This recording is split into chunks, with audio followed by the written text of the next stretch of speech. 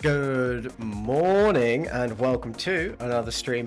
It is a gorgeous day today. As you can probably see, there is a ton of light coming into the room, which is very, very nice. Yeah, it is lovely. It is bright, makes me happy. I'm still waking up. I've just finished my coffee. I've got a nice cold glass of water here. I am ready for some cozy Sunday gaming. Hello, Bearded Manor. Thank you for being here again. I have to say, I do like the way that you greet me. Your Excellency, Sultan of the Multiverse. You do that too much and my ego is going to grow out of control. How you doing, man? How are you doing? I messaged you on Discord, and I don't open Discord often enough to actually check any of those messages, but I'll open it now and see if you've responded. But hey, man, I'll check that out after the stream. Oh, now Discord is like taking over my screen. Freaking go away! Not now. Not now. Doing good. Good to hear it. Good to hear it. Right, so what are we doing today? It is Sunday. We're going to open with some Magic. We've been playing some Foundations. I don't know how we're going to follow up on Friday's stream. Friday, we trophied twice in a row in best of one draft for Foundations. So it is going to be hard to follow that up. It is going to be hard to follow that up. I think that's the first time I've actually trophied twice in a row. So that's pretty impressive. Feels pretty good. Played quite a few drafts, doing horribly in most of them. Can't move out of plat 4. Well, so my first two drafts didn't go so well. You know, the first two drafts of the format, I think I went like 3-3 and then 1-3. And I've only done 4 drafts so far. But drafts 3 and 4, we went 7-0 and 7-2. And that was pretty awesome. I need to get that VOD uploaded, otherwise people aren't going to believe me, because it went fantastically. How are you finding Foundations? I'm liking it. So the draft format is obviously is not as optimized or fun as a draft format could be. But I think a big part of that is because this set needed to be focused on standard. They needed to get the standard portion of this set right, otherwise it was going to be an absolute disaster for 5 years. So as a result, some other elements of game design do kind of dip. Like the limited is not as it's just not designed for limited as a priority. I do like it though. I've said it before on stream. I'm actually really liking this set. I think it is an introductory set. It's kind of fairly simple. Please post the untapped 17 lands link with the VOD. Yeah, absolutely. I'll share the 17 lands links and I'll upload the VOD later today. You can see the VOD on Twitch. It should be up there, but I have the video recorded too, so that'll be up on youtube.com/SultanJoshVods. It will be uploaded to there as well. I need to get in the habit of uploading all my VODs to there. But yeah, it's actually a really good... we had a good couple of drafts with some interesting decisions. And we actually got really unlucky, I think, in some ways. Like the first draft where we went 7-0, we were on the draw 6 times and on the play once. And we were playing red-white aggro, so we were at a distinct disadvantage there. We were getting pretty unlucky with the draw play, but still we 7-0'd. In the second draft, I think on the second draft what was it that went wrong? I think of the 9 hands, of the 9 games we played in that draft, I think I only got 1 or 2 1 or 2 keeps with my opening hand. I had to mulligan 7 times across 9 games, which was potentially a sign of bad deck building, but again, we did trophy, so you can't complain. So I haven't decided this yet, but ultimately no. I think So are you editing the VODs? No. The VODs are going to go straight up onto YouTube. I'll look into the auto upload, actually. That could be interesting. Although I am considering editing them slightly just to maybe play with the volume levels. Not sure yet. However, I am also recording once a week for now a YouTube video, which is going to be like a 1 hour draft, dedicated YouTube content. That's going to go up once a week too. So we'll see. Yeah, if it comes down to like a recording being a higher resolution, then we'll upload. Like I'll upload the VODs. I'll record them locally, remux them, and then upload them to YouTube. If that means that it's going to be in a high quality, then you know I'm okay with that. However, I do need to do it, so I'll do that later today. I'll get all those uploaded. We should have a YouTube video that's ready to go up. Still getting the hang of all of that, but that is the plan. We'll have a YouTube video, maybe 1 a week, maybe 2 a week. And then all of the VODs should be going up too. I don't know whether to upload every single VOD. I think I might, even the ones where we don't play Magic, but we'll see. So today, yeah, we're going to jump in and do another draft because I am really enjoying this format. I think it's, you know, maybe the draft gameplay is not as interesting, but I think standard is going to be really interesting. I am looking forward to playing some standard, which we will do a little bit later, like definitely through December. And this deck just feels cozy to me. Sorry, this format just feels very homely to me. It feels like good classic Magic, all your classic Magic creatures, iconic cards, and I really enjoy that. It kind of feels like a hug almost. It's just, you know, no gimmicks, no weird movie references. It is just good, honest Magic, and there is something about that feels very nostalgic, and gives me kind of a warm, buzzy feeling inside.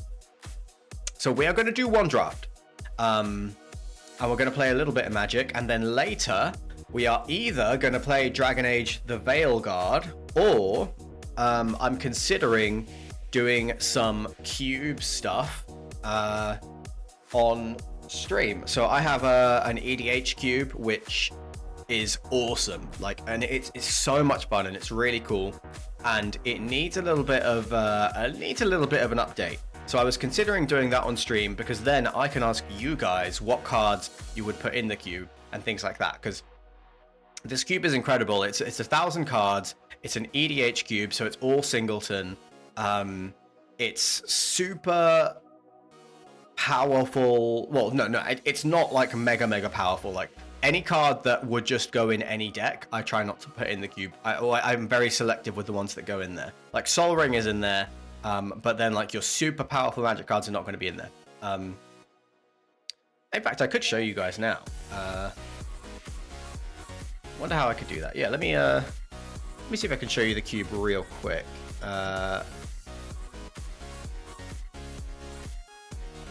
Yeah, so I put this cube together earlier this year, and it's a ton of fun to play, but I do need to update it. We've played it a few times before, and it needs a little bit of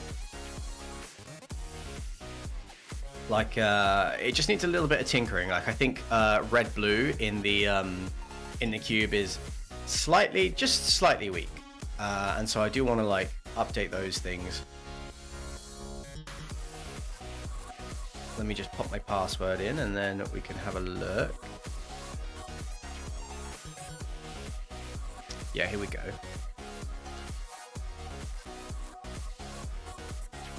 Okay.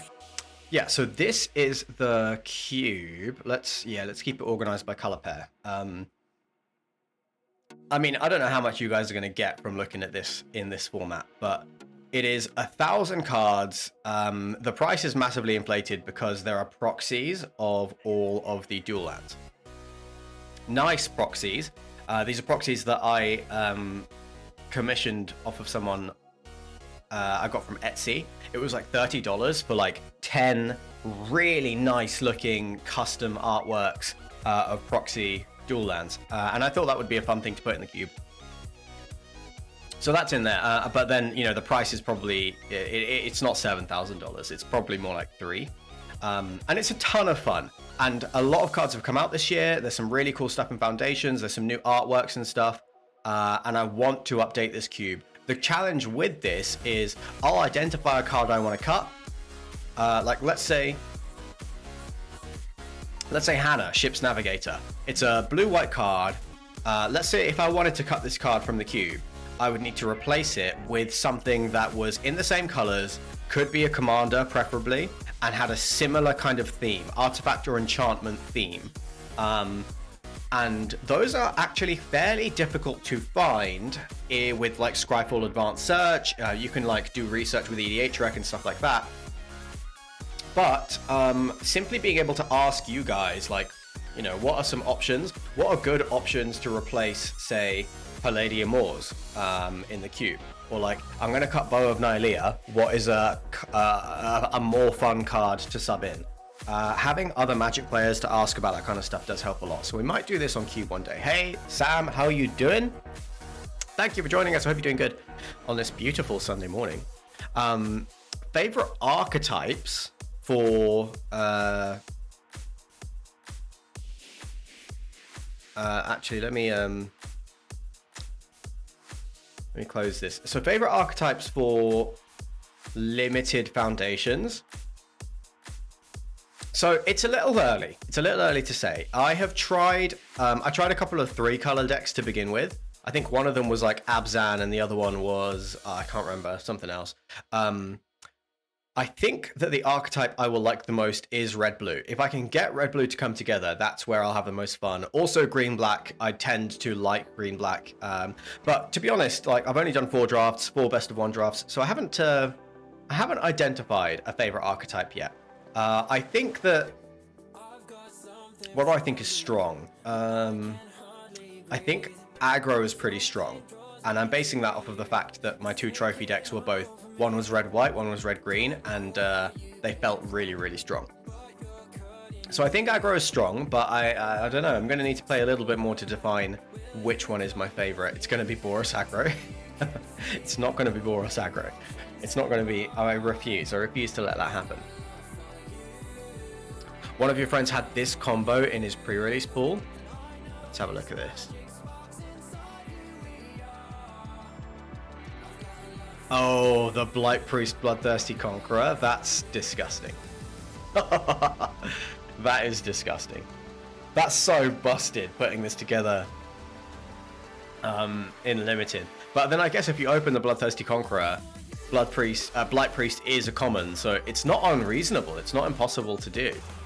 Believe in the Cleave. Yeah, so we opened an Ember Cleave, pick 1, pack 1 of one of our drafts, and what a disgustingly broken card. Disgustingly broken. It just wins out of nowhere. It's absolutely like, it just disabuses the opponent. Even if you don't win on the turn it comes around, or on the turn it comes down, which you do most of the time, but even if you don't, they're just like equip 3 and then like literally every creature you play is like a game-ending threat. It's just, oh, it is unreasonable. Okay, so we're going to jump into another draft. Let me pause this music, feed in some arena game sounds, because I actually think that the music is a little bit of a distraction. And you know, arena's game sounds are good, so I'm not going to play music while we're playing. I think that's a decision that I've made. Again, you guys let me know if you want music on in the background, but yeah, let's jump into a draft and see what we can pull together. Let's try and build something different. Not an archetype that we've... Why do I have 27 arena notifications? Because I don't read them, Sam. Don't read them. Okay. Delve and Scavenging is a really strong card. I think this is probably like an A, maybe an A+. So there's a Nessian Hornbeetle in this pack. There's a Pride Mate, that's pretty good. There's a Gold Vein pick too. and there's a Vanishing Light. So there's some good picks here. If it weren't for the rare, I think Pridemate or Banishing Light or Pick might be the picks. I think Pridemate probably is better than those other two. So I think it would be Pridemate here, and Pridemate is really strong. We should bear in mind we are passing some really good white. I would love to pick up a Nessian Hornbeetle as well.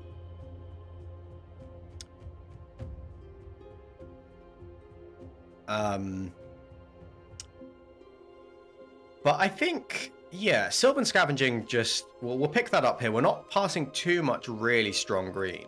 So hopefully we can kind of cut green and green remains open. Genesis Wave is not it. I don't think this card is really good. In Limited, Beastkin Ranger is decent, Wary Thespian is decent. Best card in the pack probably Reinforcements. Light Shelter is fine. There's an Evolving Wilds here. If we're doing the power 4 or greater thing, then Beastkin Ranger is pretty good for enabling that. It can get to power 4 or greater in an end step pretty well. There's a possibility that I just take the Evolving Wilds to stay open, because this pack is not super exciting. Maybe we just see what comes our way. I mean, do I want to take the Evolving Wilds? Should I just take the Genesis Wave? I'm going to take the Evolving Wilds, because this pack is not super packed. Not super exciting. And Evolving Wilds is always a relatively nice pickup. Keeps us nice and open. I think these two cards we can get later. I do think Beastkin Ranger is good. You take Heroic. I think Heroic's best card in the pack, yeah. But I think it's a little early to take a red-white. It is very good. But I would like to, I have a small preference that we lean off of red-white. That said, now we have got Inspiring Call, which is decent. There's a Mischievous Mystic in this pack, which is really, really good. And there is a Fiery Annihilation, which is very good too.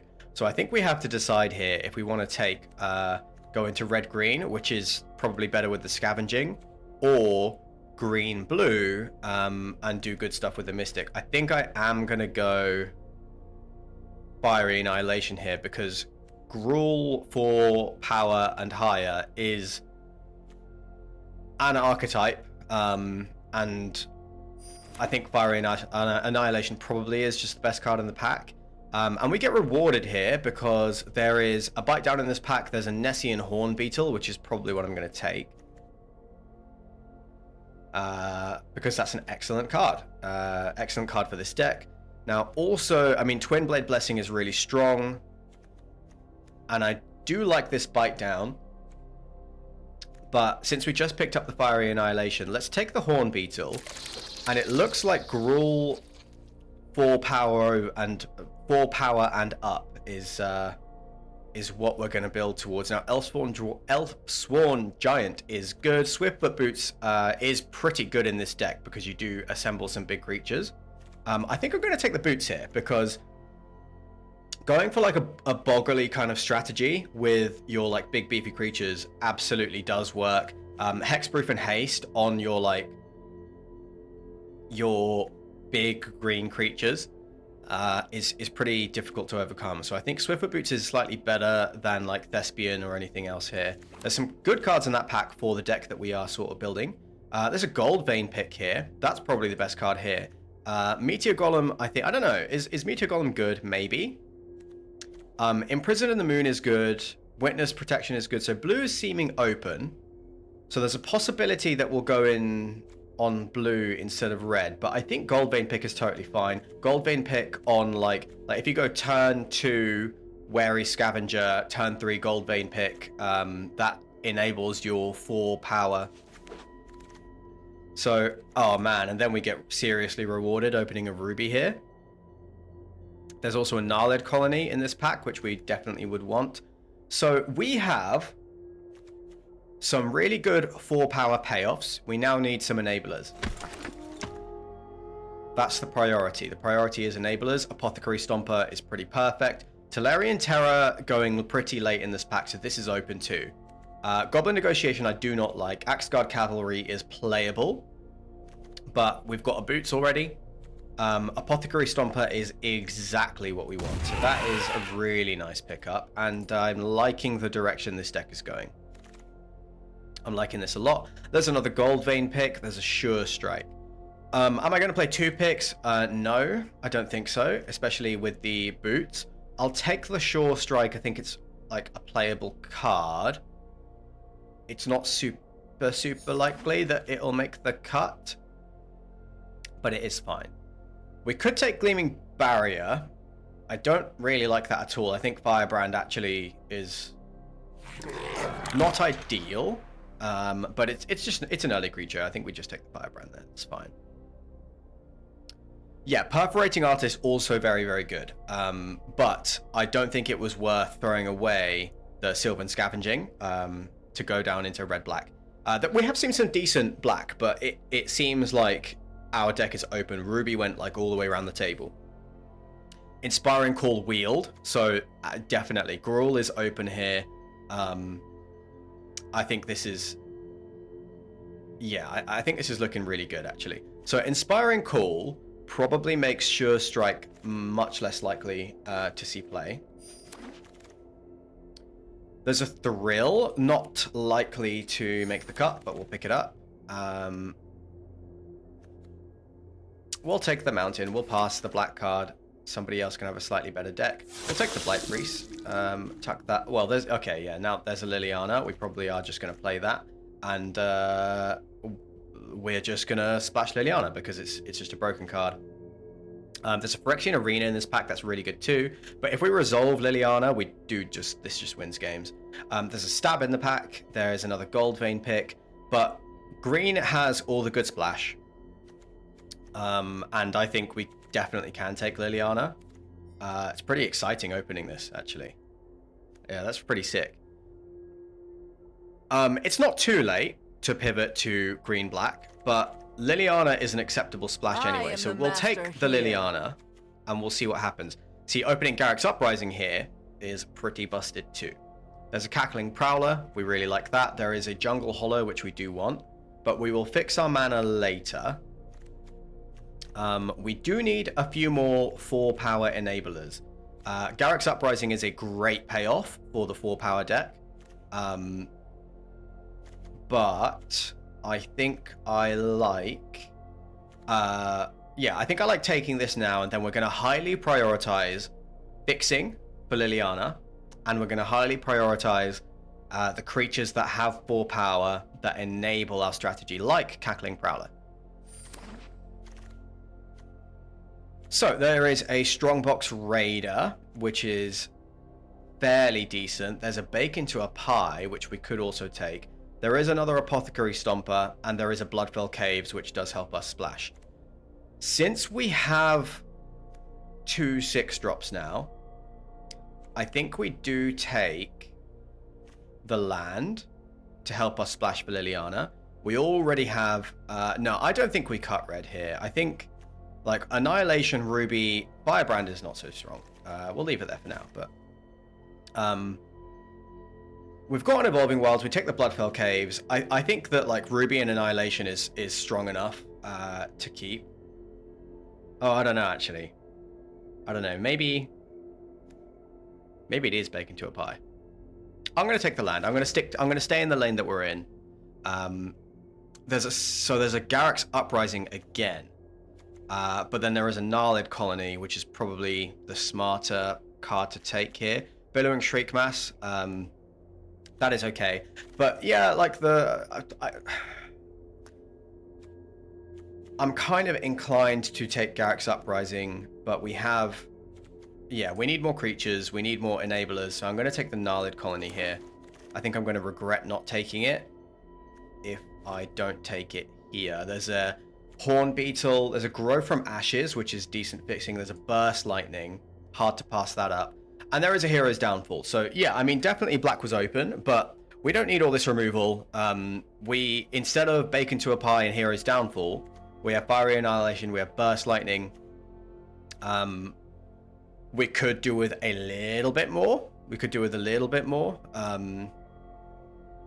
Removal, but Grow from Ashes is excellent fixing. This is a pretty late pick 5 Burst Lightning, so I think red is pretty open. So I'm going to snap that up now.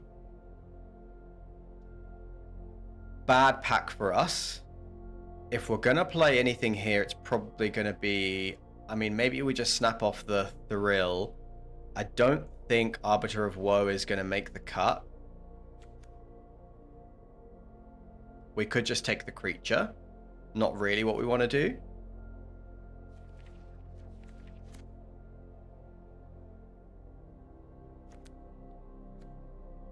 I'll take the Crackling Cyclops and hope sincerely not to play it. I do really like the Heartfire Immolator.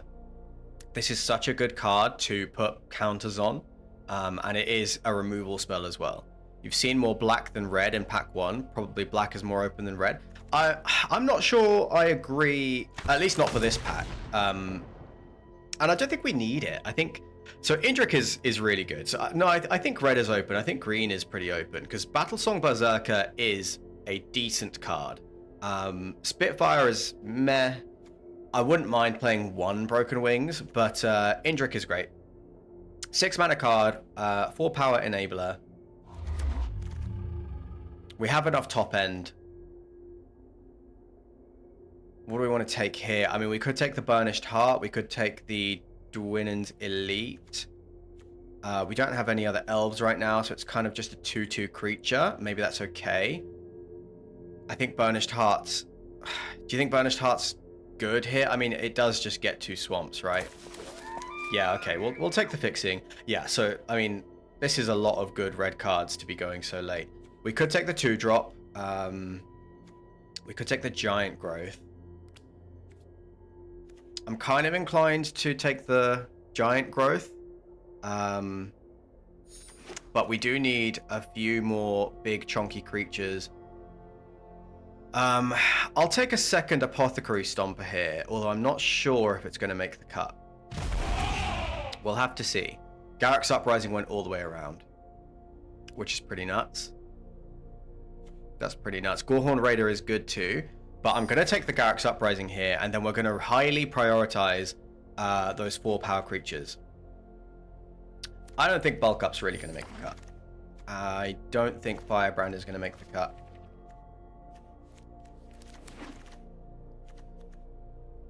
Crystal Barricade, not a great one. There's a Cerberus in this pack, which is kind of exactly the card that we want. There's a Bushwhack we could take. Wildwood Scourge.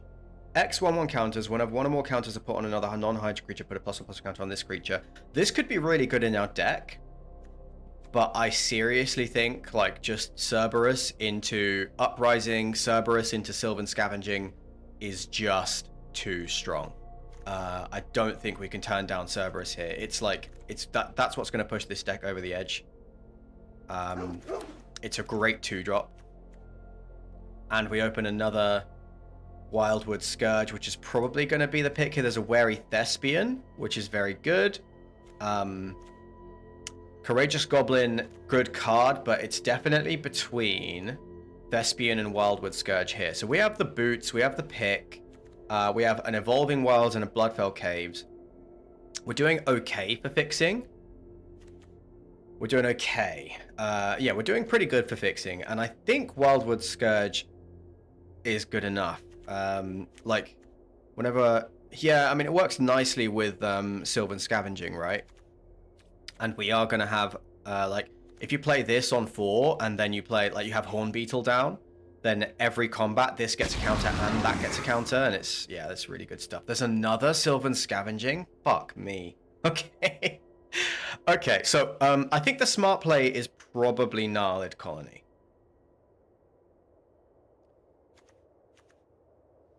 Can I resist a second Sylvan Scavenging here? I can't. I'm going to take it, guys. I'm going to take it. I'm going to take it. We're a little low on creatures. I don't think I can pass the Sylvan Scavenging, right? Yeah. I do think we are low on creatures. We do need a third Sylvan Scavenging. Oh. Oh god. Oh no, what do we do? This card is good. This card is good. Lathril is really strong. Jesus, am I going to take a third one? Is that a mistake, or do I just need to take the Gnarlid Colony now? I think I have to take the Gnarlid Colony. I don't think it's smart to take a third Sylvan Scavenging, not when we've got two Garruk's Uprisings. No, Treetop is really good, actually. I'll take a Treetop. Yeah, we've got good 2-drops. We're doing pretty okay in the 2-drop slot. I love Elvish Regrower. That is perfect. That's exactly what we want. This is a really good card. There's an Axe Guard Cavalry too, so yeah, this is spot on. Our 4 drops have been fleshed out pretty nicely. There's an Indrik, but we have a really good top end already. I think Bushwhack is fixing. It is a removal spell. It's going to glue this deck together, so I'm going to take that. Now here, I mean, red-green land is probably better than Strongbox Raider. Raider is good, but I think we're doing fine. We're fine on playables. I'll just take this land and have a smoother game as a result. 1000-Year Storm? No. Secluded Courtyard? It's not really what we want to do. I'll just take the Incinerating Blast, put it away. There's another Wildwood Scourge that goes second bacon to a pie. Yeah, but our deck is really good. Like, I know black was kind of open, but our deck is really good. I'll take a second Wildwood Scourge because it can be an early creature if you need it, and it's probably better than third Block-through Stomper. Honestly, I think this deck is busted. I think this deck is looking really, really insane. And there's a Wary Thespian for free, so that's awesome. Our 2-drops are great. I don't know if we're likely to play the Spitfire. Adventuring Gear is probably better. No, we've got a couple of equipment already. I'm going to take the creature. But I don't think we're going to play the Spitfire. I don't think we're going to play the Cavalry either. Not since we have the boots. Green-red, let's go. Yeah. And this green-red deck looks absolutely fire. I'm pretty excited about this because this is really strong. So we're splashing for Liliana. We are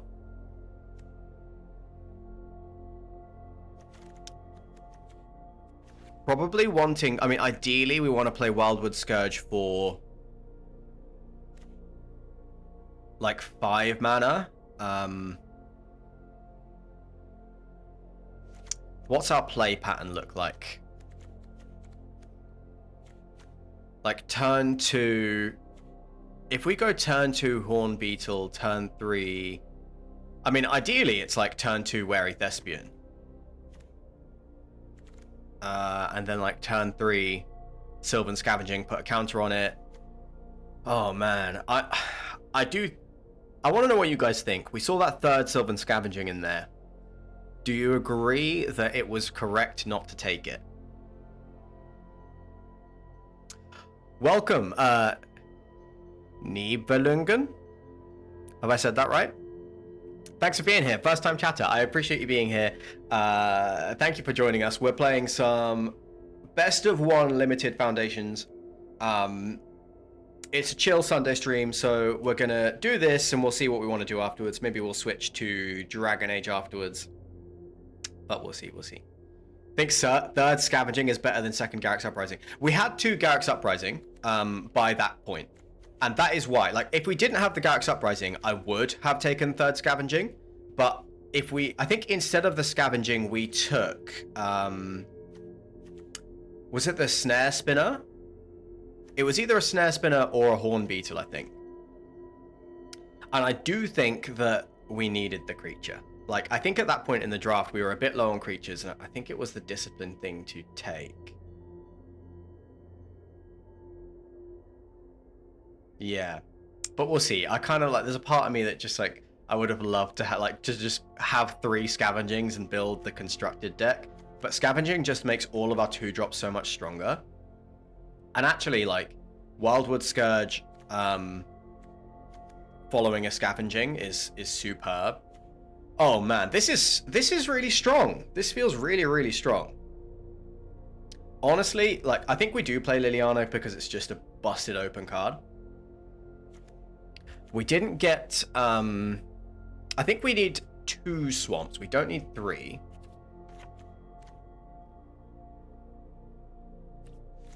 Put in another forest for now. Okay, so in terms of removal, we have Burst Lightning, Bushwhack. Giant Growth might be one of the weaker cards in the pack, although it is a good card, so let's have a serious think about that. 2 Uprising, 2 Scavenging is so good, man. It's so good. Yeah, that is the thing with Sylvan Scavenging. Like, unless you have creatures on the board, it doesn't do anything. Still, every creature we have is now going to be an insanely relevant threat. All of our, like, our Regrower, our Wildwood Scourges, our Indrik, our Apothecary Stompers all draw cards with the Uprising. So does Slumbering Cerberus. So this is good stuff. Garruk's Uprising gives all of our big creatures trample too. So yeah, I mean, this feels really strong. We just have to make sure that we survive. We're going to win a late game for sure. I feel pretty confident about winning the late game. In terms of removal, we have Burst Lightning, Bushwhack, Heartfire Immolator, Fiery Annihilation. So we have 4 removal spells, which is decent. Perfectly decent. All we have to do is survive into the late game, and I don't really see how we can lose, to be honest. We need to be a little bit careful of flyers. We have this 1 reach creature. Indrik. Oh, Indrik is a removal spell too. No, I think Indrik's great, dude. Like, this is a 6 mana, 4/4, draw a card, potentially enable making a 3/3. I think it being a 4 power creature just makes it worth putting in. And then if it's a kill spell attached to it, that's super, super strong. Inspiring Call might be the cut. How many creatures right now? We're at 14. Which is probably about as low as we want to go. That's about as low as we want to go. I do agree we need to cut a non-creature spell. I don't know if it's Goldvein Pick. I don't know if it's Goldvein Pick. Garruk's only draws 1 card on its... no, it draws a card every time a 4 power creature enters. It draws a card on its own ETB, and then whenever a power 4 or greater creature enters, it draws another card. So it makes all of our beefy creatures cantrip, and gives them all trample. Yeah. Yeah, so, I mean, maybe we do cut 1 Garruk's Uprising, because right now we have no 3-drop creatures, and, like, having Garruk's Uprising and Sylvan Scavenging in play is probably not good enough if we don't have creatures. Yeah, I mean, it's not good enough if we don't have creatures to go with it. And actually, Garruk's Uprising on 3 is not so good. It is kind of better a little bit later, like, because the only way that we guarantee we get the trigger on this is Cerberus or Goldvein Pick on a Wary Thespian.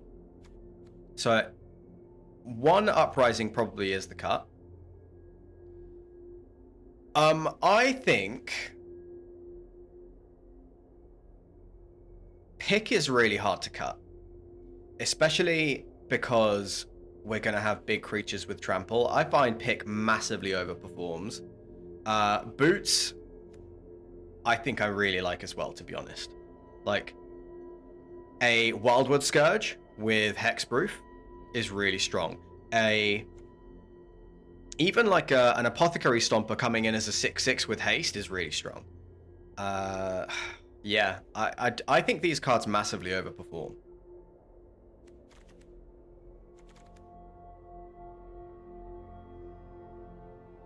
Hold on, let me catch up on chat. What are you guys saying?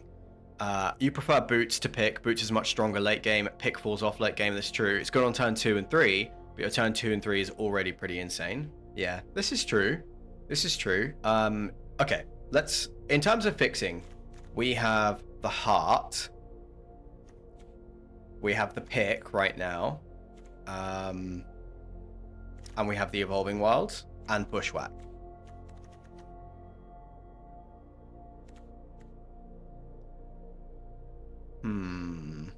Okay. Inspiring Call is probably like give everything indestructible and then like draw 1 or 2 cards. Let's be realistic. I'm not sure Inspiring Call is quite... I don't know if this card is really good. Especially because we have Garruk's Uprising. We have the Regrower as well, which is kind of draws a card. I think one of these two is definitely worth keeping, especially like Pick with Trample is pretty busted, and it helps fix for Liliana. Yeah, I think I do want to keep the Pick in.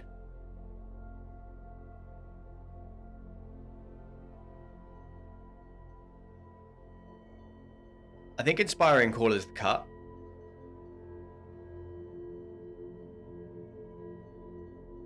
Drawing cards in a creature deck is OP. Yes. But we do have Garruk's Uprising for that. Arguably draws more cards. And, like, it makes all of our creatures... Well, not all, but it makes many of our creatures cantrip. Which means, like, we don't need them to be indestructible anyway. Our creatures are going to outsize our opponents anyway. And potentially our creatures are going to have, like, the important ones are going to have Hexproof. So I think that Swiftfoot Boots devalues Inspiring Call slightly. I think Garruk's Uprising devalues it slightly. You should play Second Uprising over Inspiring Call. I would love to find room for Second Uprising. How many lands have we got? 17. Which is correct. 17 is correct. So we have 1, 2, 3, 4...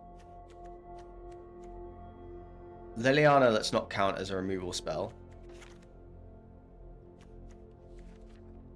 Do you know what? I don't know. I think... I don't know about putting Second Uprising in.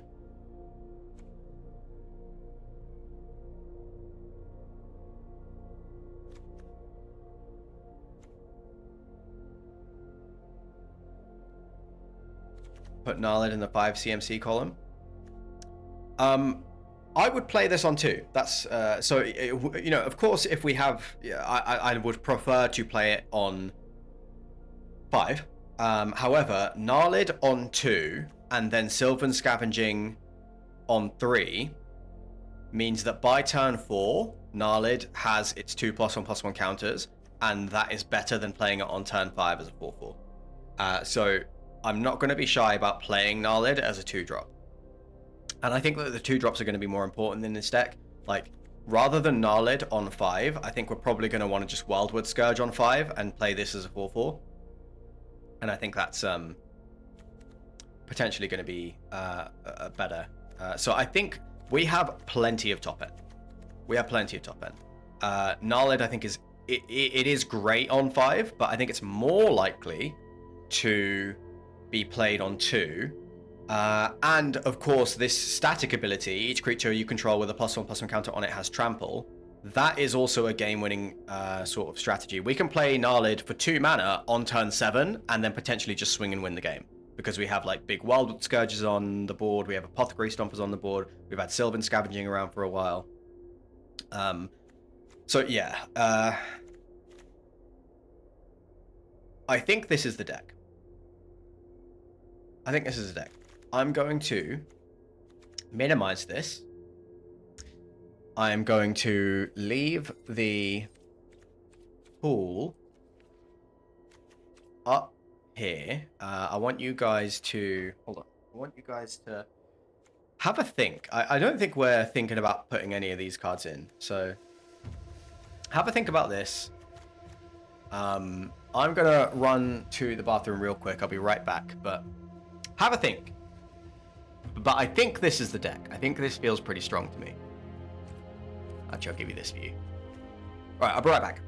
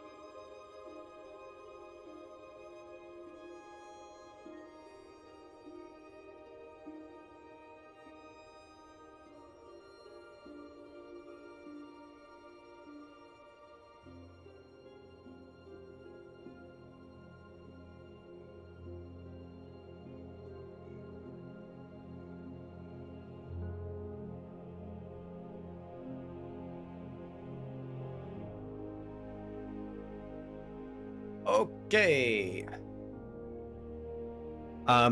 Good point, Bearded Mana. We are probably not done with the mana. Yeah, so we do need 2 swamps. We have 2 swamps, 1 Bloodfell Caves, 1 Evolving Wild. And we do have the pick, which helps. But I do think it is just 2 swamps. Still iffy about playing both equipment. Okay, well let's make that a question, Sam. We'll play a game or 2, and what are we gonna see? Like, we're gonna ask the question: is Gold Vein Pick and Swiftfoot Boots better than like an Axe Guard Cavalry or another creature? This definitely is mid-range, but it's the 4 power that is key, I think. And Gold Vein Pick does, like, that +1/+1, I think does help. It makes Bushwhack a little better and stuff as well. It makes Heartfire Immolator, sack for 3. So you'd probably put the Goblin in. Goblin's good, but this is an aggressive card. This is much more an aggressive card than Gold Vein Pick. But okay, we'll ask that question. We'll ask, is Gold Vein Pick better here than a Courageous Goblin would be? That's question 1. Question 2, which we're going to answer right now, is the mana okay? So, let's see. We have 15 green pips, 5 red pips. No, 15 green cards, 5 red cards. This isn't count of pips, is it? No. It is not. We need double green, preferably somewhat early. We need green for Bushwhack, which is our earliest fixing. Orion, don't chew that. It's a live wire. No, stop it. You're gonna die. Stupid. Yeah. You don't have to get out. Come back. Don't chew that.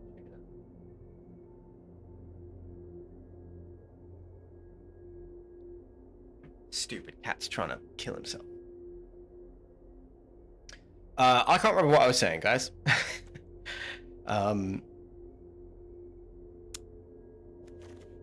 I cannot recall what I was talking about. We might have too much top end.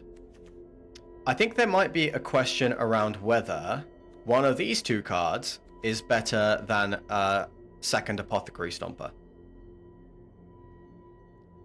Because we have, like, the 2 Wildwood Scourges, we have Indrik and Liliana, Goldfish Mineral. Well, what was I talking about then? Oh, Mana Base? Oh. Fuck off, Sam. So right now we have 8, 9 green sources, and 6 red sources. 9 green, 6 red. I'm going to count Evolving Wild as not one of the other 2 sources, because I think almost all the time we're going to really want to get a swamp with this. The 2/2 Goblin is super strong in the red-green 4 power deck. Oh, that is true. Actually, I forgot that it was like a 4 power synergy.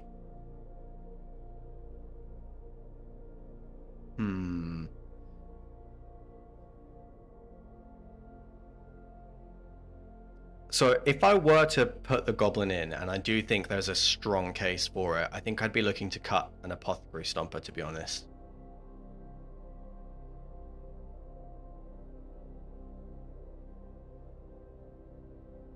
Nah, dude, Indrik is good. What's all this hate against the Indrik? Indrik is definitely better than Apothecary Stomper.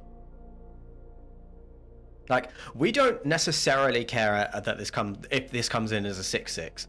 All we care about is that it's 4 power or greater. So, in terms of sizing, these cards in our deck are more or less the same. And so this one is just a kill spell, and this one is a gain 4 life. And the kill spell is definitely better.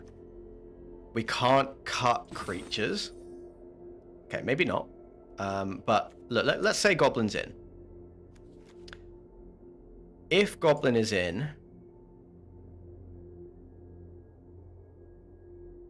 I think we can cut an Apothecary Stomper.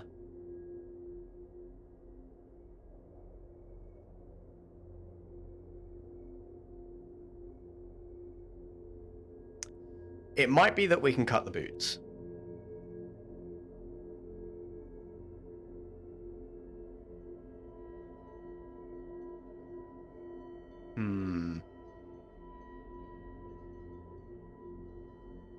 Goblin in, boots out. Yeah, this is what I'm thinking. Like, do we actually need haste? We don't need to surprise win because we're gonna slow win. And the hexproof is not so relevant when you are drawing cards, when all of your creatures are a threat, when you're making all these 3/3s. We're gonna go wide fairly effectively, and then like Liliana coming down is pretty like backbreaking. Okay, boots out, goblin in. This is the deck. This is the deck. I would love to find room for that second Garruk's Uprising, but I think that this is right. One last sideboard check. So I would love to... I mean, actually, maybe Cavalry is a little bit better than the boots, just if we wanted the haste. But no, I think it's right not to have the haste. I don't think Bulk Up is the take. I don't think any of the red cards are actually even a consideration now. I think... Inspiring Call and Garruk's Uprising are good cards. If I were to put one of them in, it would just be the Uprising. If I could make room for the Uprising, I would probably cut. Okay, so look. What I'm thinking about is I would probably cut Burnished Heart and Liliana and put these two cards in and maybe make the deck slightly more consistent. But resolve Liliana, win the game. And that's pretty hard to turn down. So, but that is a question. Is having Liliana as a splash and how that impacts our mana base and how that impacts our deck by having to play Burnished Heart, is that worth it? And would it be better to just have Uprising and Inspiring Call in instead? Sylvan Scryings don't pair well with Liliana. Yeah, I mean, I guess the mana cost is pretty prohibitive. So yes, I agree. I think that there's a possibility that these two cards go in and Burnished Heart and Liliana come out. Because, like, yes, Burnished Heart is a creature, but barely.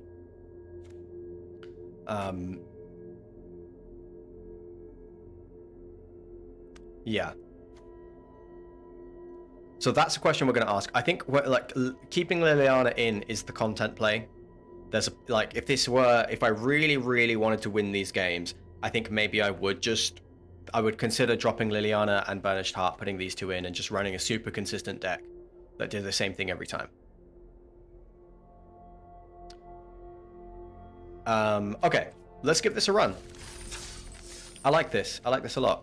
I'm just going to get 17 lands up so that we can check our list if we need to.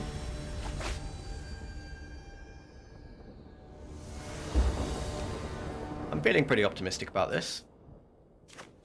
Okay, so this isn't a very good hand. Opponent goes first. I guess we can Scourge on 2. That's not great. And then Sylvan on 3. But we Evolving Wilds get a Swamp. No, a mountain. And then maybe we make a 1/1 Hydra and then start putting counters on it. I think this is a keep.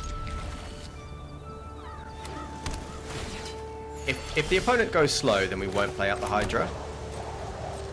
But we will definitely go get a mountain now.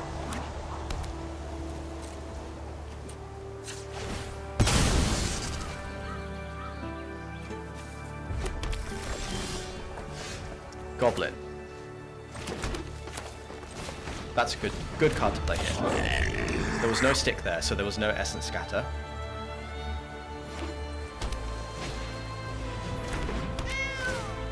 Helpful Hunter. So I think we probably just get the Sylvan Scrying online now, rather than gold. I mean, we could just attach the Gold Vein pick, but they'll just chump with it.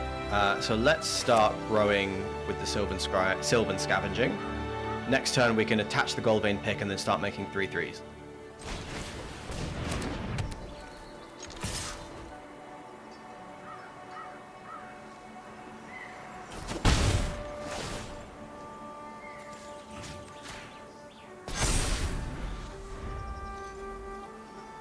We have a pretty stacked hand. Opponent is feeling a little bit frisky. Yeah, so all we are going to do here is attach the pick.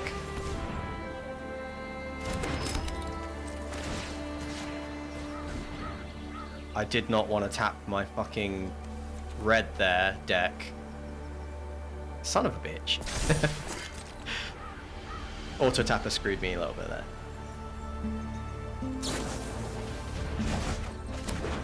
Okay. Yeah, so auto tapper did screw me there. I would have liked to keep the burst lightning open. That's a little annoying, but fine. Another Wildwood Scourge. Opponent has 5 mana and nothing else. So we are going to not play a Wildwood Scourge into a counterspell. Instead to stick now. Yeah, and they also didn't play their Helpful Hunter, so they must have something here.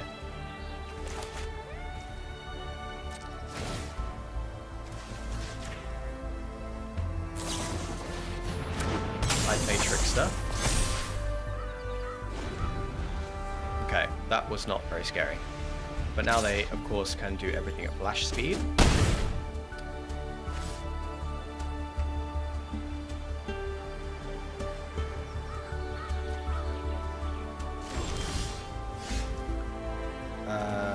Okay, so we just attack. This thing is going to get Menace.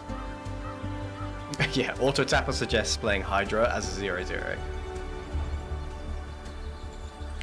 Let's see what the opponent does. They can flash out. Well, they can play everything at flash speed. That's a good point. We can force their hand out. Is there any point doing that now? No, let's just let them do what they're doing.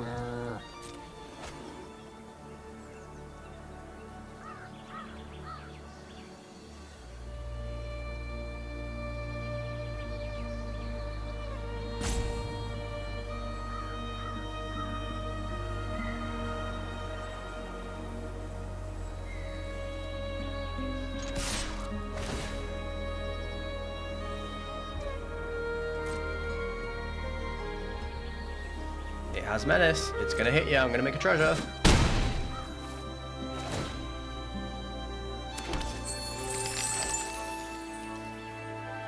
Okay, if there is a counterspell, I want to draw it out now. So I'm going to target this. Celestial Armor. That's a damn good card. Gets Hexproof and indestructible till end of turn, +2/+0 flying. That is not going to win them this game, unfortunately for them. And we are going to start making a bunch of 3/3s. I think we just deploy this for maximum, right? So X equals 5.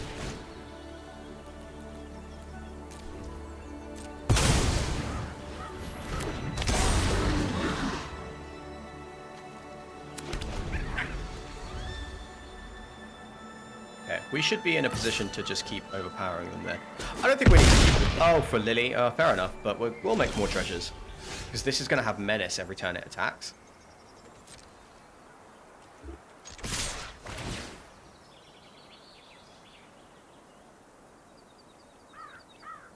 Plus, we're just going to top deck a Swamp. Sarah Angel. Yeah, sure. Block for 3/3.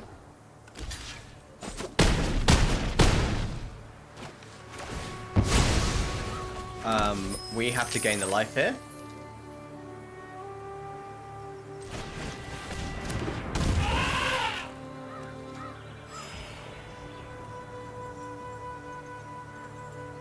And I think we just pass. We have lethal on the way back. Let's make a 3/3. Or do we start growing our creatures so that we definitely have lethal on the way back? No, we make a 3/3.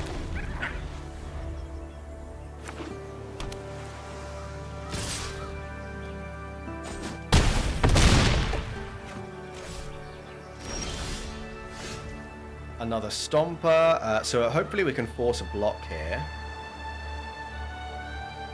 This thing has menace. Oh, this thing has vigilance too. I mean, what we could do is force a trade. We equip the gold vein pick over here.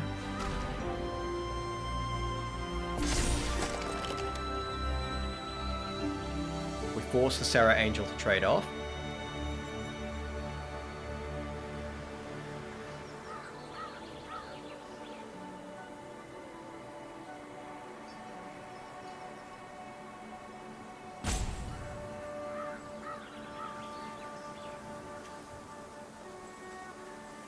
So we might be dead, but they would need to play a creature, have it survive. They'd be able to. They need to get in another point of damage next turn and survive this turn. So I think we could have it.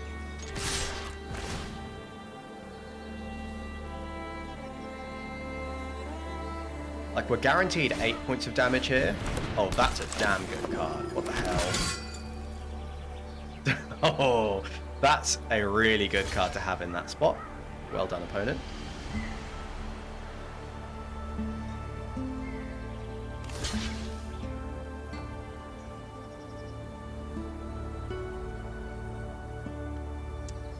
Yeah, okay. Did I have a chance to kill this thing when the shields were down? I might have done. Okay, I think we just survived.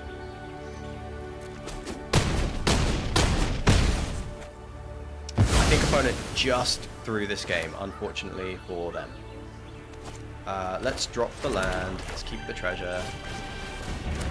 Let's gain a life. And survive the turn. Make the 3/3. Oh man, fuck off. That's so annoying. Motherfucker. That is so lucky. Okay. One quick loss. We didn't really answer any of our questions. I think Goblin definitely was a worthwhile include, and I should have just prioritized removing that big flyer when the shields were down. So that was the mistake that we made. Still, I think the opponent got pretty lucky there. I don't know about you guys, but they did draw a bunch of cards. But okay, cool. Good lands. We're on the play. We can go, if we draw a green, we could go Thespian into Scavenging.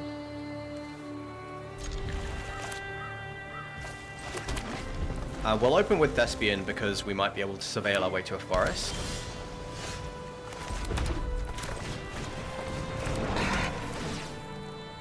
Yes.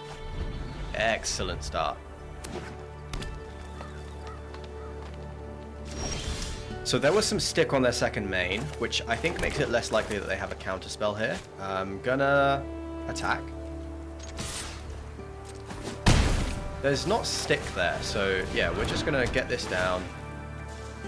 Start growing the Thespian. Next turn we can start making 3/3s, and we're in an insanely good spot, I think.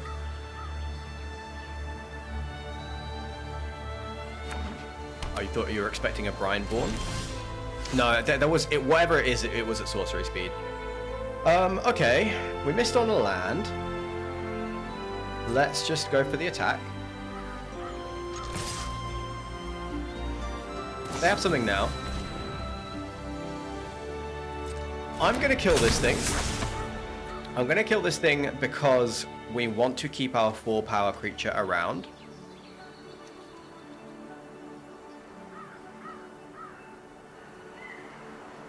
Is it? Am I going to make the mana efficient play?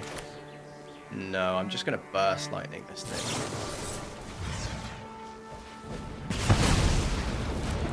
Because we want to start pumping out the 3/3s.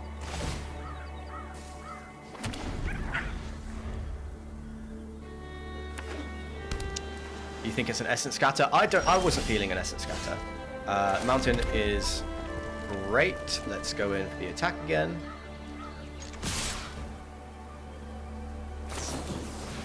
Etherize. Sure. So we will Thespian.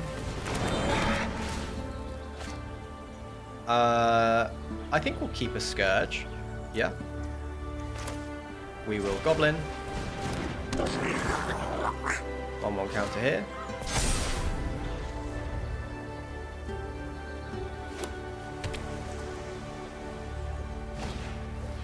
Witness Protection. Not great here. Not good at all, really. There's a Scourge.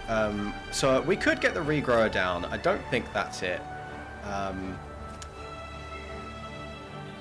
We could just make a 3/3 Scourge and then pass, and that's like, okay.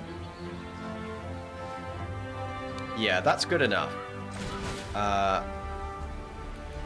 We make a 3/3 Wildwood Scourge. No attacks. We put the counter here, and then this grows as well.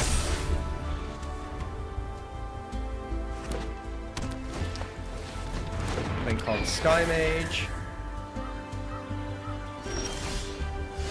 Burnished Heart. Alright. Whenever you draw a card, put a +1/+1 counter on this creature. It's going to take too long for that to pop off, right? I'm going to swing in with everything and blow up their blocks. Not everything, just these two.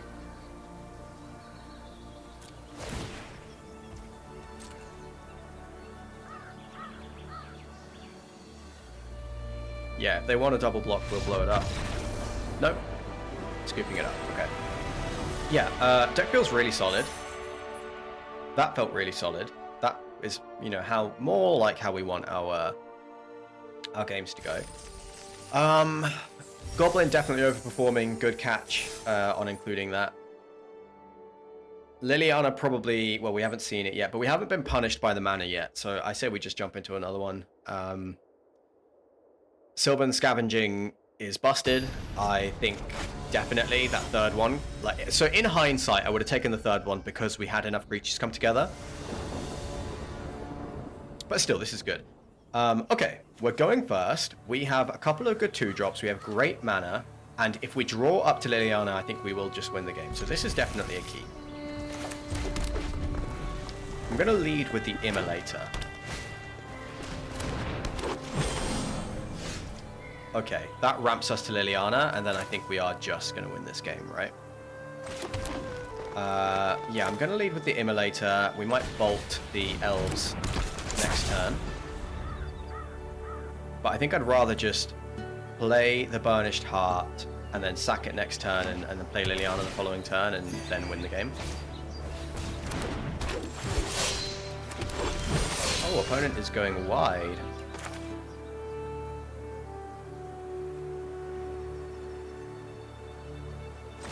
Am I gonna... So, going wide is the danger.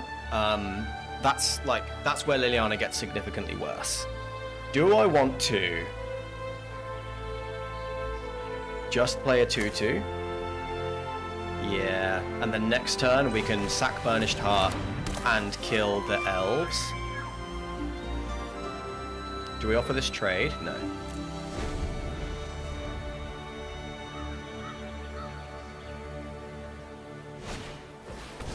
Hydra. An opponent missed a land, so now we kill the Elves. Opponent missed a land drop. So absolutely, we bolt the bird here, and we are in an amazing position.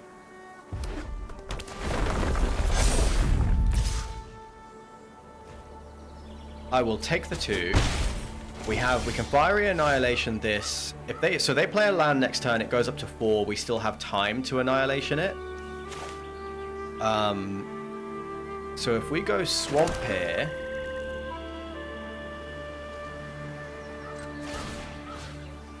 we're going to take out the Llanowar Elves. Oh wait, they didn't miss their land? Oh, they just wanted to do the thing with the Mossborn Hydra. We pass the turn now. They play a land, this goes to 4, but then we will be able to deal with it with Fiery Annihilation still.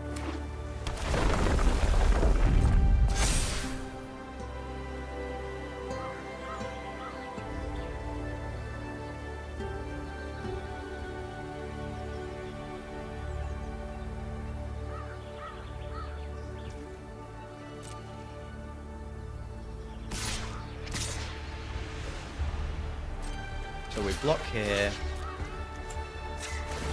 We sack this. We will get a swamp. And I guess we'll get a mountain. Or should I get a... Let's have a quick look at our list.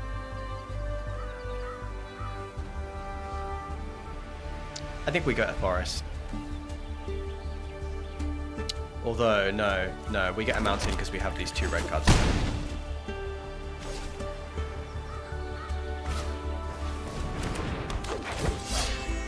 Yeah, opponent's going wide, which is pretty problematic. Makes Liliana a lot worse. But what we're going to do here is Annihilation the Hydra.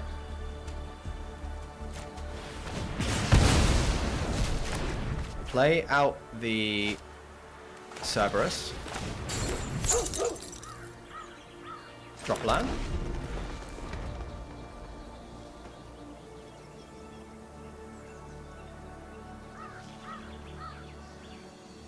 Liliana can come down and can start making 2/2s to defend herself.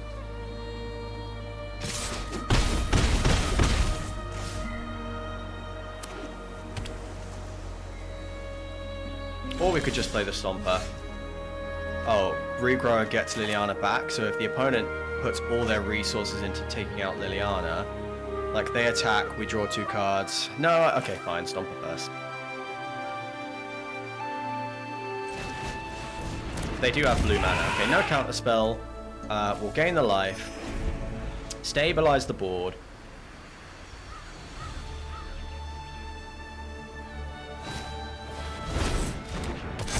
For Nalid. There is a Ruby that's not gonna do it right now. So if we down tick Liliana, no, we're just gonna up tick Liliana.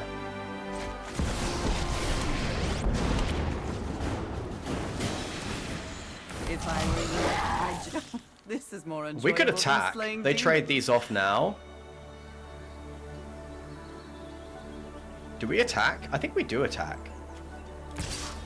They double and then attack Liliana with everything. They do 5 to Liliana. We draw some cards here, potentially. I think I'm supposed to attack here.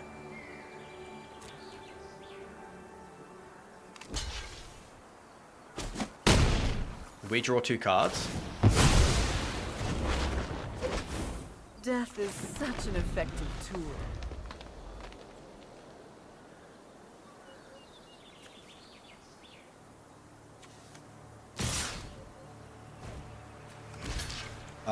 I say we eat a 1/1 here. Liliana takes 4, 5. No, we trade these off and draw more cards. Do not ruin my dress. Stomper is awesome. No way but my way. Flyer is problematic. But still, Liliana ticks up. Now, we have 1, 2, 6, 7, 8 mana. So we can play Goblin and then Stomper.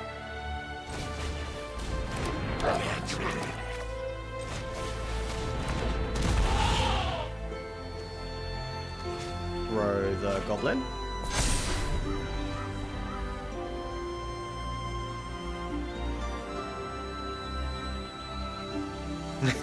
Scared you there.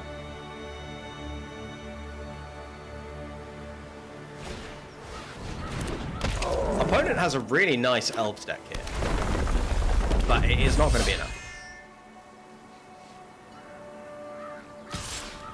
Especially like if we just regrow her and then replay Liliana, they're just going to be so sad. Okay, yeah, we will tick up. We will Time to get my hands dirty. tap down our black.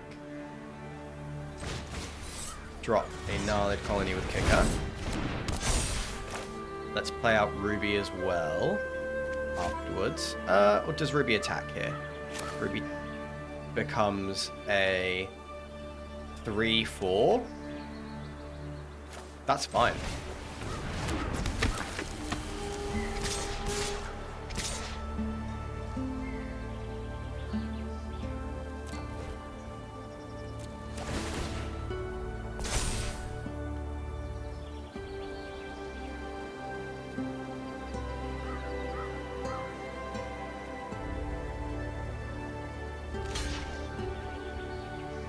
Okay, there's a trade there. Chump there. We draw 3 cards off this. We draw 4 cards now. 21 in the deck. Oh, it's just a creature I control? Oh, I thought Liliana was better than that. Give me strength. Gain a life. 2 cards. Yeah. I thought it was whenever a creature died.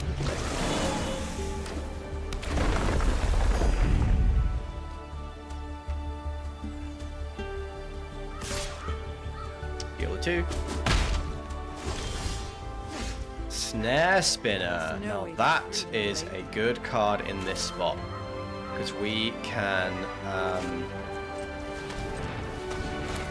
drop a Snare Spinner. It is a reach creature in this position, which is fantastic. And we can start just dropping counters on stuff. We can put a counter on this. We can go to combat, attack with these.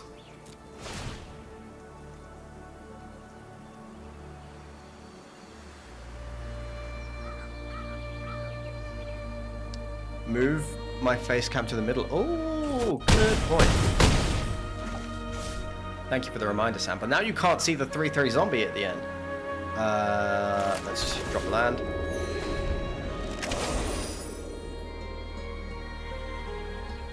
What are you gonna do, opponent? Yeah, Liliana, absolutely back-breaking card. Like it's so good. This is probably the worst matchup for it, a go wide deck, but it's still super strong. Yeah, gained us tons of life.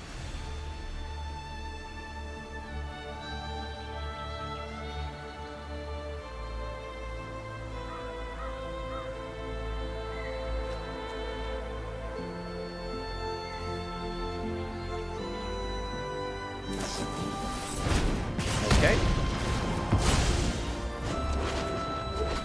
You get Liliana dead and then you lose if this is all you do. And we can regrow it back and play it next turn. Which is like so absolutely backbreaking. I think we're going to do that right now. So 1, 2, 3, 4, regrower.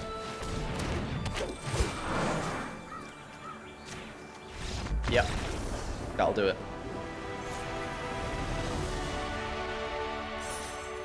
I did have fun in the match, thank you, Wizards.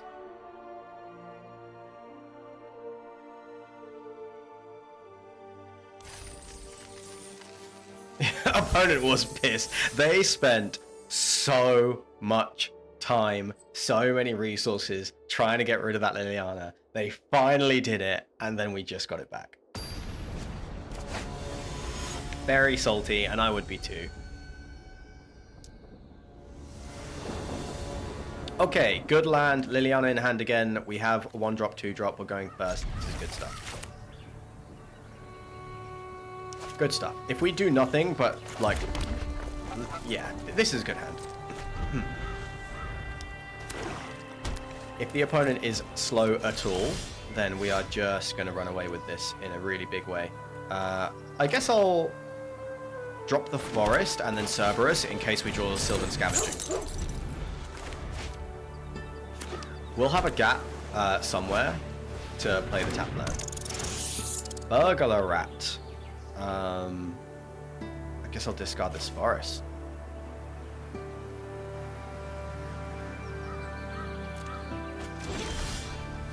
There's a Ruby. That's a damn good card in this spot.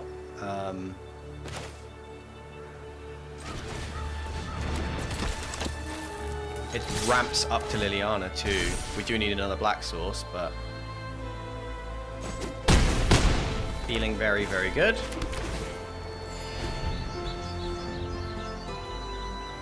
We have the burst lightning in hand, so we can untap a Cerberus at some point, maybe.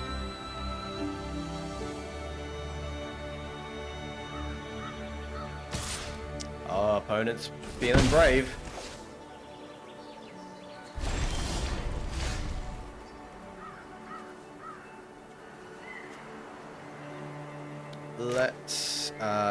Let's just attack.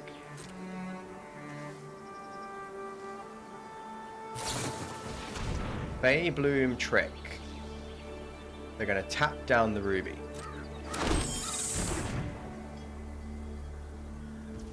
Sure thing. I'm going to... I might burst lightning one of these now to untap the Cerberus. Is that good? Not really. I don't need to do that.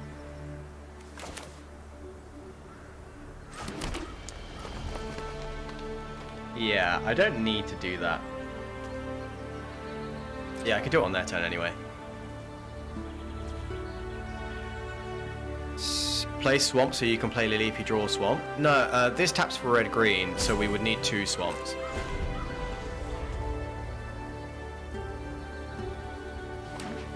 Yeah, we only have the 1 black source in hand right now.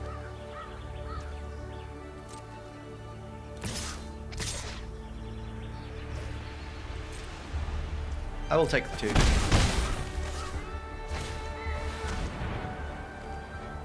Play swamp so you can play Lily if you draw a swamp. Oh, I see. Oh, yeah, you're right.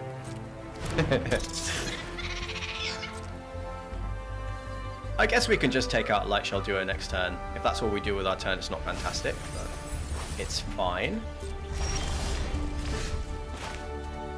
Okay, well, that's pretty fucking annoying. You were correct, Sam.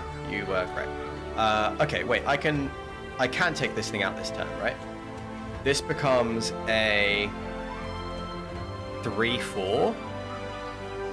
So I Evolving Wilds, find a swamp, pay 5 mana, take out the Light Shell Duo, untap the Cerberus. Yeah. I Evolving Wilds, find a swamp, kicker, take out the Light Shell Duo, untap the Cerberus. Next turn, Lily.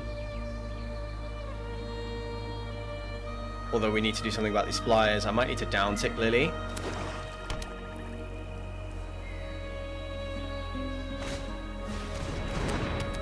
Ooh, that's bad.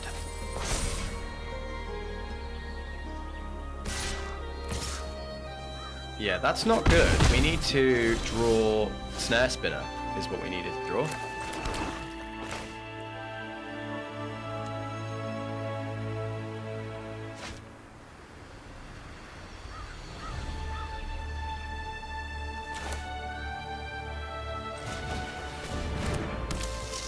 We can put a counter on the Cerberus. That's not great. Let's just send the Cerberus off of the trade.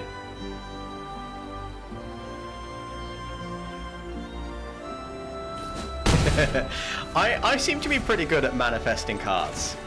So yeah, we put the counter on the Snare Spinner. And maybe we stabilize the board.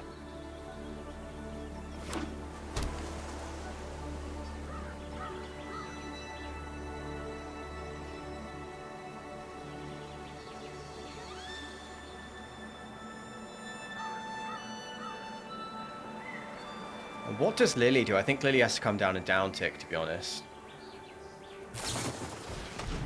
Okay, now Lily is just getting worse and worse.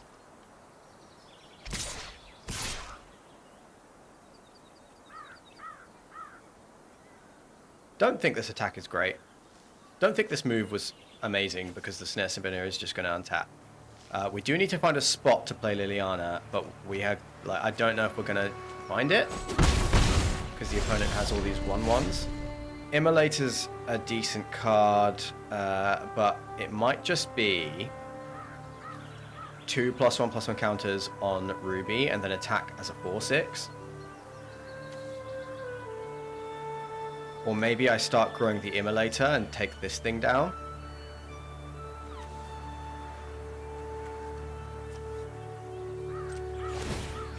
I think this is a bit better.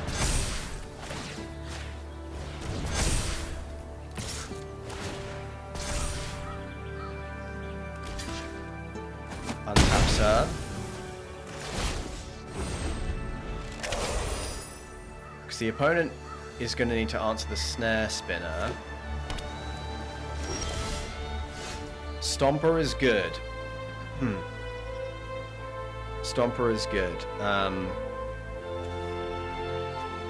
If they trade Shriek Mass and 2 fairies off for Ruby, I'm happy. If they trade 2 fairies off for Cerberus, I'm happy.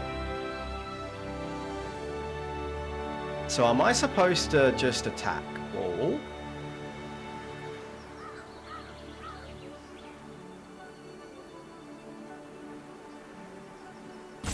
Serb with Trample would have been busted, dude. It's already a busted card. So I think I'm going to send these 2.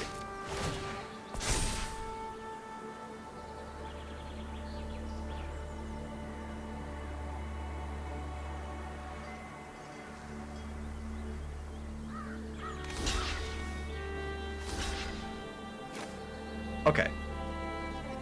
So we get 2 fairies off the board. 3 fairies off the board.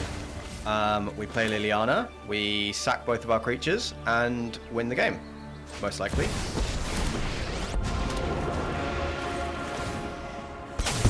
course will make... I do quite enjoy necromancy. Necromancy is a lot... Opponent is in for a hell of a beating. Oh no. Burst Lightning? Nope. Maybe. Maybe. Tick up. Okay. Don't speak ill of the undead. So, do we get the Stomper in play, or do we just flesh out the board, play Scavenging? Yeah, we'll drop the Scavenging.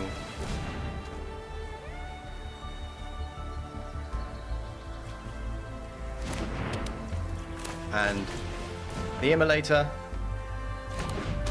And the Horn Beetle.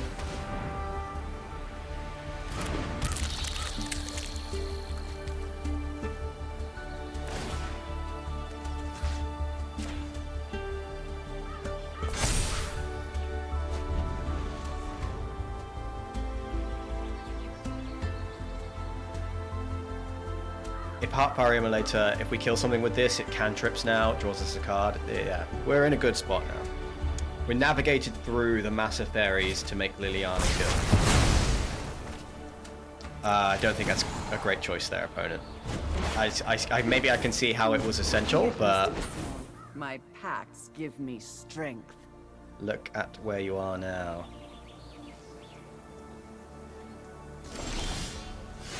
Scourge. Let's go with max out Scourge, probably. Well, let's uptick first. This is more enjoyable than slaying demons. Scourge for 1, 2, 3, 4, 5, 6, 7, 8. So Scourge for 7.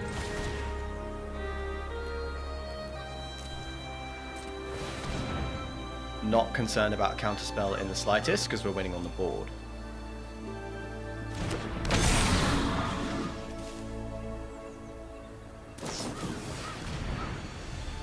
I will take it.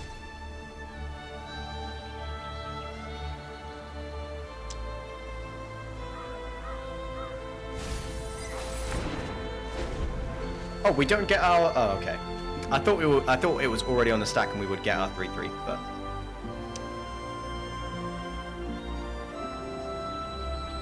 Opponent survives for one more turn.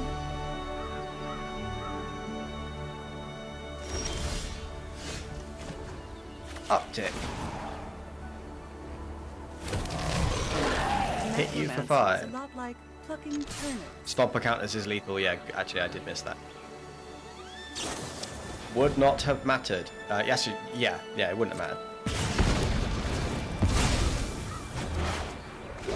Second Scourge. Death is such an effective Okay, tool. Scourge for 7.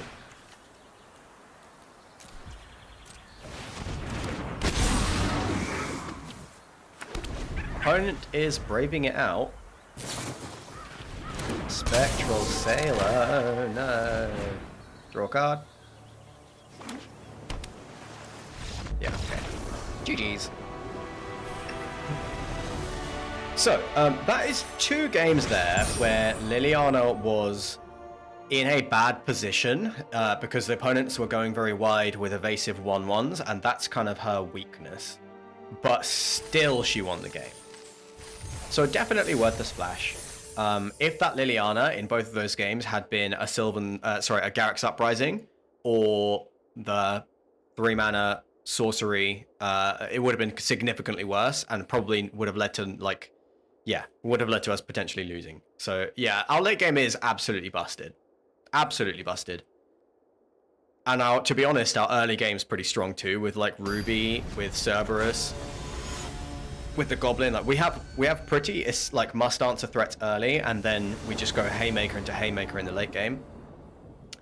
Awesome hand. Ruby into Pick is or potentially into Sylvan Scavenging is pretty awesome.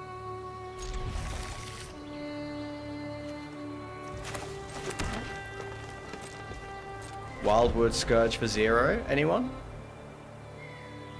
Can I interest you in a little Wildwood Scourge for 0?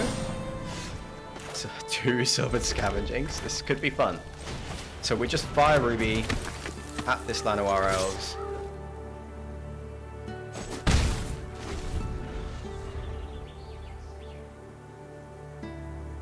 Next turn we just drop Sylvan Scavenging. Maybe I should pick next turn. We drew a land, which means this is a pick. Yeah, this is a pick.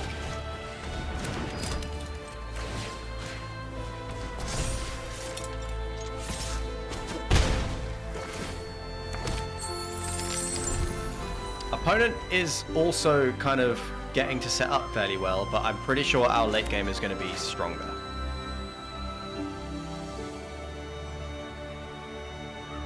So next turn we'll have potentially 5 mana.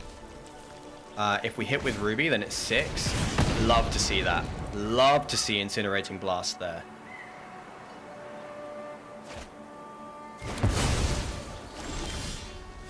Especially with a Thespian. However, could be a mirror match. That would be funny. That would be funny. So we've got 4 mana, which is an awkward amount. Sylvan Scavenging doesn't do anything here. So I think it's going to be Thespian and Attach, and I'll keep a land on top. Gnarlid Colony.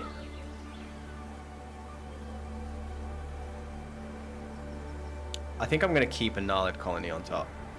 Especially because we have the Burnished Heart in hand. We've got Pick on the field. We're going to be making treasures. Yeah. You think bin the Gnarlid Colony? I think with 2 Sylvan Scavengings in hand, any creature we draw off the top is good. So with the Pick, we don't need lands. We've got Burnished Heart. We've got like between Sylvan Scavenging, Colony, Thespian, and Wildwood Scourge, we've got the tools we need to just overpower and win the game. Gorehorn Raider doing nothing. See, like, we could offer this trade,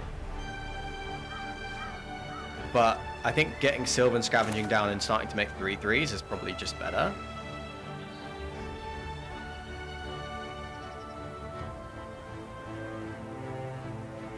Yeah, let's do that.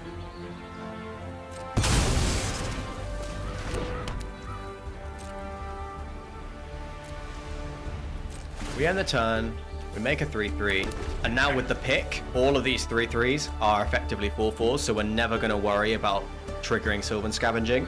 We play the second one next turn. We can't. Yeah, we'll take this trade. We get a surveil.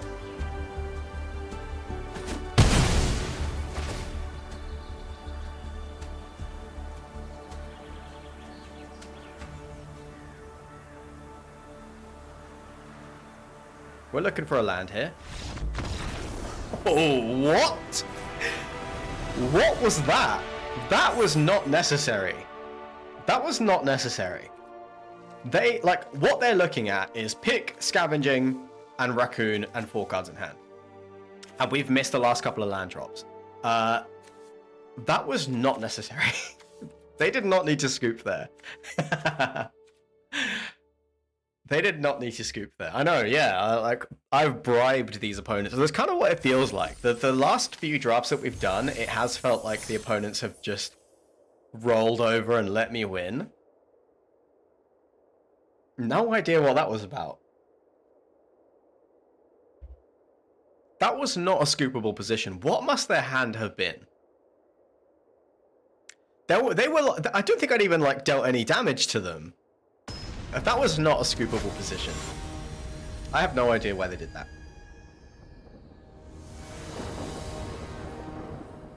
Nevertheless, we have good land. We have a kill spell into an early creature, and we just need to get to 6, and then we're just going to drop Haymaker after Haymaker. Opponent took a Maul.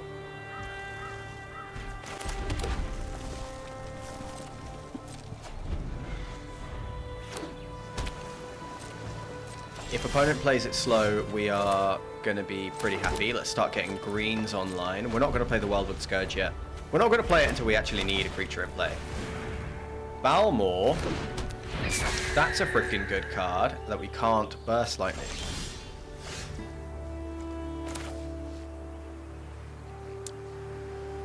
I'm probably good to play the Scourge as a 2/2.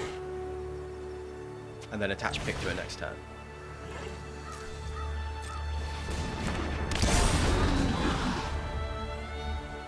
Indrik can deal with Balmor when it comes down. Strix, look out. Yeah. Opponent's going to be aggressive. They're going to Burst Lightning my 2/2. Okay, maybe I should have thought about that. Immolator.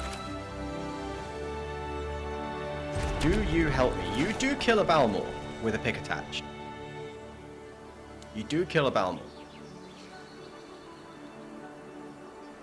And actually, so if next turn we attach the pick, sack the Immolator, we attach the pick, Burst Lightning something, kill something, sack the Immolator, kill the Balmor, I'll be pretty happy.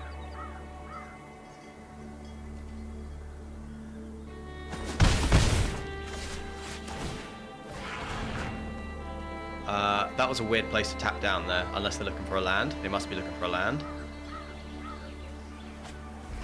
They found it. And there's a Kellen. Right. 2 mana becomes a human fairy detective. Whenever it deals combat damage to a player, exile top card of your library. You may play that card this turn. If it is a detective, it becomes a 3/2 human with double strike. So it's 5 mana to level it all the way up. Probably do need to kill that. Maybe the Indrik can manage that. Treetop Snare Spinner, pretty great against a Balmor though. So maybe I need to... Yeah, I think Kellen's got to go. Kellen's got to eat the Burst Lightning. I think this is the play. Pick.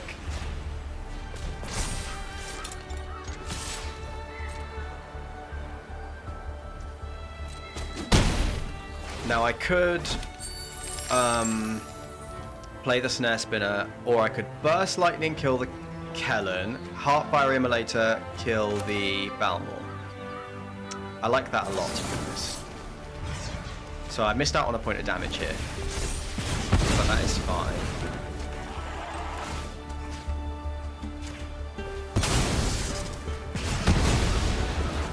Because now a land off the top means we just play 6 drops. Start to overwhelm our opponent. They missed the land drop. That is a Garruk's Uprising. that is going to be very good later, but we're just going to drop the snare spinner here. Might be seeing a counter spell. We did not. So, awesome. Now we're in a good spot. Land off the top is what we need. I'd be happy to just draw a couple of lands here. Opponent is a diggin'. Wildwood Scourge for 3 is not bad, but I think just attach pick here. An attack.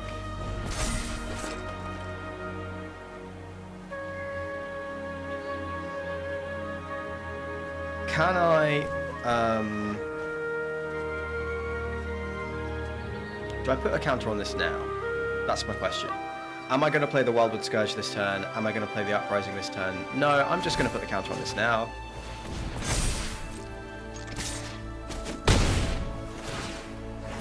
Make the treasure, end the turn. Next turn we can put... We've got Indrik and Stomper available. We've got... interesting. Why did that die? Did I miss? Oh, because they exiled the equipment. Oh, that was clever. That was clever. I didn't even think about that. Okay, they haven't had a counterspell yet. Are we afraid of one right now?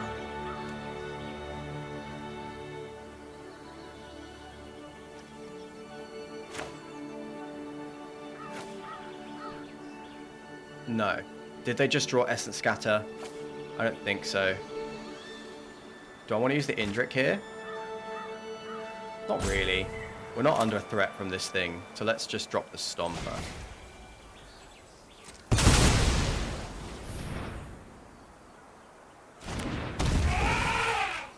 Let's go with the counters.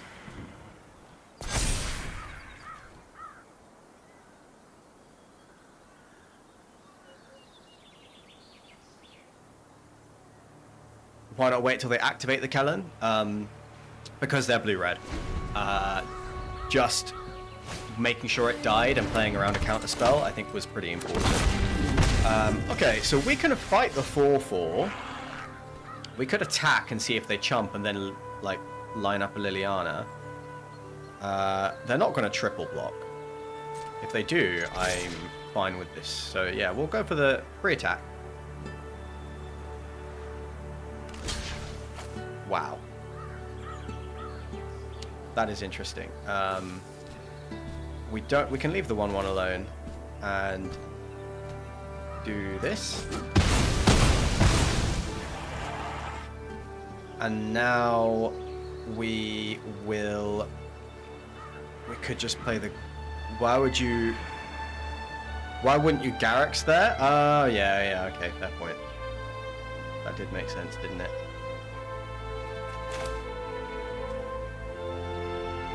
Yeah, that was a bit of a misplay. Okay, alright, let me tighten up my play here. What are we doing? I'm gonna just Goblin. Play this as the 1/1? No.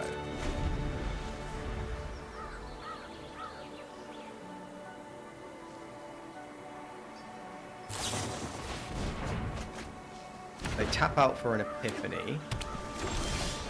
We finally draw a land.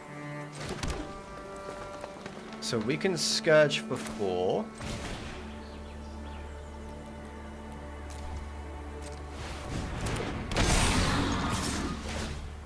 Start putting some pressure on. Next turn we have Garrix Uprising. Head in the game. Sorry, guys. That's what you're here for. You need to backseat so that I don't just make stupid mistakes like that. Opponent's drawing a lot of cards, but I think we're going to massively overpower them. We could fight that thing now, actually. We could just go land, Indrik, fight the Sky Mage. I don't think it was necessarily a scoop there. I think they've drawn so many cards. Surely they had 5 cards in hand, 7 mana on the battlefield. I don't see, like, they just block the 4/4, they take 2 damage. I don't think that was a scoop there, but... I don't know. Opponents, somebody has bribed the opponents. Paid actors. We are exclusively playing paid actors today. 5-1. So look, we hit 5. That's kind of all you can hope for in best of 1. Anything else is a bonus, but let's see if we can go all the way. This deck definitely is capable of 7 wins. The question is the player capable of 7 wins? Sometimes, rarely. 2 green. Going first. If we draw a land, then we can fix our stuff with Burnished Heart, but I don't like that. I think this is a melt. Good colors, couple of 2-drops, pick. This is a much better hand, and I think I'm kind of tempted to put away... It's either the Regrower or the Burnished Heart. I think it... Since we have pick in hand and some early 2-drops, I'm kind of thinking... I think maybe the Regrower goes away, to be honest. Because Burnished Heart is a ramp spell, and... Like, I think the Regrower goes, because I think Burnished Heart gets us up to, like, 5 or 6 mana, and then we just draw Haymakers, and, we start winning the game. The Elvish Regrower is, like, a nice card, but we have a 4-power card already. So I think this is... fine. Let's drop a Cerberus here. Yeah.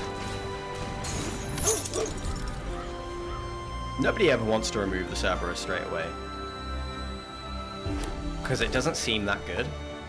Like, they think, well, I'm going to take 1 attack off it, and then it's just going to tap.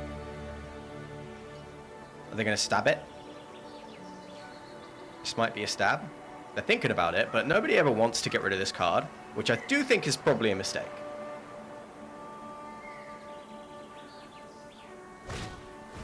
Come on. Okay, so we go Swamp, Goldbane pick, equip, attack, make a treasure, end the turn. Next turn, like, we'll probably just trade the Heartfire Emulator for the Gourmand, because I don't like it drawing them cards. Yeah, see, there's a card that they can sack. We discard a card. I think I'm discarding the Gnarlid Colony.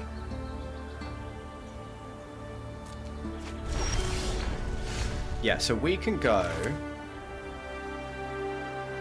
Land... Immolator. Sack the Immolator, kill the Gourmand. They can no longer draw cards with it. Cerberus untaps.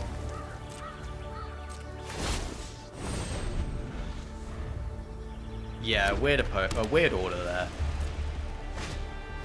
Soul Shackled Zombie. Exile 2 cards from a graveyard. Drain 2. Stomper. Okay, so, would we take this trade? We don't really want that trade. Let's just play the Burnished Heart. And, let's not equip.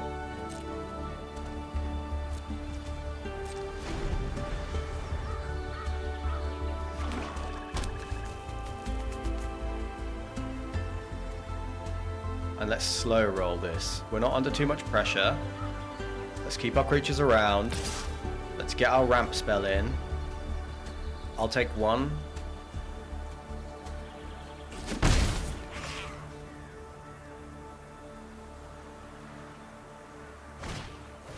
Butler's Plunderer. Oh, okay, so they were actually just throwing away the rat. So I shouldn't have taken 1 there. I don't think they have a trick. I think they just wanted the raid trigger. They put Axguard Cavalry and a Swamp away and keep something on the top. There is a Sylvan Scrying, so we just play that and start pumping out 3/3s, right? May have had a Death Touch trick, yeah? Yeah. We just play this.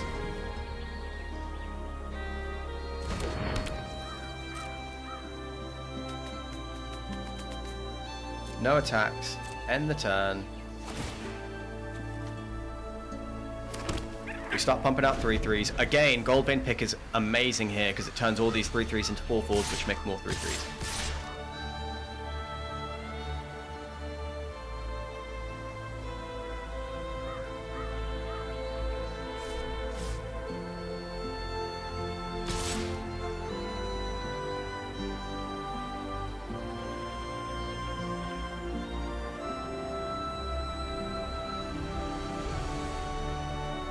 Opponent is thinking.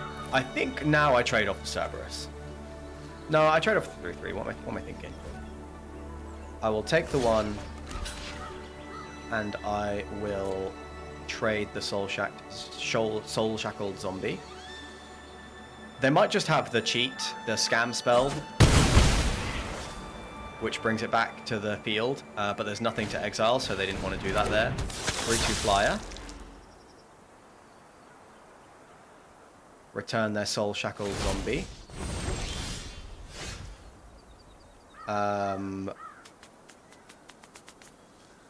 So we have we don't have a safe attack here because the Plunderer has Death Touch. So we can use Burnished Heart here, I suppose. Yeah, we just no attacks, end the turn, make a 3-3, and we use Burnished Heart. We have 2 black sources, so we can go get a green and a red.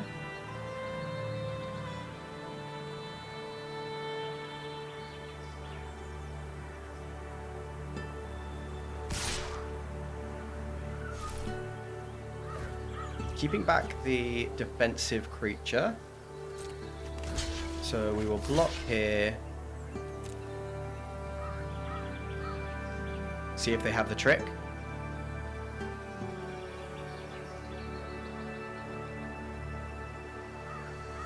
This is good, because if they have the scam trick and they want to use it, then they have to do it now. And we can blow it out. Soul Shackled Zombie. Exile 2 cards, drain me. Sure.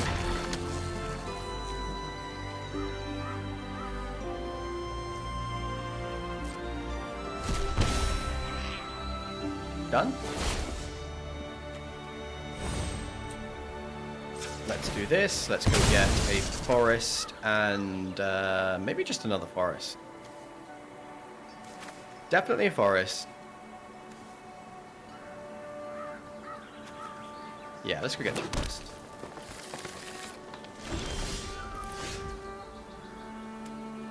So now we can start attacking.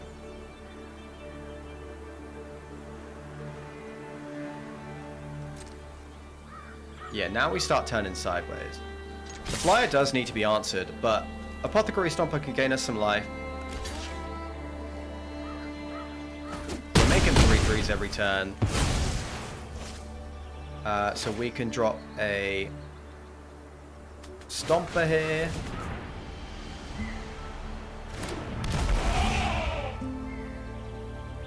Now, having a bigger creature, like a creature's bigger than 5 is going to be pretty relevant. Do I want to gain the 4?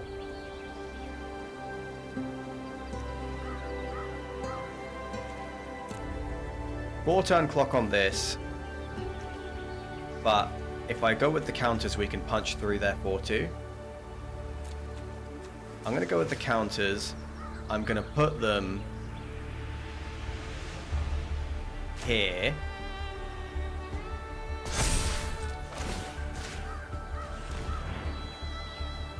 Yeah, we'll see if that was a mistake. But I think the 2 5/5s is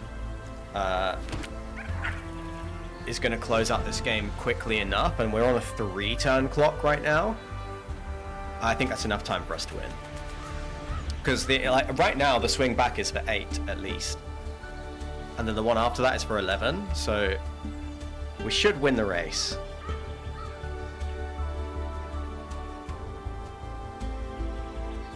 But the 5/5 vigilance is really good here. Still, opponent is up on cards.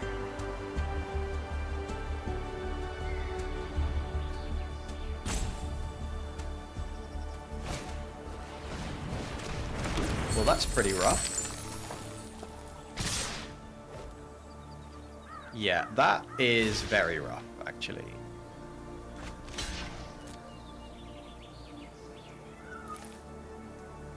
I was not playing around involuntary unemployment. Involuntary employment. Oh, they win here? Motherfucker. So I needed to gain the life. Okay, not gaining the life was a mistake. You were right, Sam. That was the major misplay. Not gaining the life lost us that game. Should have played it safer. I thought we were safe. I thought we were safe. But I knew that they had the scam tricks. I wasn't playing around involuntary employment, but I should have been because it was red black. Lesson learned. Lesson learned. Still, let's get those out of the way on the multi-sixes. Okay. This is a mole, unfortunately. Not even a hindsight mistake, a losing heart. Yeah, they did have 4 cards in hand, which was pretty scary. This is a mulligan. Oh no. Well, because we're on the play, I think we keep this. And I think we're putting back... Could be Liliana goes back.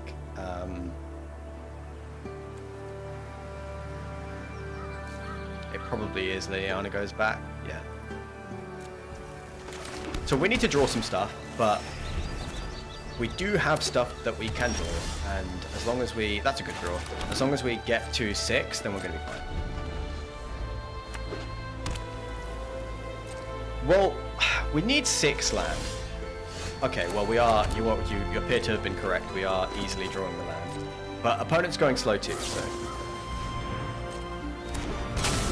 We are just going to kill that now.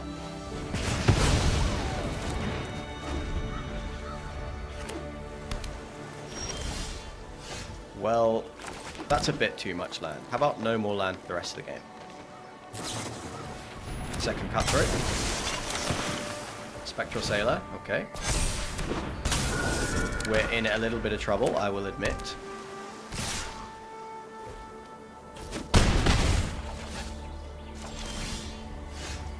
Well, we don't need the swamp anymore. But we might shuffle up our deck and draw Liliana, so let's just get it on the field.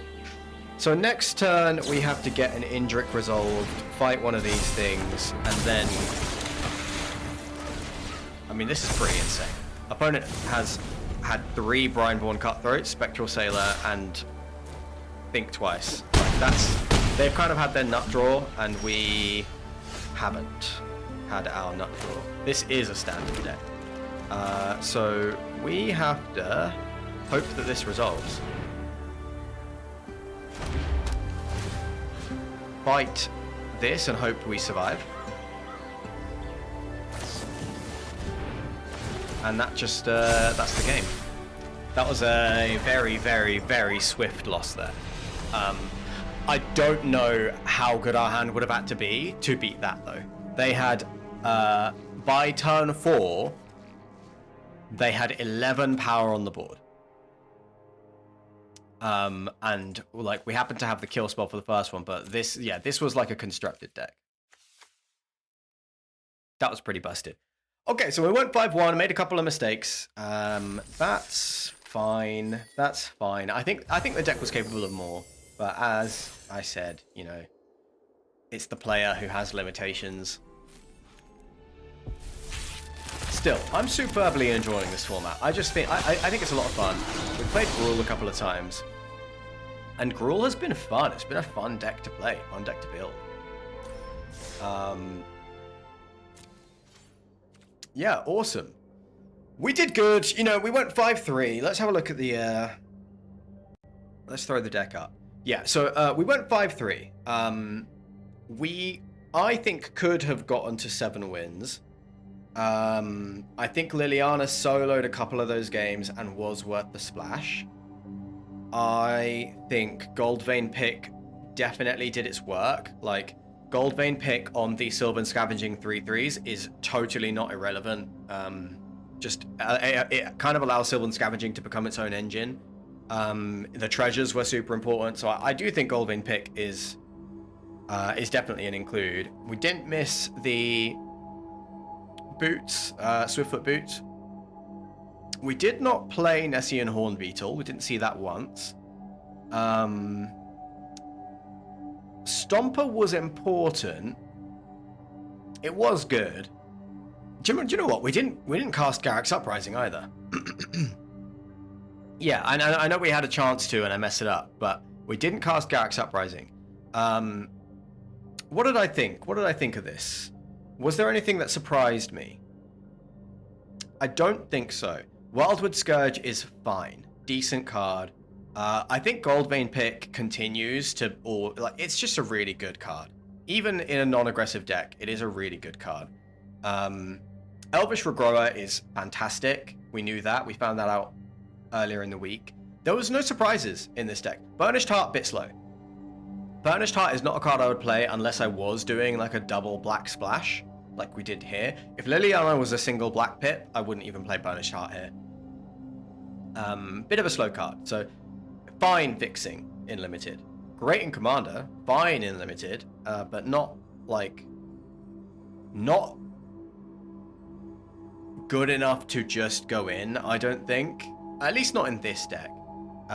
You have to have a really good reason to put this in. A double pip splash is a really good reason. Especially when it's like an S tier card that just wins games on its own, like Liliana does. Awesome. Okay, that was fun. That was fun. What we are gonna do now is we're gonna take a little break. We're gonna take just 5-10 minutes, stretch our legs, touch some grass, refresh your drinks. It's important to take breaks. I'm not your mother. I'm not telling you what to do, but taking breaks is good. So let me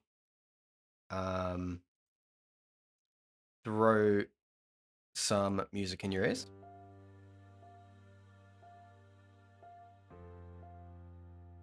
Okay, that's real quiet. I think the song is just quiet. Garrick's Uprising drew 0 cards the whole run. Yeah. I ain't telling you what to do. I ain't telling you what to do. I ain't your mother. But I'm just saying, if you want to take a break, you want to get a drink, now's the time. We're going to take a break. So I'll be back in 10 minutes. And we're going to switch over to playing some Dragon Age the Veilguard. So if you are here just for the Magic content and you want to switch over and watch somebody else play some Magic on stream, then enjoy yourself, have some fun. But thank you for joining me. If you like the stream, please drop me a follow. That's kind of the new Universes Beyond draft set Dragon Age. Watch this space. Guarantee you, when Dragon Age the Veilguard DLC is ready, there is absolutely going to be a Universes Beyond for it. 2025 Dragon Age Universes Beyond. That's watch this space. So we're going to come back and we're going to play some Dragon Age. So yeah, if you're here for the Magic content, then this is all the Magic we're going to play today. So feel free to jump across to another stream. But if you are new here and you are enjoying the stream, please do drop me a follow. It's kind of the only way to tell me that you like the stream, except for actually just telling me that you like the stream in chat. And when we come back, we're going to sit back, chill, play some Dragon Age. It's a fun game to just have on in the background. So if you're not here for the Magic and you're here for this guy, then that is what we're going to do. We're going to sit back, chill, play some Dragon Age, and we're going to relax, chill, have a nice Sunday. Bearded Mana, I'd drop a second follow if I could. Stop it, you little charmer. Dragon Age doesn't really hold a candle to the power that is SpongeBob. Now, I know we're ragging on the SpongeBob set, and I do not like the idea of playing a fucking SpongeBob card in Standard. However, I do think that the potential for like a SpongeBob Universes Beyond is fucking hilarious. Because SpongeBob is so full of memes, and it could be so funny.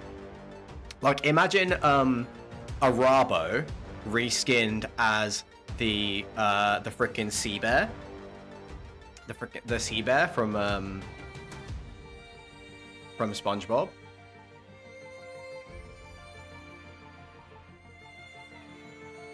This thing. Like an Arabo card with like, this would be so funny. This would be so, but then maybe this would have to be like some kind of Leviathan or something. Hullbreaker Horror. Hullbreaker Horror reskinned as a sea bear. Imagine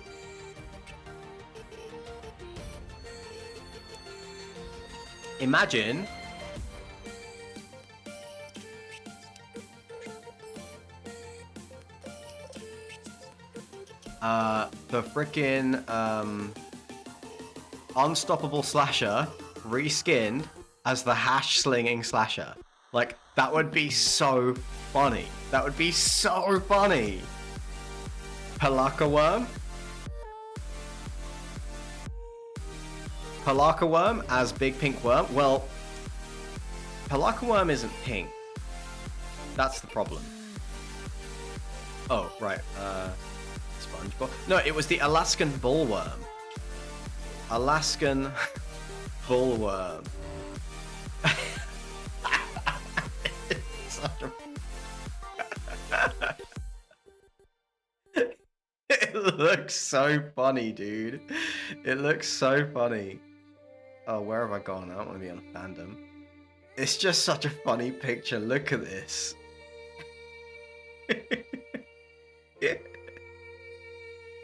What magic cards are there that could be the Alaskan Bullworm? Are any of these like vaguely pinkish?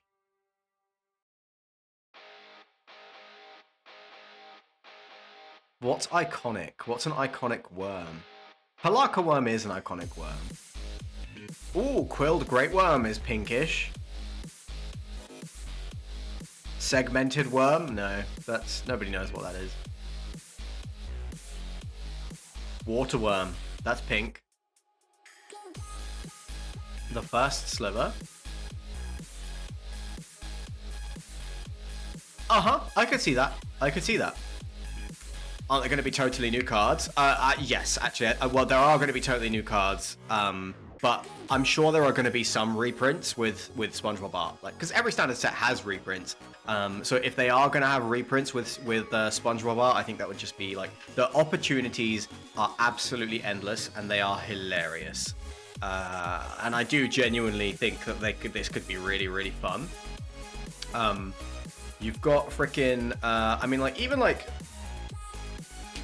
Sandy could be any number of squirrel cards. Like, you kind of think she would align with, like, Carmelia or something. But maybe Chatterfang, like...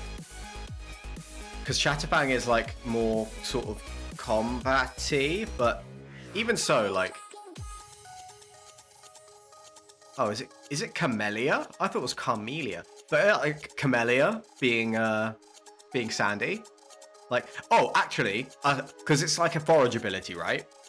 Like, Camellia has this forage ability. So, this Sandy. this artwork on a Camellia the Seed Miser would be so funny, dude. There's so many things they could do. There's so many things they could do that would be, like, actually hilarious.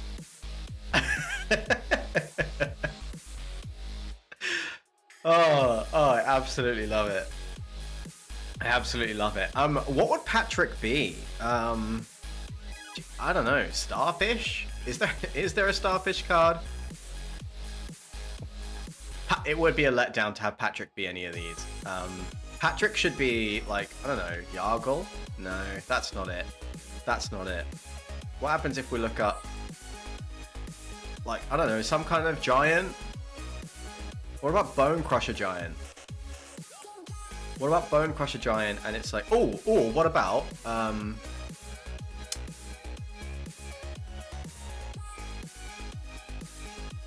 what about, like, so what card What card would use this would use this artwork? What card could, like, I don't know, like it's kind of on the tip of my tongue, but I feel like there is a Magic card that would be hilarious with this Patrick artwork. Yeah, Mr. Krabs would totally be Extort. Can I search for Extort? Not quite. But yeah, like, I mean, Dockside Extortionist would be cool. You think this image alone would kill a Victorian child on sight? See, the thing is, there are so many crabs in Magic, and you'd have to make Mr. Krabs a crab. But no, I think you'd be missing on the possibility to do like some extort mechanic for sure. Rakdos Carnivals? How is Rakdos Patrick? Oh, I see, with the boots. Oh, I see. Oh, hell yeah. Yeah, Judith. Yeah. Imagine Judith, Carnage Connoisseur. But it's oh, that might be our dumbest idea yet. This might be our dumbest idea yet. Because it like doesn't fit from a flavor perspective at all. Doesn't fit at all flavor wise. Who else have you got? So I think Squidward. We are not WotC employees. Okay, fair enough. Okay, so hear me out on this. Squidward plays the clarinet. Music in Magic is very commonly associated with like tapping creatures, like you've got like sleep and like melody cards tend to tap creatures down. So Squidward should absolutely be like the Dovin that taps creatures. Dovin, Architect of Law. Squidward, Planeswalker. They even look similar. Blue, bald hair, blue, bald hair. Yeah, spot on. Yeah, Squidward is Dovin 100%. Dovin is a miserable git as well. Like, look at him. He is never smiled in his goddamn life.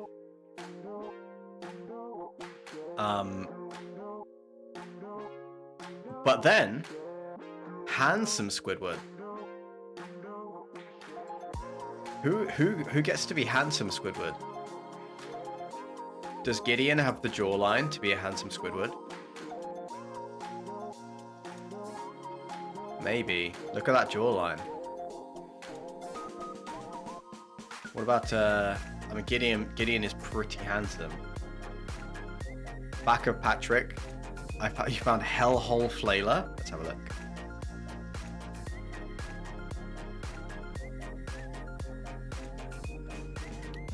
Patrick with the boots. Actually, I see this.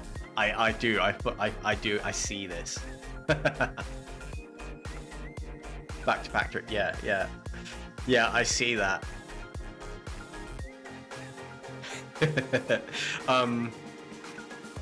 You've got Mrs. Puff, right? She's his driving instructor.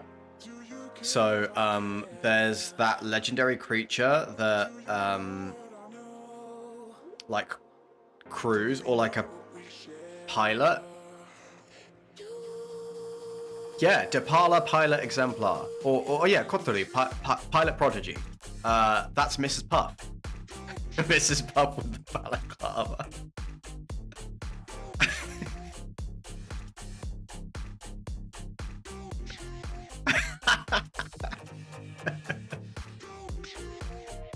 Blufferfish? Is that a magic card?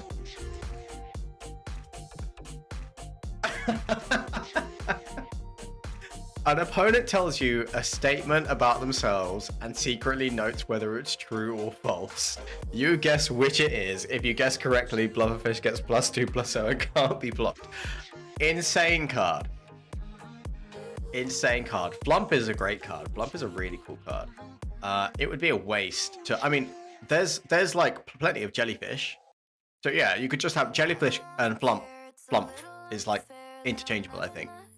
Yeah, I know, right? Blufferfish is a sick, is a sick card. That's quite funny. Oh man. Oh, good stuff. What else? I mean, like, you've got Krabby Patties. That kind of makes sense that it would just be food. What's Plankton saying? What's Plankton saying? What about Savvy Hunter?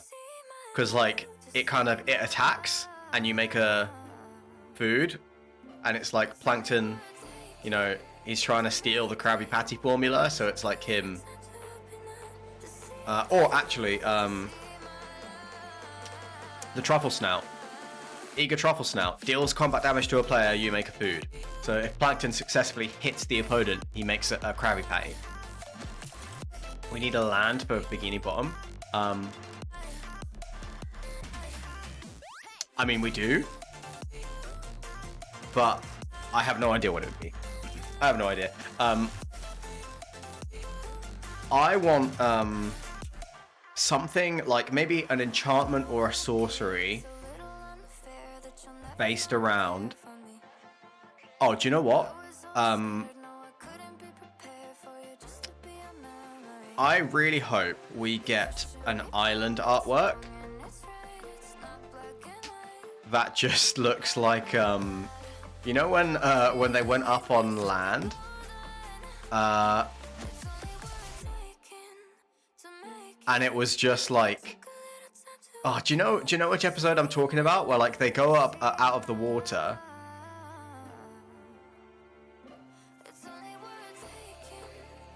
And they just look. Yeah, this one.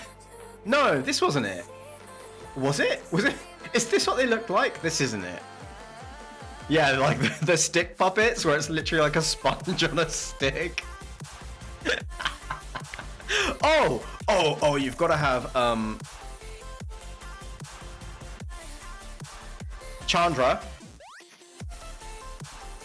100%. Like, this is a Chandra. This is Chandra artwork reskin.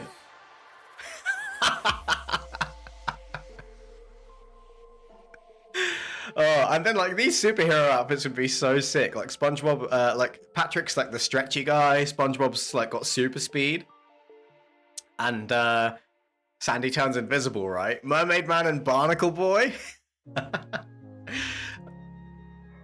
Rowan and Will. Oh, no, we can do better than Rowan and Will. Mermaid Man and Barnacle Boy.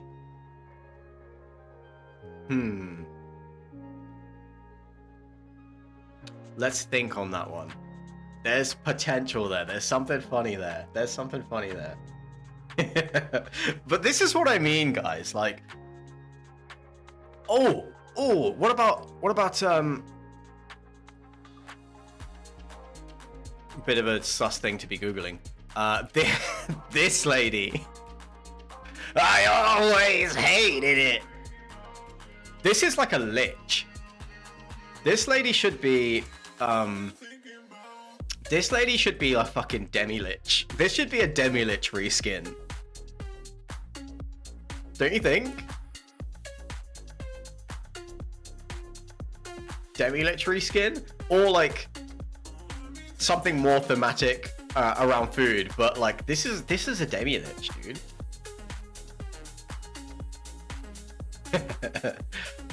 I remember when they first invented chocolate. I always hated it. And of course you have to have like the like you could have like ow my leg is like an instant I don't know, destroy target creature without flying or something, or like deal 1 damage to a creature, or like it's a, you see where I'm going with ow my leg? Like that's yeah, there's something there. This the ow my leg guy. The Dirty Dan episode. Oh yeah.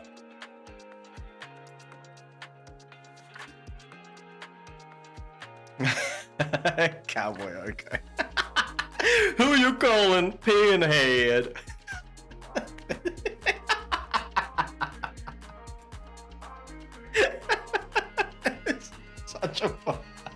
It's so funny. Oh man, SpongeBob is so goddamn funny, man. Just this picture is just, it's just so funny. Oh man. Oh god. Okay, all right. So look, my point is, am I looking forward to like universes beyond being in standard? No, I think it's too much standard content. I think it does feel, I don't want to be that guy, but it feels like I just don't like the idea of like playing gimmicky meme cards in standard, or in like any real format other than like EDH. But I do think like I like Universes Beyond. I think it is super fun, and I think that a SpongeBob one genuinely could be hilarious. If the SpongeBob one comes out and it's crap, I will be like, it will be such a miss, because it has the potential to be absolutely hilarious.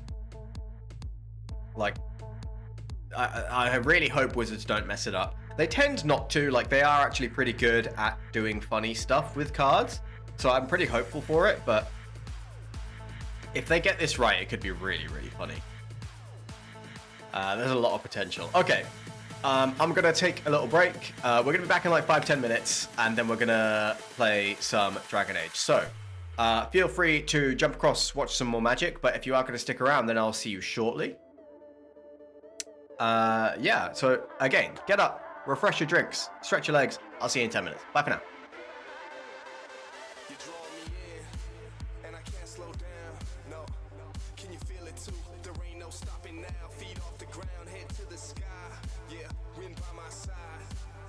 You in my vision, directly we collide. You pull me in, I don't resist. Time seems to fly, but the clock doesn't tick. I crash into you, we both feel the hit. We both feel the way that our chemicals mix, and I wish that just keep my eyes shut. Maybe this time will be enough. So I need the dark. Without you here, I would never see the stars. I'm headed for you. Put on the gas. I'm coming straight at you, no looking back. You are my star. We are connected, misdirected to the high. You are my star. We are connected, misdirected to the high. Then we collide.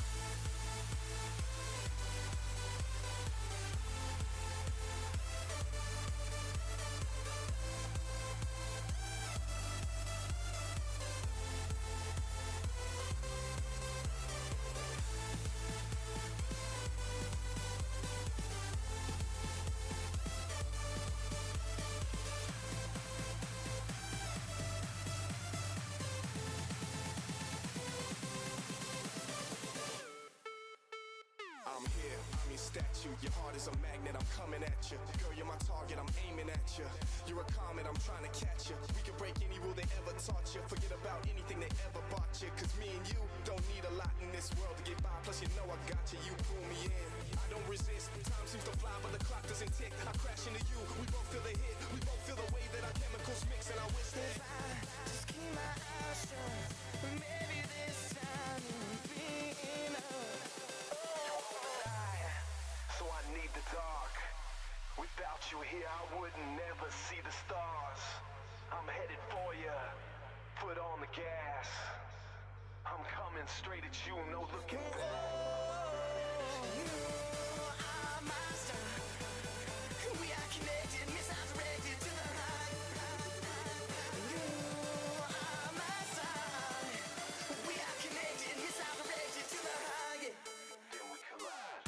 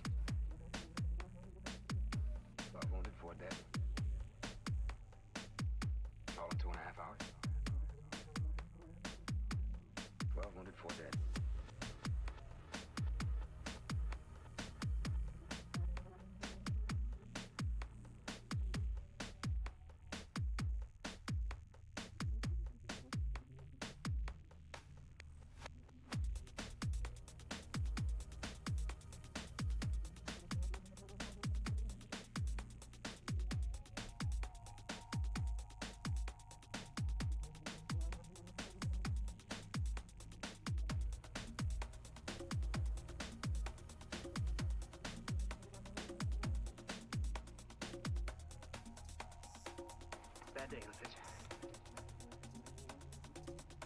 12 wounded, 4 dead. All in 2.5 hours. 12 wounded, 4 dead. Don't you mind people in your face? Don't you mind people in your face? Oh, bear this in mind. True friends hard to find. Don't you mind people in your face? Mama make talk about you, sister and your brother too. No matter how you try to live, I wanna talk about you still. Don't you mind in your face? Don't you mind in your face? Oh, bear this in mind.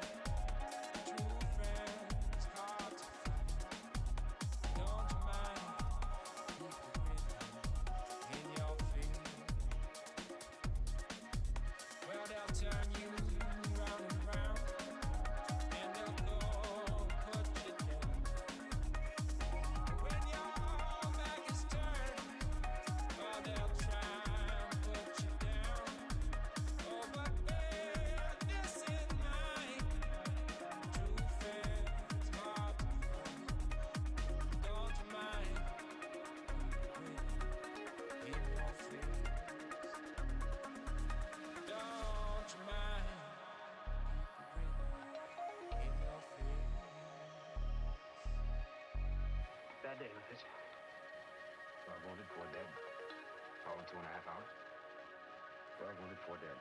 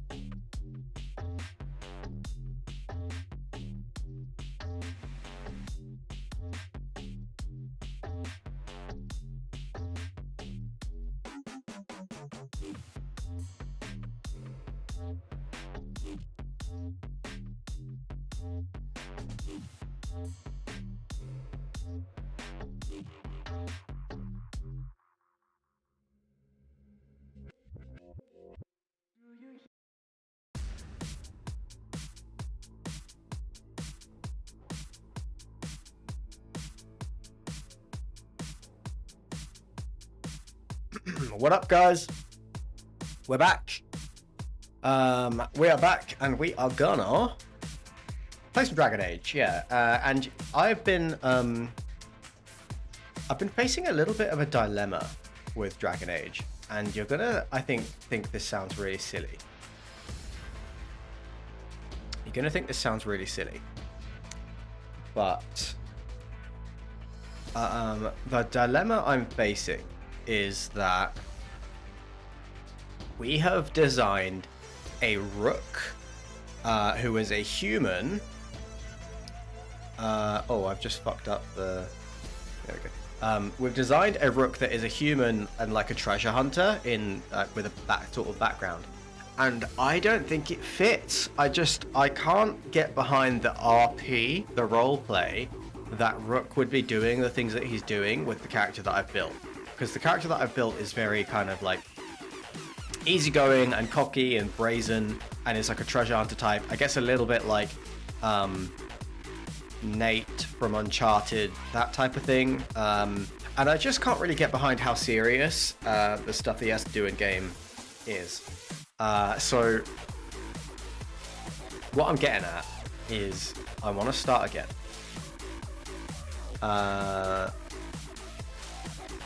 I want to create a Kunari warrior rook. And then catch up to, and make the same decisions, but catch up to where we are. And I think that will be a much more immersive experience, because I think it just... Try rebooting my PC. Fuck off. That's real annoying. I have a lot of trouble with the newest like NVIDIA GeForce drivers and stuff.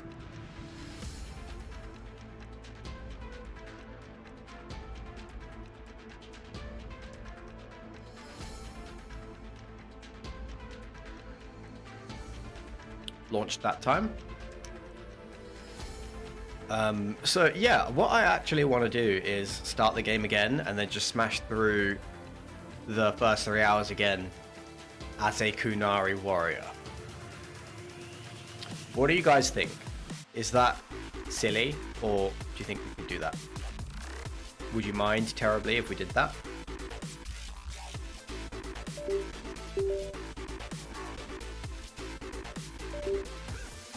Ultimately, I don't give a shit, because it's my stream, bitches. But also, I do care immensely. And if you would not like to start again, then let me know so that I can not do that. But I think I'm going to keep the rook that we've got. Will you launch this damn game already? I think I'm going to keep the rook that we've got as a personal playthrough, and make a new Kunari rook. That is what I want to do, and I know it's a little thing, but I just can't really see the... I can't get behind my rook's reason for being in the situation he's in. And I think he needs to be a Talvashoth Kunari for it to really kind of make sense to me. I think that fits a lot better. I need to update my stream info.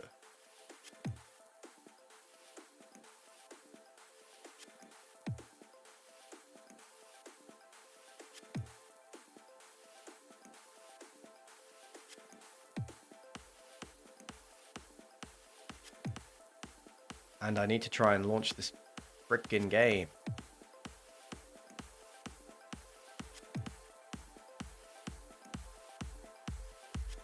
Oh, for goodness sake.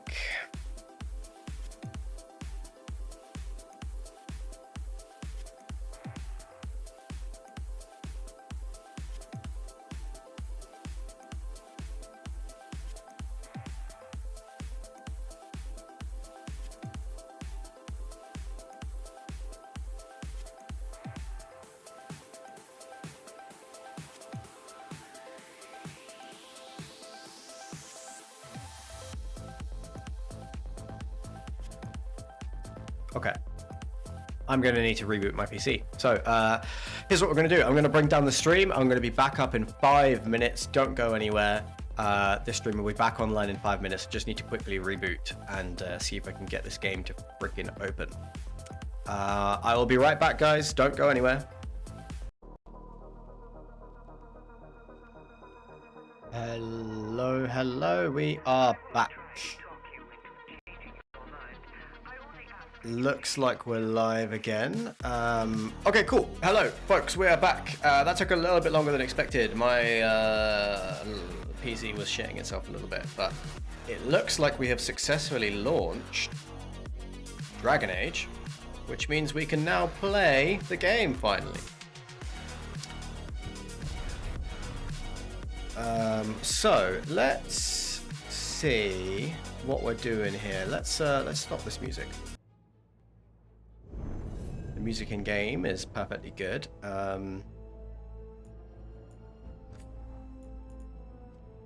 We are going to start again. Yeah, so unless anybody has any objections, I am going to start the game again and remake with the Kunari character, and we're going to see if we can catch up today. I need to make the audio... I need this off. Oh, okay. It's all set up as it should be. And what I actually want to do is...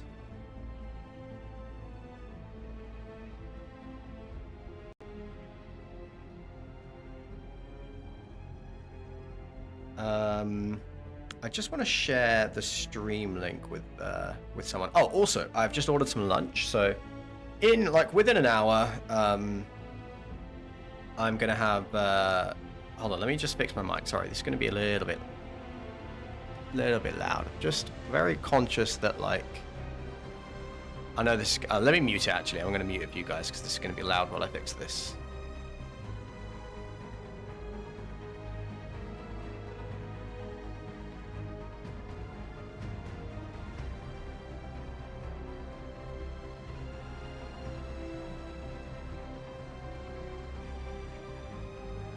Okie doke, we are back.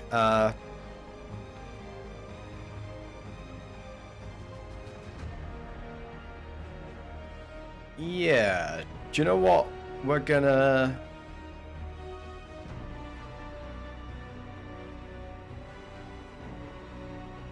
yeah, I just need to... So I need to send a link for the stream to my family group chat. Because we were talking about it yesterday. And I do want them to be able to find me and tune in if they want to.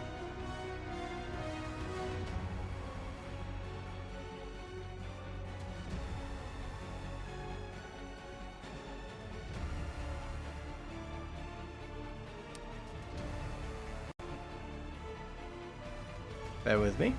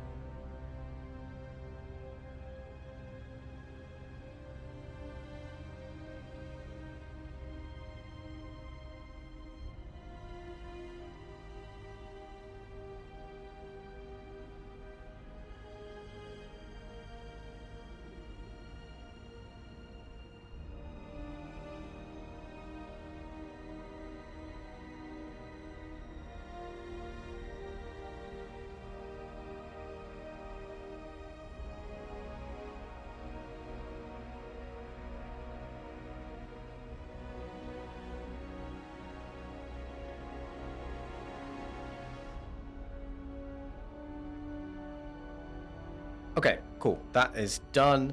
So yeah, we're gonna start a new game, which I know is like not ideal, but I think we didn't get very far in, and I just think that the game, it just feels like it wants to be, it wants you to be like a Kunari Talvashoth. I think that's gonna feel a lot more kind of aligned with what you're actually doing in the game. Let me just get my controller sorted out. A bevy of technical issues today. But we are there. Okay. Alright. Controller was disconnected, yep, I thought so. Knew him as Solus. Smart, thoughtful. Loved to hear himself talk. But long ago, he had a different name. The Dreadwolf. Ancient elven god of lies, or heroic rebel against tyranny, depending on which story you believe. In his desperate fight against the corrupt elven gods, Solus imprisoned them, creating a veil that split our world from the raw magic of the Fade. He had won. But the veil cost the elves everything.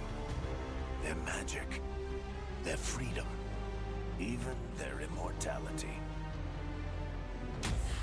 Now, Solus wants to tear down that veil and undo the damage he caused, even if that means our world has to burn. Somebody's gotta stop him.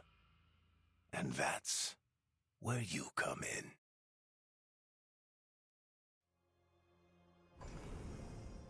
Oh, yeah, strong stuff. Okay. Yeah, so we're going to go with Kunari. We're going to... What does cycle appearance do? Just like reskins? Oh, right. Okay. Yeah, I see. Yeah, we're going to go with Kunari.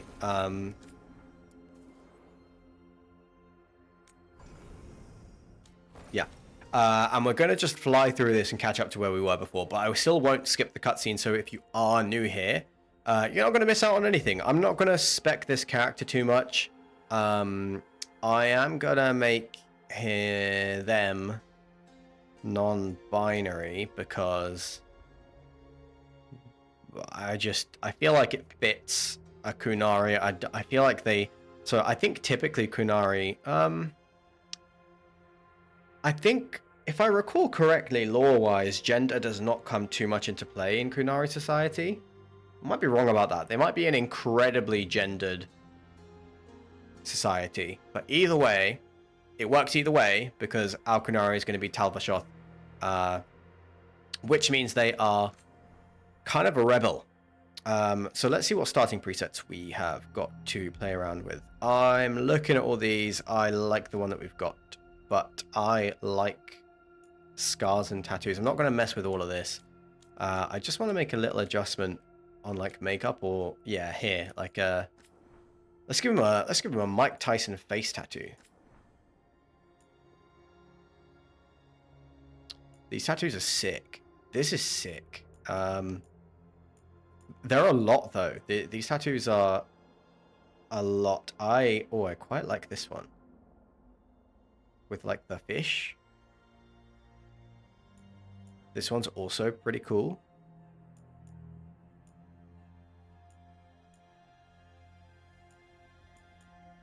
Kind of digging the neck tat, to be honest. What's this one saying?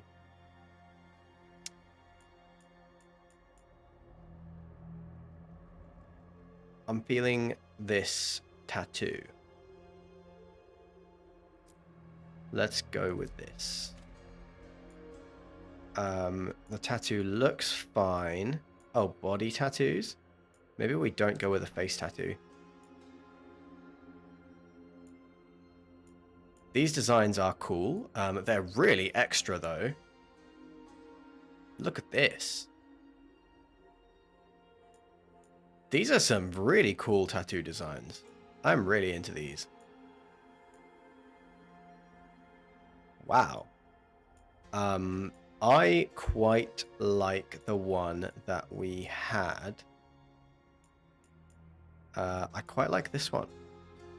For like geometric designs.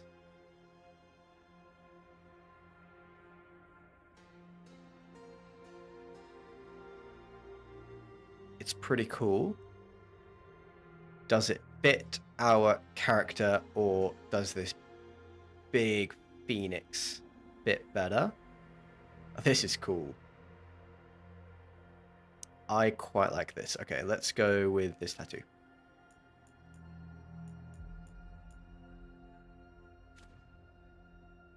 So he is tatted up. Let's give him a big old scar. Oh, let's do like a neck scar. So it's kind of like the tattoo is covering it up.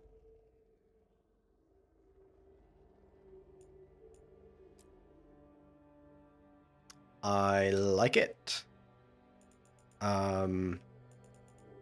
Let's forget body scars. We don't need top surgery scars. Interesting include.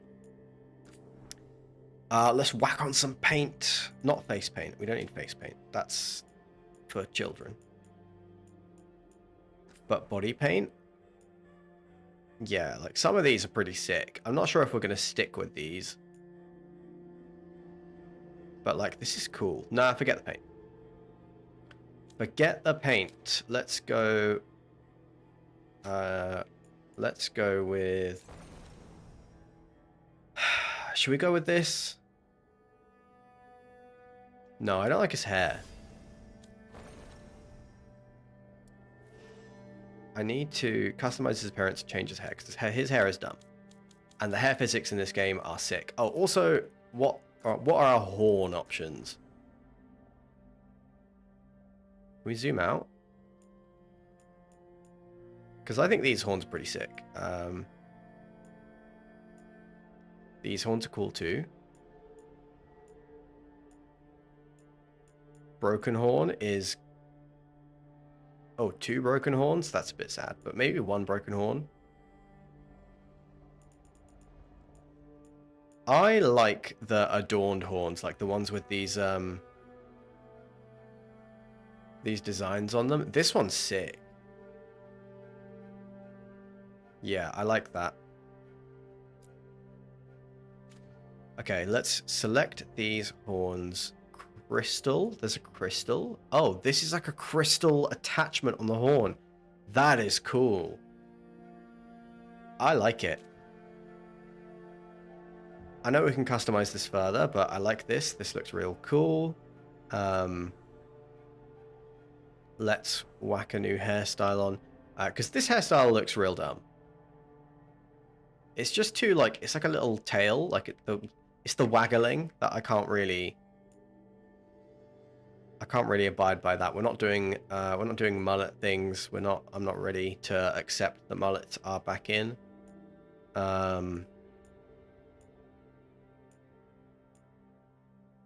Hair options are pretty limited for Kunari.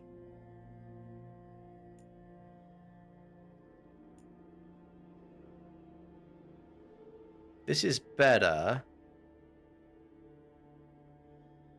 Oh, I can zoom out. Can I zoom out? I'm trying to. Oh, it's the triggers. I was hitting the wrong button.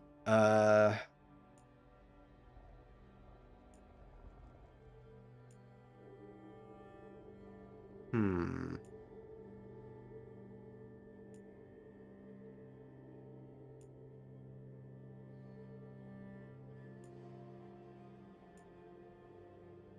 Oh, this is cool. I'm digging the Mohawk. Kind of digging the top knot type thing too. Bun. Do we want a bun?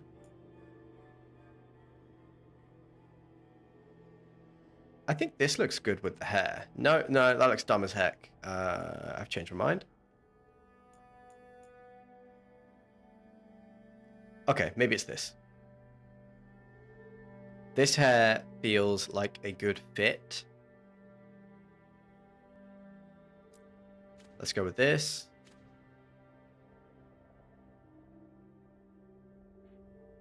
I like this. I think this looks cool. Okay, so we accept those changes. This is our new Rook. We're going to go with Warrior. And we're going to go with two-handed weapon. Explore. Oh, cool. I didn't see this before. Warriors can specialize in specific forms of combat. Reaper, Slayer, and Champion.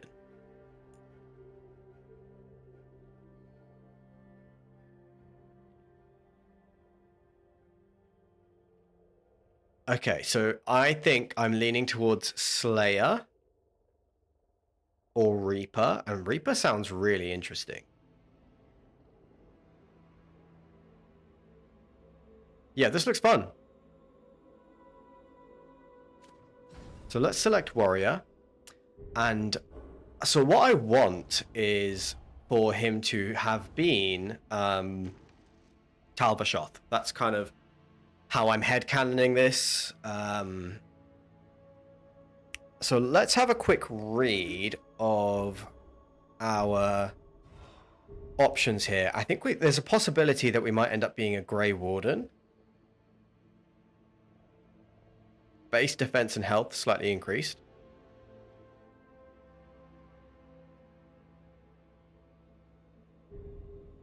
How do I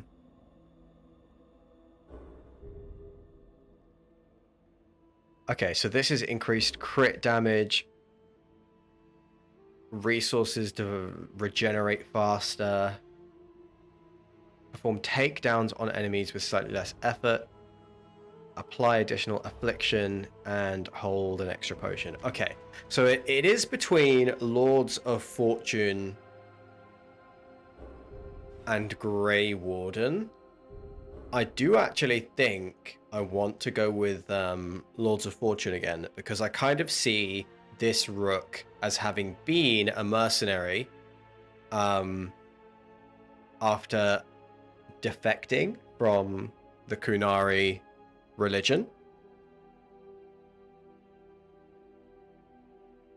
And takedowns are a lot of fun. Okay, so let's... I don't know, actually. Maybe... Oh, whoops.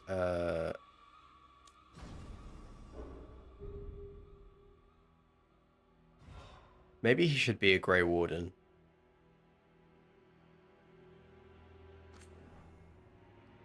When innocent lives were at stake, Rook led the charge, saving a village from a monstrous nightmare, no matter the cost to themselves. During a large Darkspawn incursion, Rook was ordered to hold the line with other Grey Wardens until reinforcements arrived. Rook argued that by then, villagers under attack would be dead. They disobeyed orders, leading the squad into the incursion and sealing the tunnel to the deep roads. This turned the tide and the Darkspawn were driven off, which saved the villagers. Rook's heroism was popular among the younger Wardens, but others with connections to noble families resented their independent streak. Rook chose to step away while tempers cooled. This sounds like what our Rook would do. I want to play Grey Warden Rook. And we are gonna play on underdog difficulty, which is the hardest it gets without being Nightmare, and without being you know, super, super punishing. Hey, Slam, you back? We're starting again with Dragon Age the Veilguard because I wanted to play a different rook. First name, Yarina? No. Ulrich. No. Osla? Nah. Hakim! Oh, that's a good name. Hakim Thorn? I like it. Let's hear his voice. Time to get to work. No. Oops. It is. No, look, I just, so like the last rook we built, I could not really headcanon why he was doing anything that he was doing, and it just didn't feel right to me. And I feel like him being a Kunari and being like a Grey Warden makes a lot more sense, so that is what we're going to play. Time to get What's he been saying now? Well, we're not in trouble. Let's move. Okay, I think it's going to be masculine one voice. Well, we made it. I think he's going to have a low voice, right? I'm happy we're here. All of us. Yeah, this works. How do I change the starting outfit? Yeah. Okay. Let's customize our past adventures. Let's edit our Inquisitor. I'm happy to go with Elf. I'm happy to go with...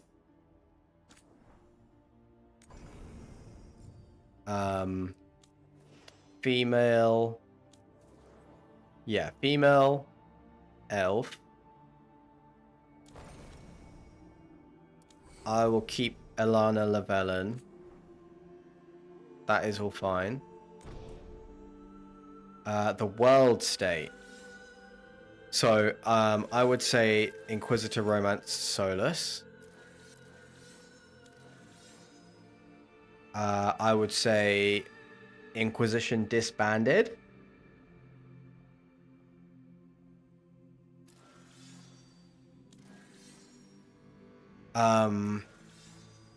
Vowed to save Solus.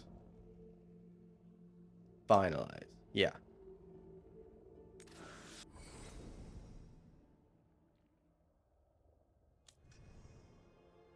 This is good, I think.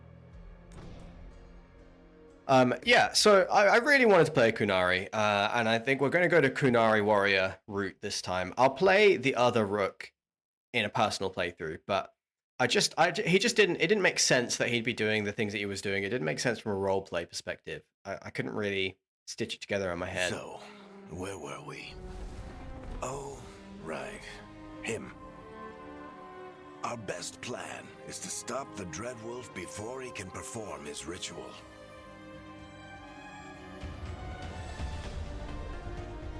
After following his trail across half the known world,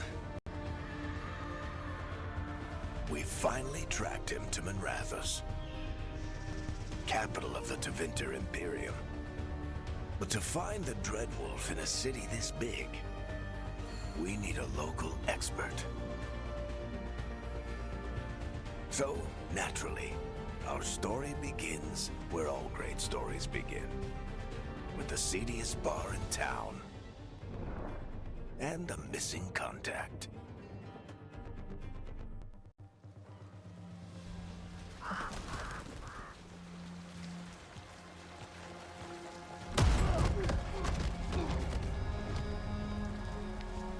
Let's try this again. Where's Snev Gallus? You think you can come into my bar and make demands?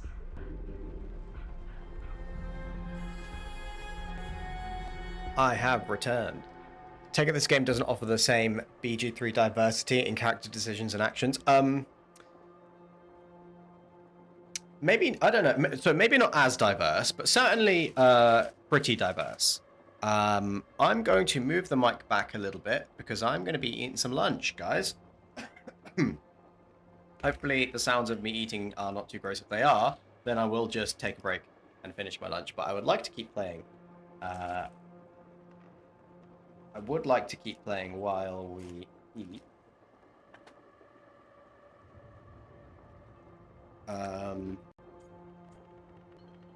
Beat down the entire room to get information. Do I have to? Is there going to be a quick time event? The Dread Wolf. I'm not leaving until I know where she is. Be ready to talk by the time I get to you. Darling, you're adorable.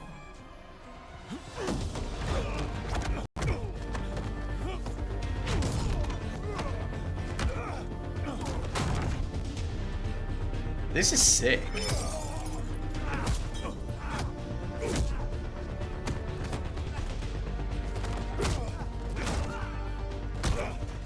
Not enough gold in the world for this. Hurry now! Meet Oh. Bianca. She'd like you to stay a while.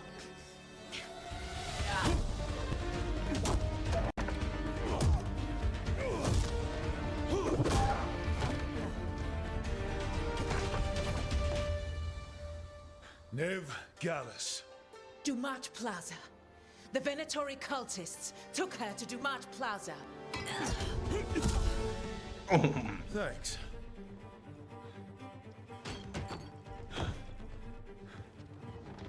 Your friend Nev Gallus. He's at Dumat Plaza. I heard. That's why you're my second in command. Although, for the record, there was probably an easier way to do that than fighting an entire bar.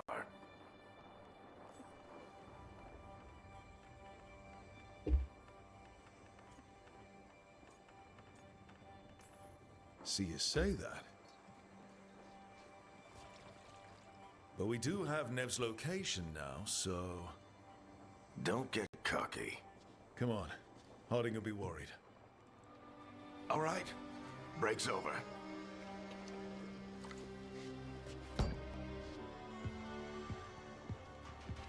I hope Nev's as good at finding people as you claim. She's the best damn detective I've ever met. If she says she's got a lead on Solus, I believe her.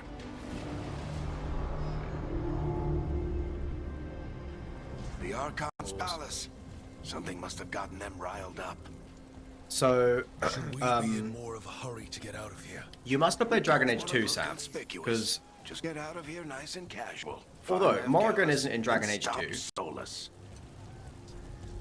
but Varric is introduced in Dragon Still Age 2. think you can talk him down before he Morrigan starts his big is- ritual? That ritual is going In to tear Inquisition. down the veil. The only thing separating us But from the isn't Fade playable? and an endless number of demons.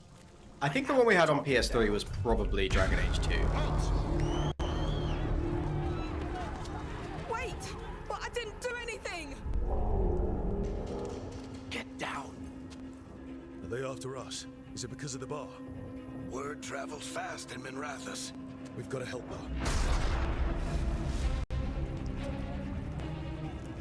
We don't have time to get arrested, especially if we...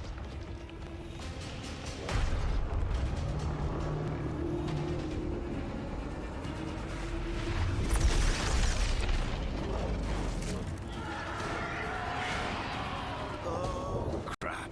We're too late. The ritual started. But if we hurry, we can still stop Solus before it finishes. Let's go! Harding's this way.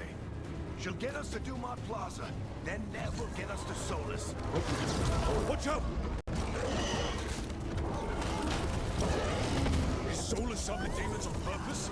My guess is the veil is weakening, and they're slipping through the cracks. And when the veil comes down completely, And the whole world is going to look a lot like this.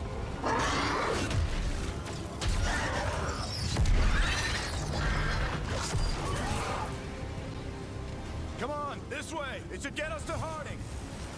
What are you having for lunch, Sam?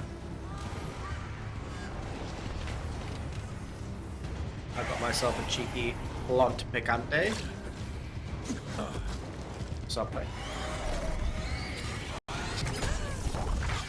You're safe now. Get inside and bar the doors quick as you can, okay? Thank you, miss. Harding, you all right? I've been doing what I can to help. The ritual must be weakening the Veil. There are a lot of scared people out here. And a lot of demons. Haven't seen this many come through the Fade in years.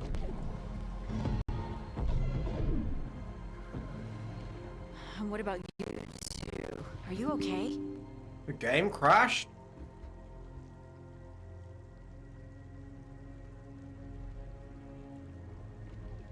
Okay. That's really annoying. That's really annoying. I don't know, I do have a suspicion as to why that was, but I don't want to fix it because I don't want to install the NVIDIA app because they don't. I hate it when companies make apps for things that should just work. Like, you should not have to install an app for your graphics card to work.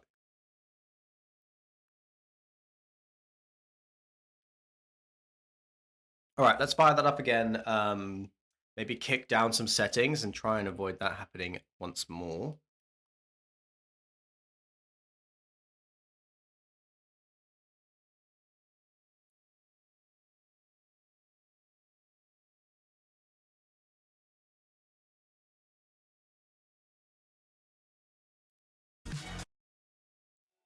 We'll put on some music while we wait, because this game takes like 5 minutes to load up.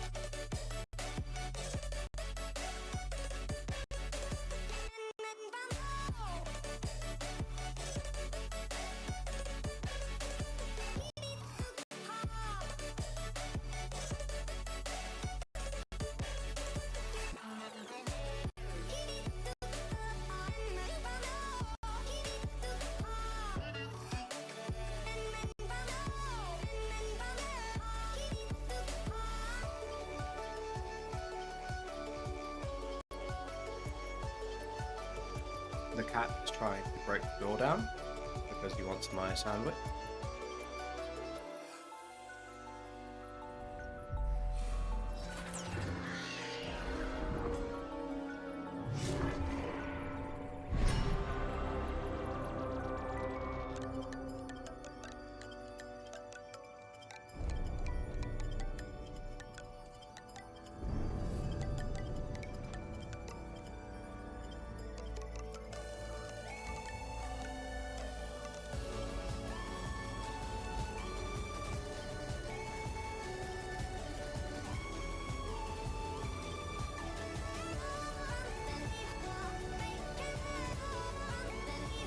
I don't think I can hear the game sound. I think you guys can.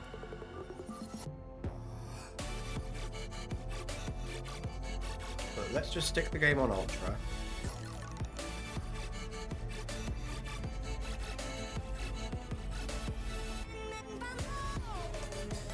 Ray tracing selective, so that's a step down. So everything is now going to be on Ultra settings.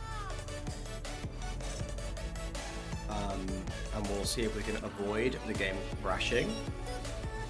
What we will need to do is restart it.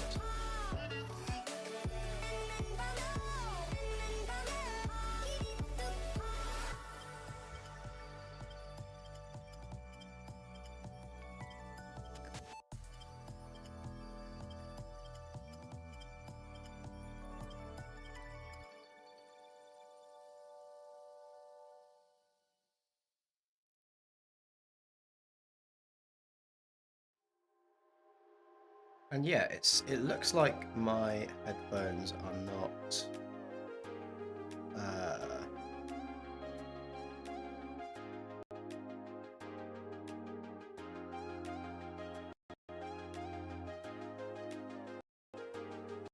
okay, there. Sorted it.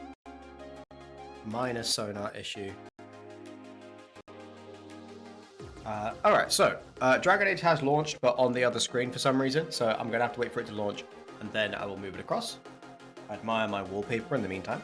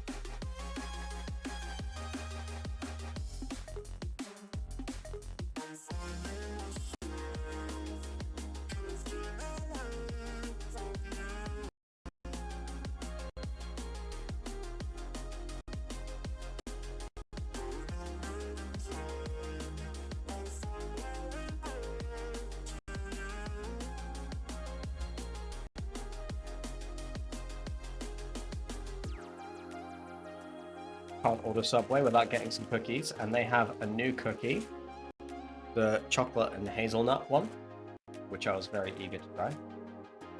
Love a Subway cookie.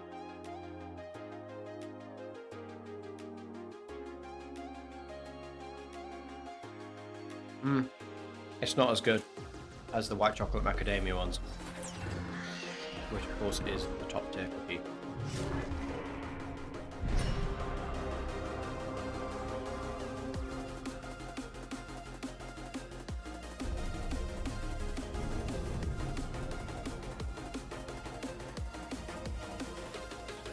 Okay, so let me move this over to the correct screen.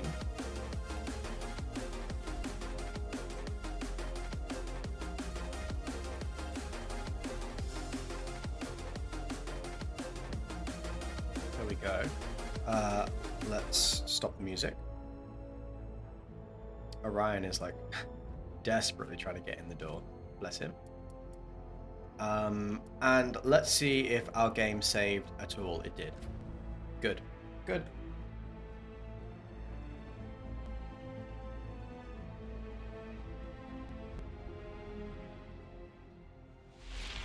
Come on, this way! It should get us to Harding!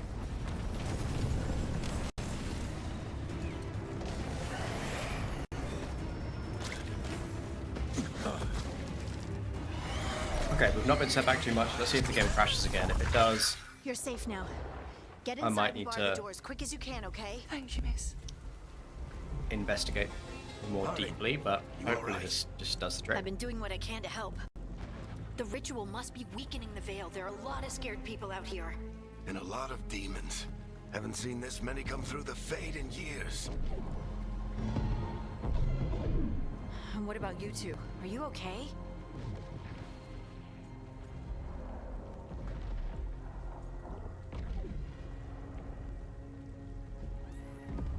Fought some demons, and the Archon's palace took a few shots at us. Nothing we couldn't handle. Speak for yourself. Have you got my gear? Right over there. Where's Nev Gallus? Wasn't she at the meeting point? The Venatori got to her first. They grabbed her before we arrived and paid off the bar owner to keep it quiet. I'm not surprised our detective did something to piss off a cult of murderous blood mages, but their timing stinks. The bar owner said the Venatori took Nev to Dumont Plaza. Can you get us there, Harding? Not a problem. I saw Dumont Plaza while I was scouting the area, and it was crawling with Venatori. Follow me. Eyes up. We've got company.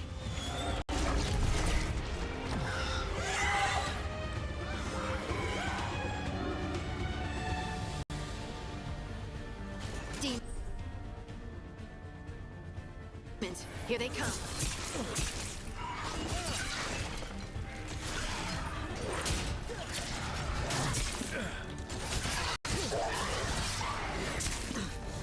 Okay, I'm taking too much damage here. Getting used to the attack speed of oh, I have a shield. Left bumper to raise your shield, yeah. Oh.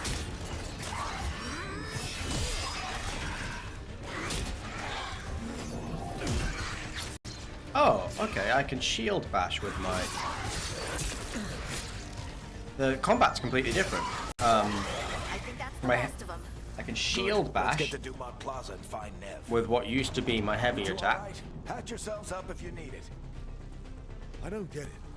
If Solus tears down the Veil, doesn't that destroy everything? Solus always talked about how beautiful the ancient world was. That world existed before the Veil, and he wants to bring it back. Even if his ritual kills us all in the process. Yeah, so I've got a shield bash with my heavy attack, which I can sort of like load up and like, I guess, hit something. And then I've got a heavy attack, and it's the same button now as my light attack, but I can charge it up. And I don't build momentum. So it is a very different combat system than the Rogue, which is cool actually. Like, you could have a totally different experience, I think, playing the game through a second time with a different class. Let's just pick up all these bits and then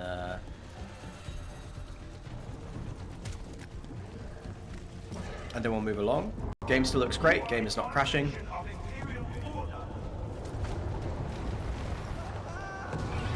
Oh no, I think that's Dumont Plaza. Crap. Let's move.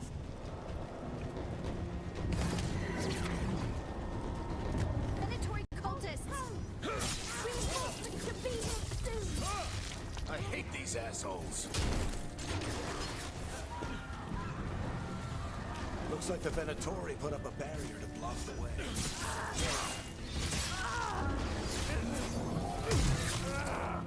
Oh, cool. So the shield bash knocks opponents away. That is cool. More intruders! Avenge our fallen brethren! Friendly bunch of cultists, aren't they? They crossed the Grey Wardens a few years back. Got a lot of our people killed. Yep, I was there.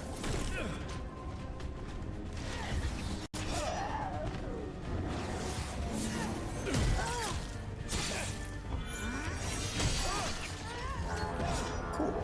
Easy peasy.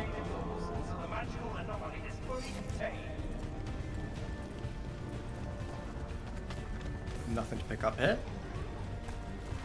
Come on. Guess Any we're little bits of sliding down. loot? Don't think so.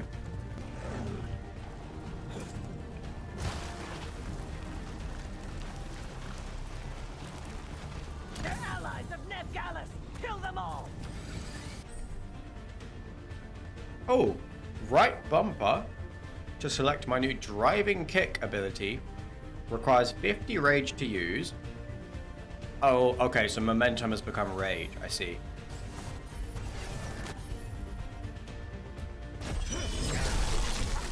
That was sick.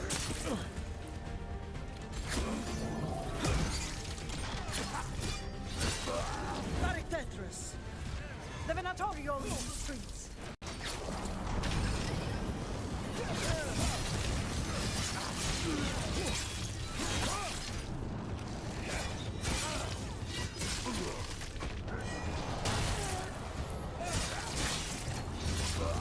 Venatori, take your revenge! Can I driving kick again? Oh! That's pretty sick. That literally killed that dude with that kick.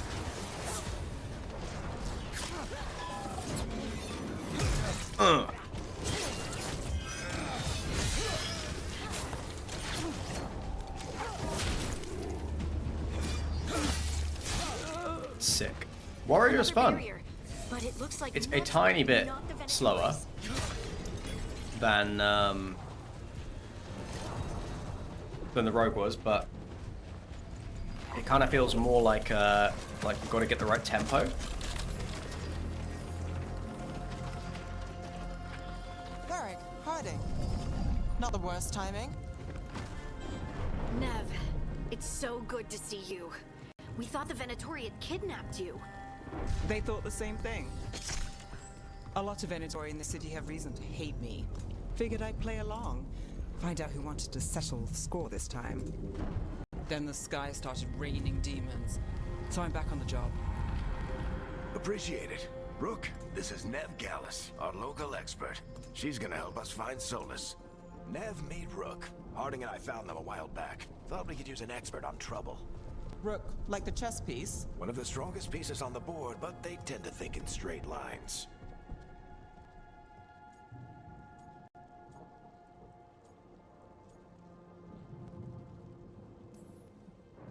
Nice to meet you. Based on the Venatori, you've got excellent taste in enemies. I do my best. You said you had a lead?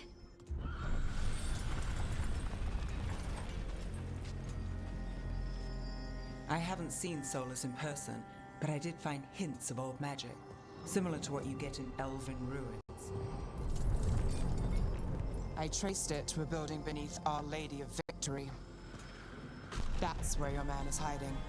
Then let's go. Before this ritual he's doing gets any worse. Worse, this ritual's already drawing more power than I'd expect from a dozen mages. You told me he was working alone. I also told you he was an ancient elven god. An elven god. Well, whatever he is, he's causing trouble in my city. Let's go. All citizens in the canal district must remain in their homes.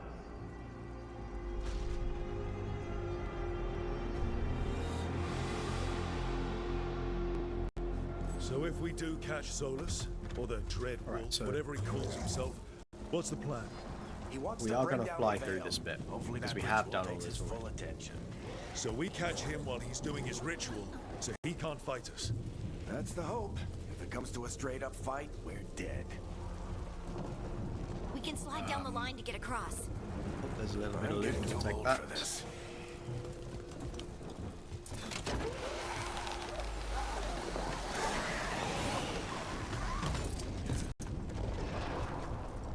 There. That's the building I tracked Solus to. Looks like the Venatori also found it.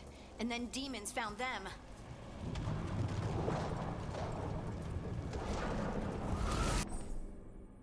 Range attack. Oh, I can toss my shield. Charge your attack by holding right trigger to increase the damage. Alright, sick.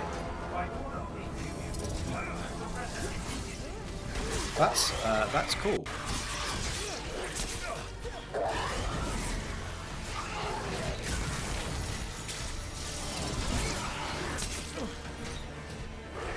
What am I doing here? Wait, what's my range attack? It's this one.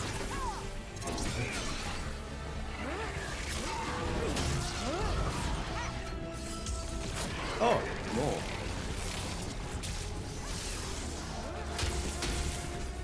Okay, shield doing good work there. Do I get the shield back? I do. Captain America the shield. That's pretty cool. I don't know if I want to play with a shield. I don't think I've lost my chance to play with a shield. I mean, to play with a two-handed weapon, right? I hope not.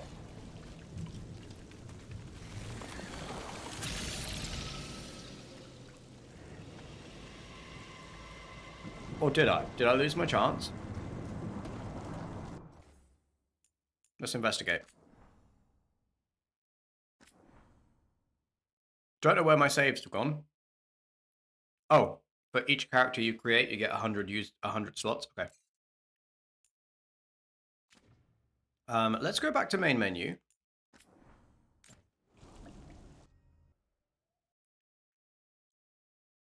And look, I'm just going to run a little experiment here to make sure that I didn't miss out on like choosing a subclass or something.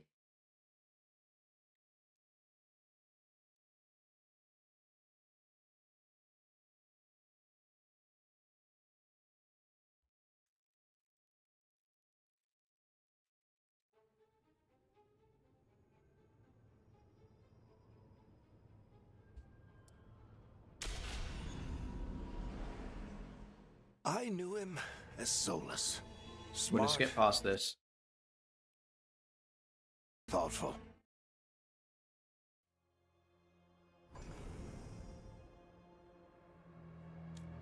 You can import a character from where?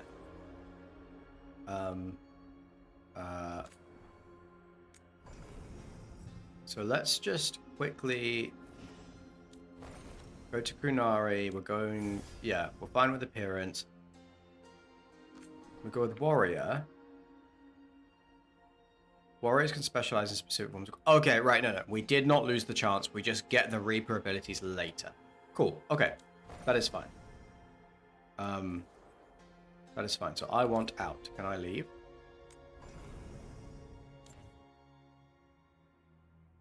Got it. I understand.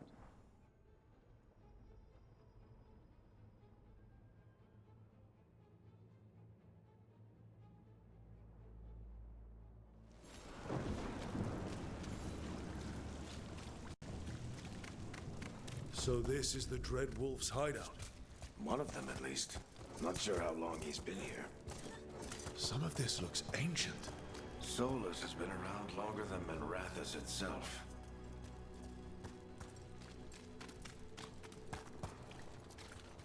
Broken chains. Solus is freeing slaves. Solus hates slavery. One of the Why few would they things bring we their actually slaves with them? agreed on.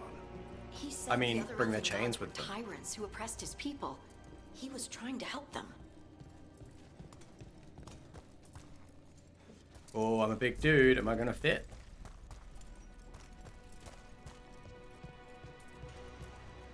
Ancient elves doing something to a dragon, I think. Yeah. Trying to control it, maybe? Solus said the other elven gods were evil. If they were binding dragons, he was right. More demons.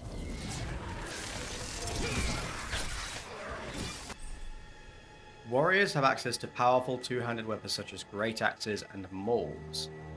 I would like to use a great axe or maul. Attacks are slower than those with weapon and shield, but inflict more damage. Basic defend is replaced with timed defend when using left bumper, while a two-handed weapon is active. Okay. Okay. How do I... Why are you telling me that? I see, okay. I see.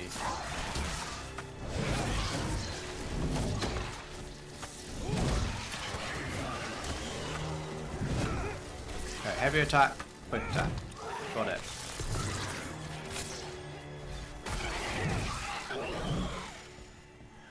Big old hammer. Let's do it.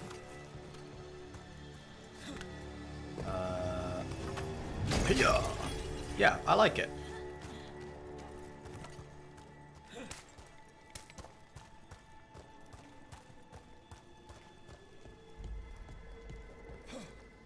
Oh. It sounds like that opened something below. Then let's have a look.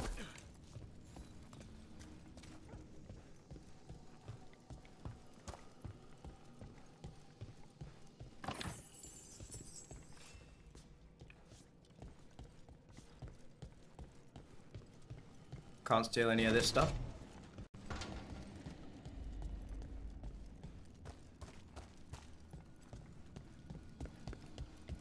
And That's some where is all magic. this water Definitely coming not from? from Tevinter. Any guesses Flowing what down it from is? here. It's called an alluvian. They're elven and very old. It acts like a doorway from one place to another. Solus uses them to get around quickly. He must have gone through it.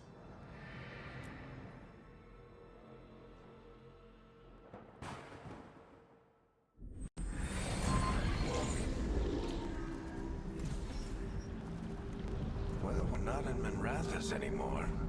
I know these trees. This is Arlethan Forest. And there's your ritual. The power involved. I've never seen anything like it.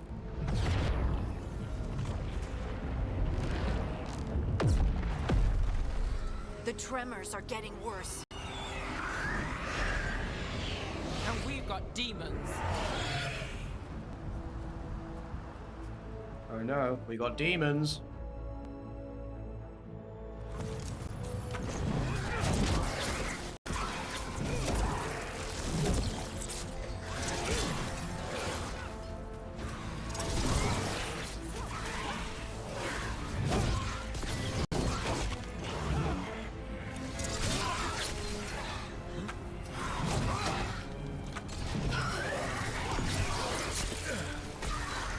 tried the time defender, it didn't really work. But we'll get the hang of it. Back in Minrathous. The Fade's a mess this close to the ritual. No telling what could come through.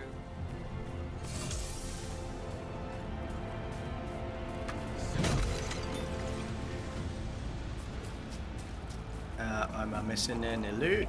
No, doesn't look like it. Does it feel like those tremors are getting worse? Keep moving and try not to think about it.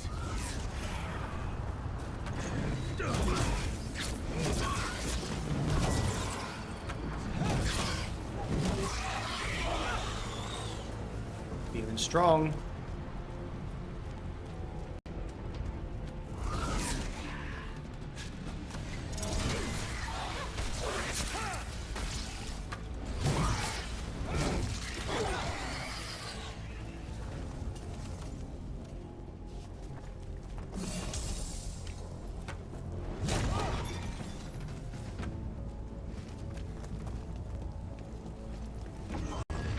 We get tremors every time one of those big crystals at the ritual site lights up.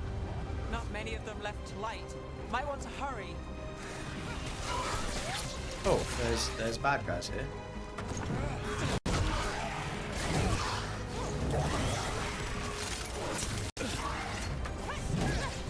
Yeah, I need to get used to the timing of the block because I keep missing it.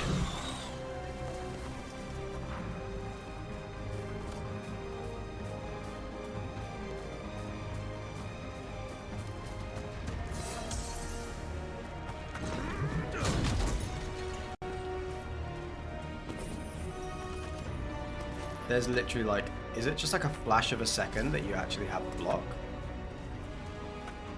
Might be. Like there's a really, it could be a really, really narrow window of block. Almost there. By holding left trigger and pressing their designated input. Okay, I see.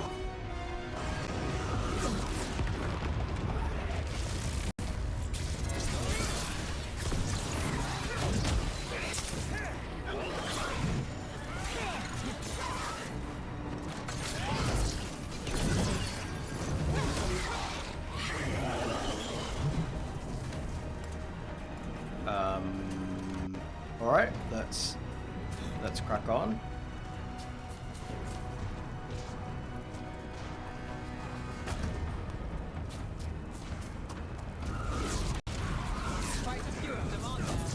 Nothing compared to how many will get as Solus finishes his ritual. I'm trying to like play perfect and not take damage. Maybe I shouldn't be like putting that much effort into trying to play perfect while I'm still like, you know, mastering the mechanics and stuff. Anybody got heals for me?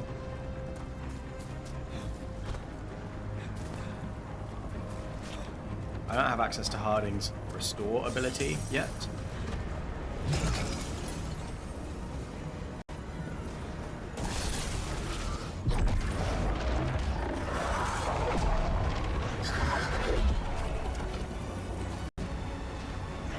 We have to stop this demon quickly.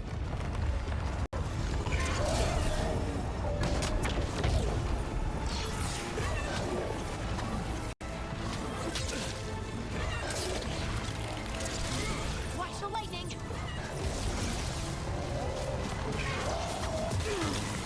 Okay, I dodged into the lightning there. Oh! I dodged into the lightning again, okay.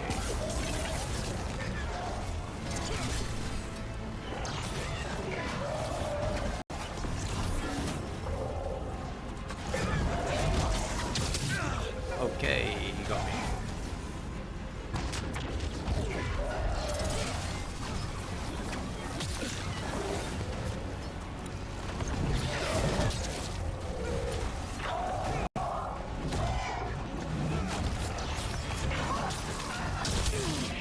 Okay, I think I did manage to get a block in there.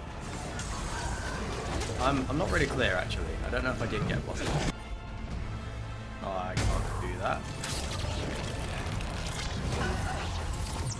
How did a demon this large get through the veil? It's a pride demon. Damn thing probably sensed Solus's ego. Oh!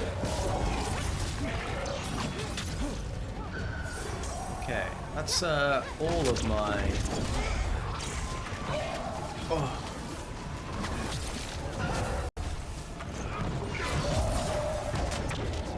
Yeah, I don't know how the timed dodge works, unfortunately. I don't seem to be very good at it.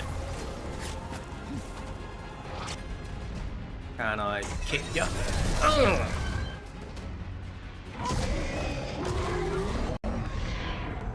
Everyone all right? Good enough. Let's get to Solus. Move closer. About that. Okay, I'm done with my food. Thank you for being patient with me while I ate. It was delicious, thank you.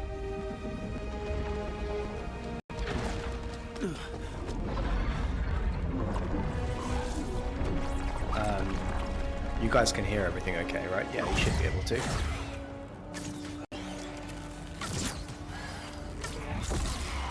All right. I'll take it from here. Are you sure? Positive. You three just keep the demons off me while I talk to him. Varric, Solus isn't gonna stop just because an old friend asks nicely. Solus needs someone to sell him another option, to help him justify changing his mind.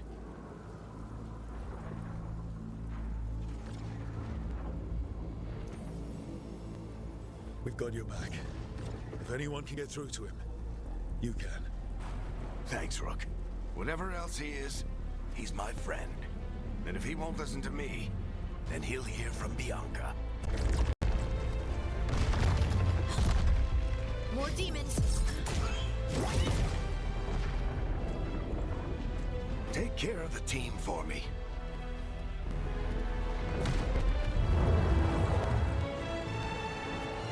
Oh, okay, I see. So once Varric leaves the party, then you get access to the other two. Neat bit of game design, Chuckles. that is. Hope I'm not interrupting.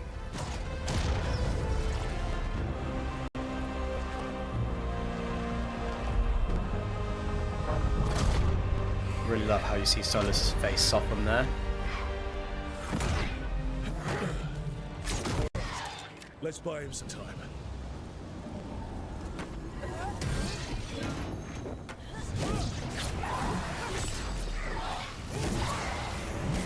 Okay, that was a timed block. We better talk fast. We can't hold these demons off forever.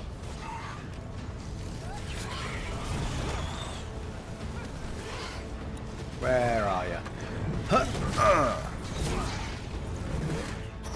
Awesome. Yeah, so okay, now I know what a successful timed block looks like. Let's try and get that a little more often, if it is feasible. Veil is a wound inflicted upon this world. It must be healed. By drowning the world in demons? I have taken precautions to minimize the damage, Varric. Minimize the... People are dying right now. You need to listen.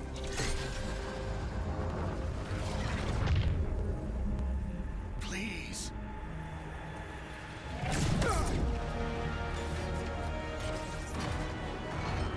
People are always dying. It is what they do.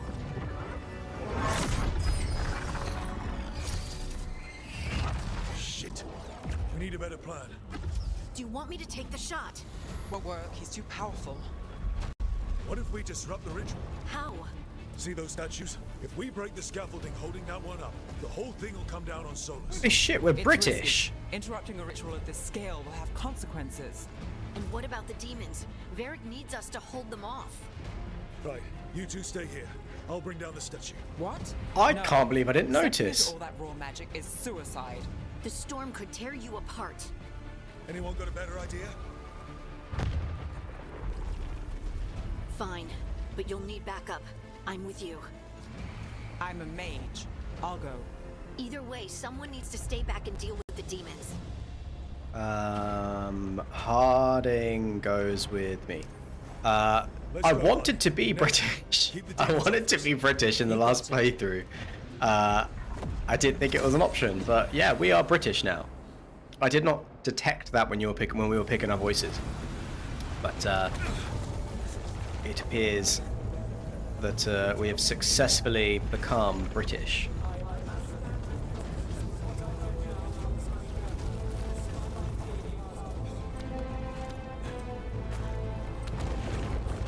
Parkour. Parkour. Oh. Bring down that scaffolding.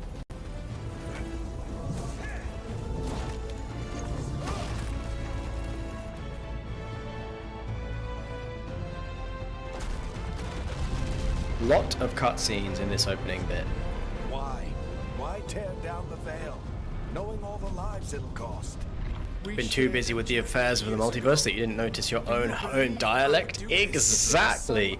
No, we were American in the last playthrough, and I did want to be British, I kept complaining about it. What a fortunate twist to I'm fate. with you. Together, now! You came a long way and made a valiant effort, Varric, but this story does not end with my downfall. Push!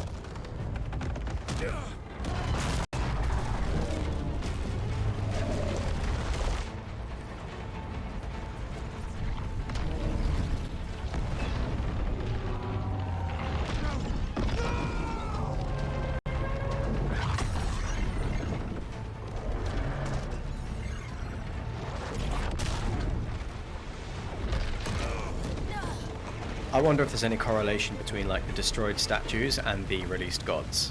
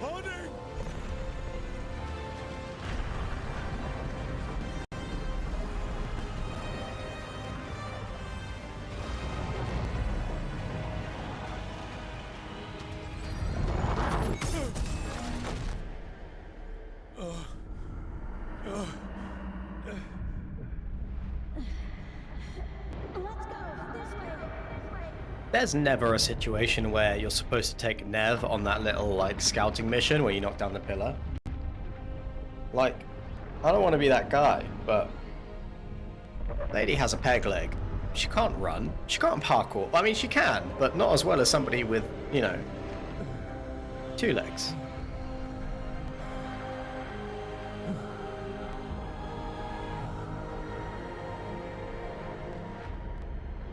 I mean, don't get me wrong, I'm sure there are plenty of people with 1 leg who could out-parkour me, but I'm just saying, you got to lean into the strengths of your own team.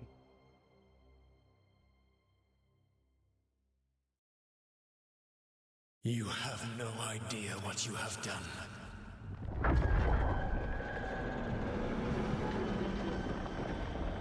Soulless.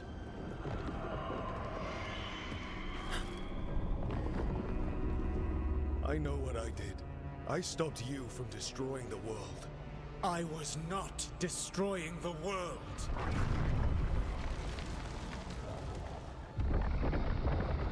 When you disrupted my ritual, the magical energies pulled me here, into the Fade. Okay, so that's why you're here. But why am I here? Your physical body is unconscious, but you shed a few drops of blood at the ritual site. Enough for a tenuous connection. Blood magic? Firstly, I abhor the use of blood magic. Secondly, had I the power to control you, I would already have used it.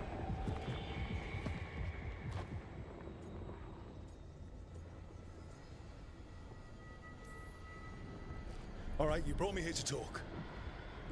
What are we talking about? The Evanurus, or as you would call them, the Elven Gods. The creatures that escaped. In ancient times, they ruled the elves, but that was not enough. They sought not just to be obeyed, but to be worshipped. When I rebelled, they drew on the horrific magic of the Blight, corrupting all they saw until I trapped them.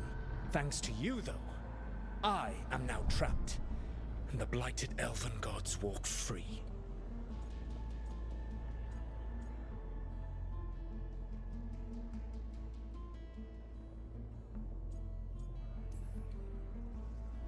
How am I supposed to trust anything you're saying? You saw them escape from my prison. I also saw you bringing down the veil. I had a plan. Varric always said you'd have a big explanation for why none of this was your fault. Varric? Yeah, he said that's your style. Never quite lies, clever half-truths that let you convince yourself you're doing the right thing. He tried to talk to you anyway, and now he's hurt. Varric is quite practiced at shading the truth himself. So those things that got out, you said they were Graphics gods? are awesome. Solus looks great. They said they were gods. Blighted, tyrannical, sadistic gods. It took all my power to imprison them millennia ago, but I am certain you will be fine.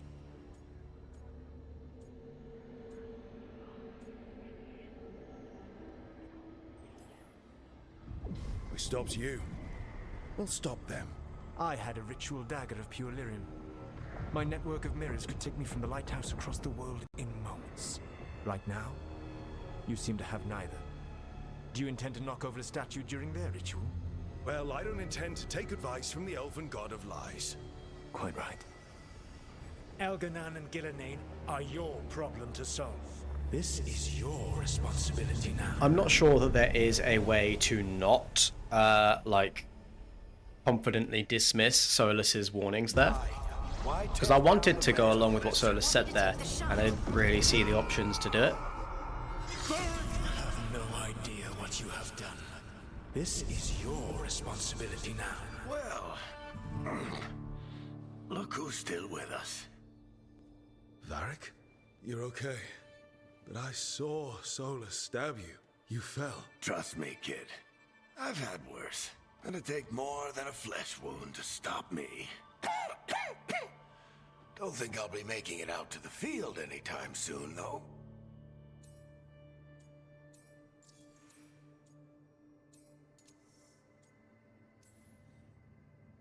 Varric, when we stopped the ritual, something else got out. Something even Solus is afraid of. You've got this, Rook. World's not flooded with demons right now. Because you stopped Solus, not me. Varric, even so, I need you to... Rook, you've got this. I've seen your work. Like that time you ditched your orders for a better strategy during a darkspawn attack. There's a reason I dragged you into this whole Solus mess. You're clever, adaptable, and you don't know when to quit. Rook? You're awake. Sorry, I didn't mean to barge in. I was just looking for elf fruit. No, it's fine. I was just going to stretch my legs. Oh, Rook. Watch your step out there. If you put a foot wrong, you'll fall forever. Yeah, on top of everything else, the Illuvian took us to the Fade. The place where dreams come from, so... that. Yeah. Then I really need to look around. Yeah, you should. And we should talk about things. Maybe find Nev. She's outside, looking around. There's a room with a table down the stairs. I'll meet you there. Go ahead, Rook. Me, I need to sleep. See you later, kid. Yeah, this fits better. It even fits the nickname Rook a little bit better. What do we got here? Plate of the Blood Dragon. Hen Shatash Warrior. Oh, a new appearance and vestments of the Blood Dragon. Okay, cool. Cool, we got some stuff. Let's put our stuff on. Armor slot. So the starter armor is pretty cool. But I think the plate of the Blood Dragon, oh man, this looks great on a kind of warrior type. I do want to save my changes.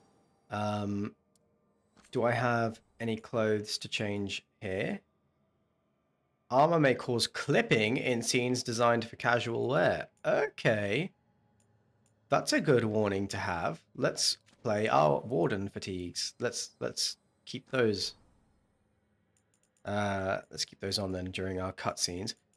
So this is weird. I can see all of the weapons that are available in the game and just unlock them over time. That is a weird design choice. Like, I can go and see what I'm assuming are like the end game weapons, and I can just see them all now, and I just have to unlock them. So that is a weird design choice, I think. Same with the shields. Yeah, strange. That's not normal. Recruit's sword. And I've got this big old hammer. Yeah, that feels very odd to me. Let's talk to Varric. I wish I could be out there with you, Rook. Just be careful, all right? Nothing to say to Harding. Okay, let's go find Nev, have that chat, do the statue thing again. Not going to read these because we read them all on our last playthrough. And I don't want to bore you guys with all the exposition again. I'll fill you in if it becomes relevant. So is this not the room where we can talk to the team? I'm guessing it must not be.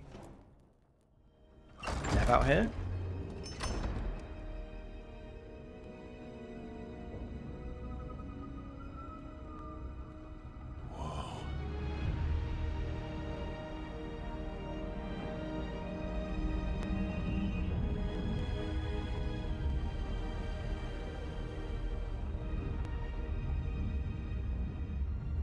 Look who's with us. We're really in the Fade. Land of raw magic, nightmares, and this, apparently. It's a lot to take in. Nev's hair falling off her collar is really awesome. She's not wrong. But if you need a breather, can't hurt to look around first. Yeah, the hair looks incredible.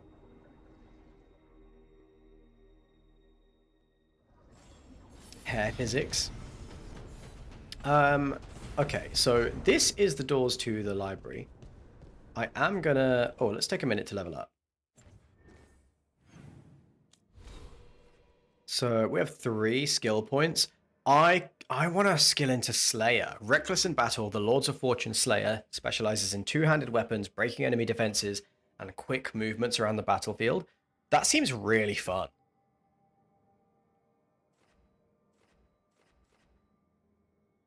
The pinnacle of Grey Warden combat prowess, the champion is a born leader who rallies their allies, turns their fervor into flame, and wields a shield.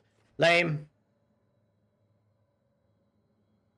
Reaper throws shields with precision and turns their own pain into strength. Defender of the living and dead, the Mornwatch Reaper leeches life from enemies, throws shields with precision, and turns their own pain into strength. Think I want to be a Slayer.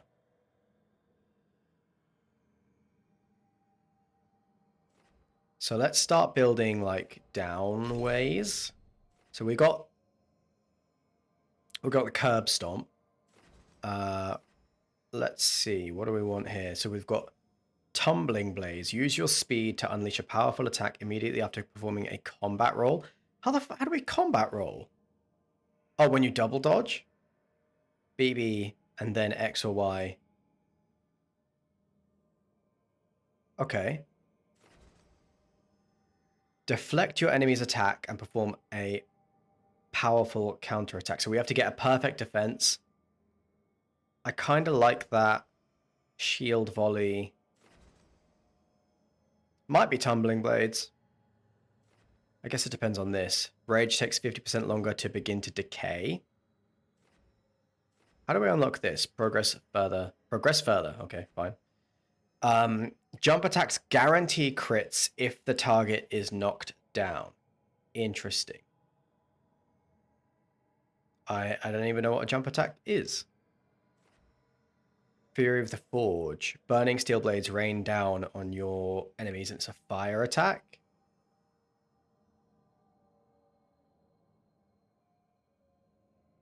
Whereas over here, we've got Spectral Bulwark. Hone your guard and protect yourself from enemies foolish enough to attack. Enemies who hit you with a melee attack take damage and very high stagger. Increases defenses. Okay. I think we probably want to build towards Fury of the Forge. And skill down into Slayer. I'm going to take these 3 then. Cool. Well, we have like infinite respecs, so I am on board with just going ahead and doing that. I have no idea. We lined up these statues on the last playthrough. I don't know what it unlocked.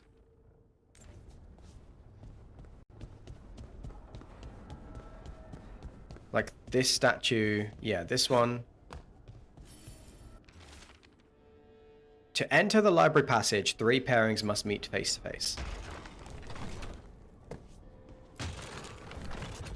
What library passage?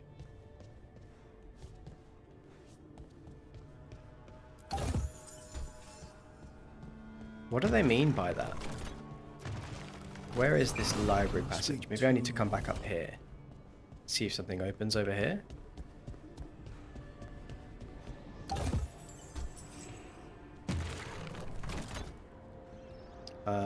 I need you and you to point at one another.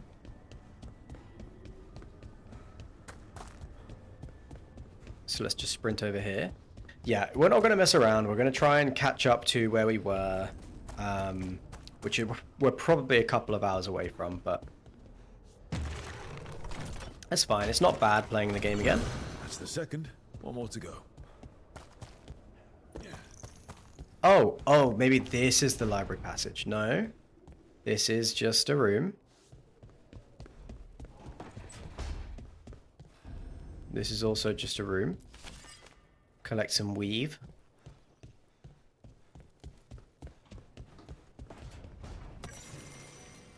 Notes on a caretaker. Oh, Nev's in here, and okay, well, let's just go talk to Nev real quick. Wisps. Figures are in the Fate, but I swear they're following me. You alright? Strange place you've fallen into, but I'll work with it. You know me. Do I? I know Varric wanted you for the job. You know the same about me. It's a start. Whoa, quite the start. A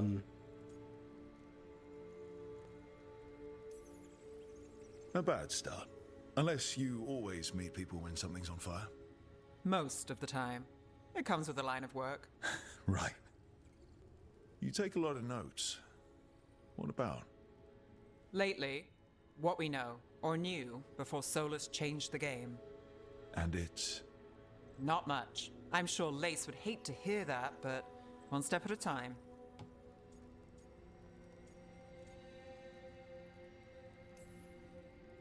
Okay, so step 1 is figure out what we're chasing.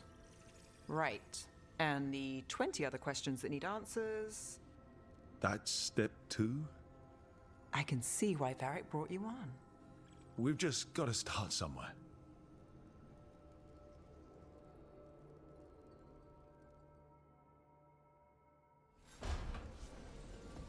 Okay. Let's run around here and line up this statue and see what door it actually opens, because we have, like, I'm sure we must have missed something.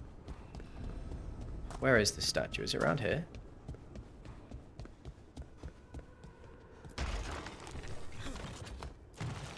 Okay, and I need to go around and get this one. Yeah, I like Nev and Harding, both as characters. Dragon Age's characterization's always been pretty strong. Like, the characters are super cool. Varric is absolutely incredible character. And Divine Imperatives. Okay. Right. That did something. It did do something. I need to follow this wisp and see where it's taking me. Is this going to open the... Is this going to lead me towards wherever it is? Oh, it's gone through this door. Oh. Ah. Ah ha ha ha! We figured it out. Okay. Music room.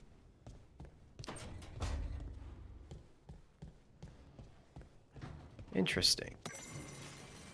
Memories of a duet.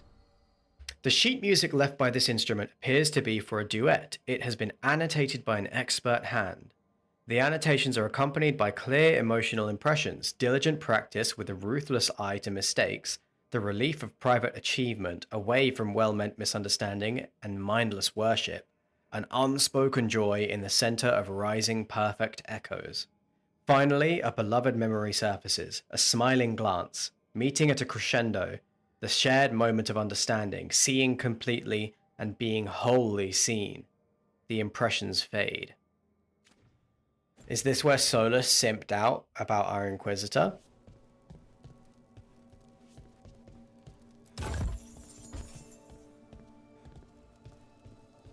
I think so. I think this is Solus's little mopey emo boy, like writing songs about how he can't be in a relationship because he's too busy trying to end the world. So, we stopped the ritual. And Varric paid the price. Hey, Varric made his choice to go talk with Solus. He knew the risks. We all did. And now Solus is gone. And we're here. Wherever here is. Besides in the Fade. Solus called it the Lighthouse. He did? When?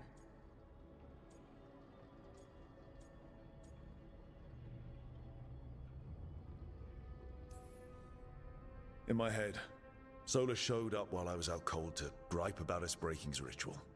He's mad about us destroying his ritual? Sounded like it. When the ritual went wrong, he ended up trapped in some kind of prison. You're sure that wasn't just a dream?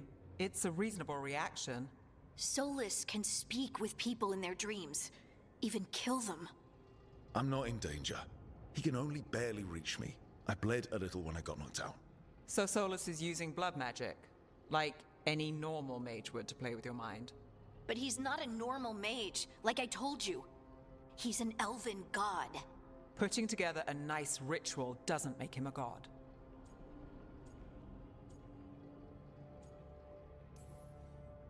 I don't care about the philosophy.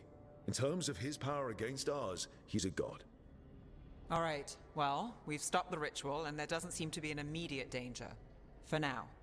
You're certain Solus can't use blood magic to affect your mind? I'm not certain of anything. But we're not out of danger. What do you mean?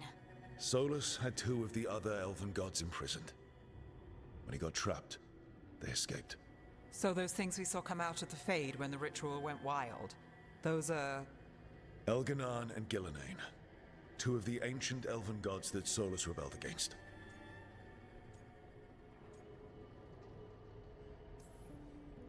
They're our next target. So we set our sights on a pair of elven gods. Like it's easy. Who else is gonna do it? If they're loose, they need killing.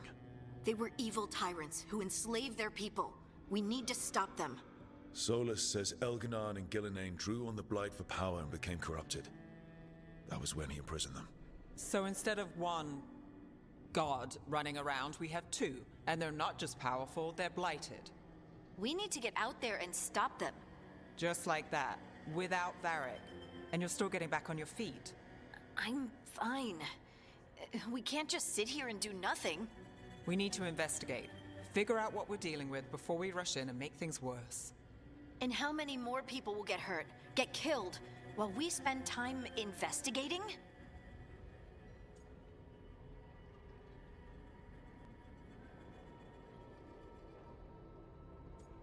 Last time we sided with Nev.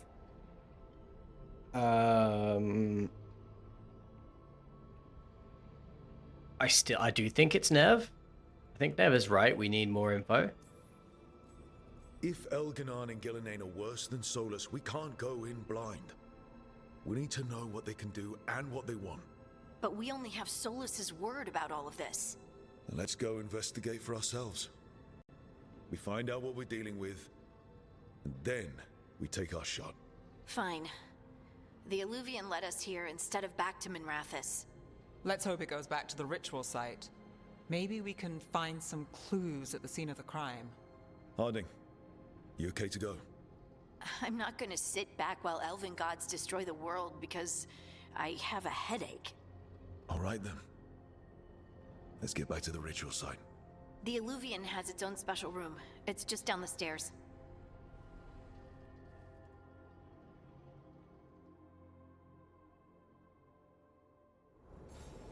All right, down the stairs and back out to...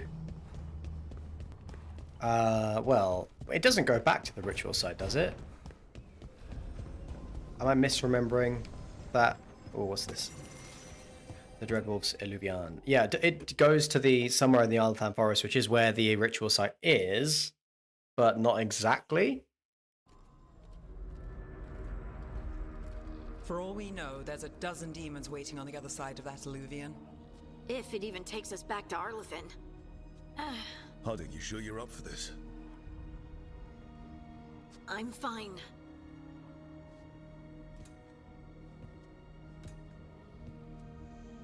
Well then.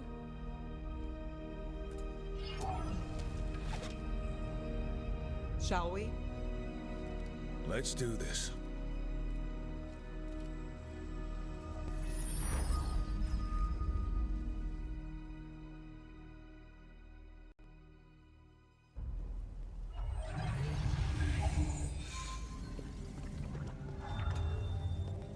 The armor looks cool. Quiet. Well, isn't that a surprise? There's the ritual site. But if the gods really did get out, they're not here anymore. Right, let's take a look around and see if we can find...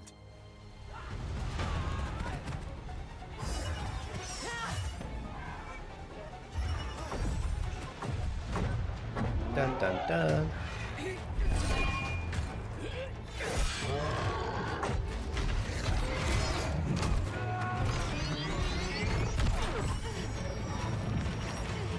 Shut it down!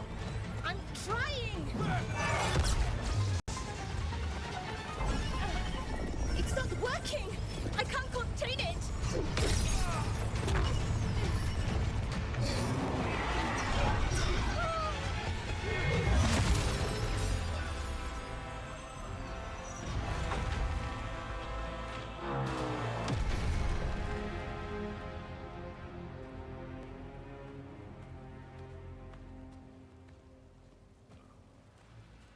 Strife? Irlin? It's me, Lace Harding. Harding? What are you doing back in Arlathan? It's complicated. I can see that. Rook, Nev, this is Strife and Irlin. Varric and I met them when we first started hunting down Solus. They're veil jumpers, experts in ancient elven magic. Hardly experts. I should have been able to shut that artifact down. I'm sorry, Tarith. It's not your fault. Since the sky ripped open, the magic's been surging. Bunch of artifacts that had been dormant for centuries started coming alive. This is because of Finn Harel's, Solus's ritual, isn't it? You all were supposed to stop him.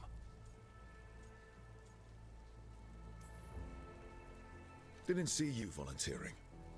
We put our lives on the line to stop Solus, and we stopped him. And we've got the scars to prove it. Sky's not ripping itself apart anymore, is it? All right. You stopped Solus. So why is Arlathan neck deep in wild magic? Solus was dragged into the Fade when we interrupted his ritual, but something else got out. Someone else, supposedly. Elganon and Gillenane. Mithalanast. Two of the elven gods of old. The Evanuris. Shit. If they're back in the world, that explains a lot. I was really hoping that the Dreadwolf was lying to us about all of this. He's the god of lies. But some things are sacrosanct, even to him. He might be a bastard, but he's a damn sight better than the Evanuris. There's a reason Solus led a rebellion against the Evanuris. and the reason he imprisoned them. But now they've escaped. Tareth is in bad shape. We need to get him back to the camp. We've still got dozens of Veil jumpers unaccounted for. How can we help? We need to find Belara Lute. She's the best there is at working with our ancient artifacts. And also at blowing them up. She was off looking for another artifact before this ritual shook everything loose. If anyone can get a handle on all this wild magic and the artifacts it's setting off, it'll be her. Right. Then you two get your friend back to your camp and we'll find Belara.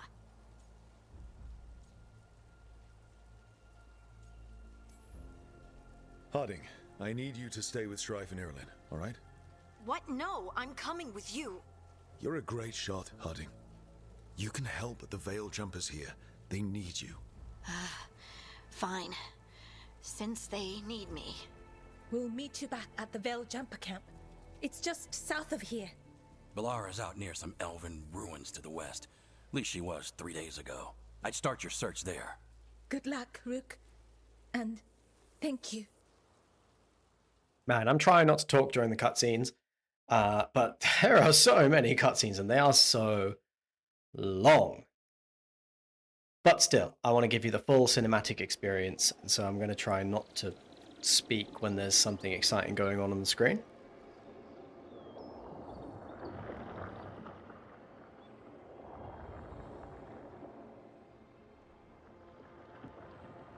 Is it me?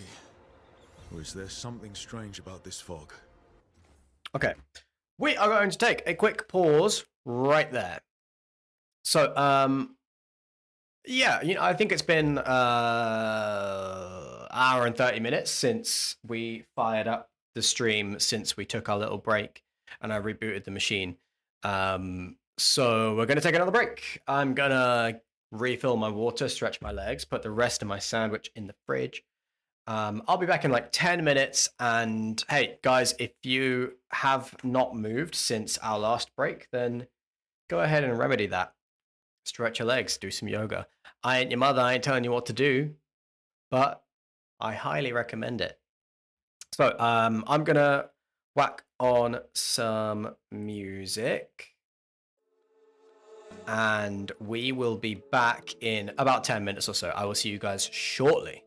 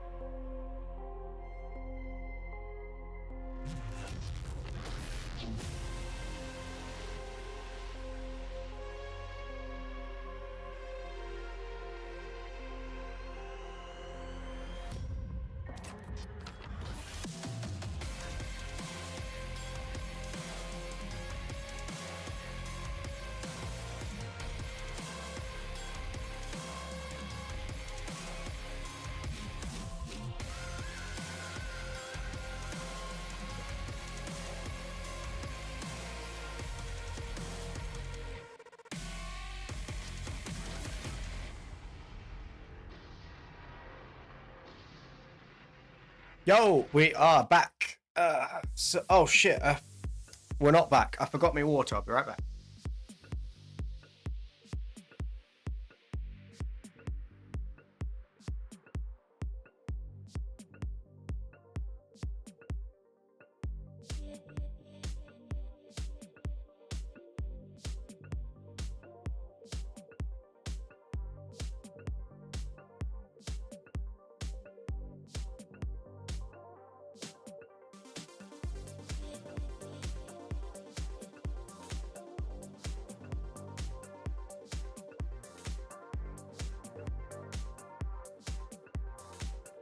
Okay.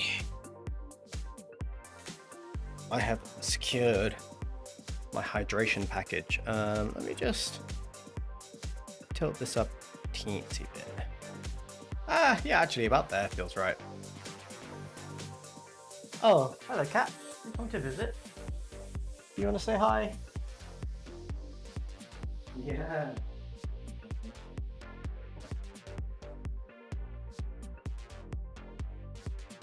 Look! You want to say hi to everyone? Hmm? Oh. No.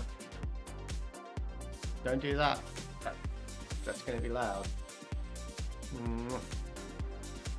That's going to sound awful for everybody listening if you rub your face and butt on the microphone. Yes, I love you too.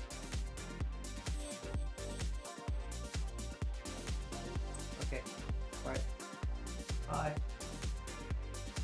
She's got hair all over me. Make yourself comfy, Ori. Oh, anyway, where were we? Yeah, alright, so let's just jump straight back to... Oh man, there's fucking cat... there's cat hair all over the microphone now. Sorry, guys. I'm gonna pause... now, I'll deal with that afterwards. Apes02, thank you for the follow. I know it was a couple of hours ago. I'm not sure if you are still here. I don't have follow alerts on, so I miss them often. But if you are still here, thank you for the follow. I appreciate it. Folks, if you are enjoying the stream and you're liking being here, drop me a follow. It's currently the only way that you can let me know that you're enjoying yourself.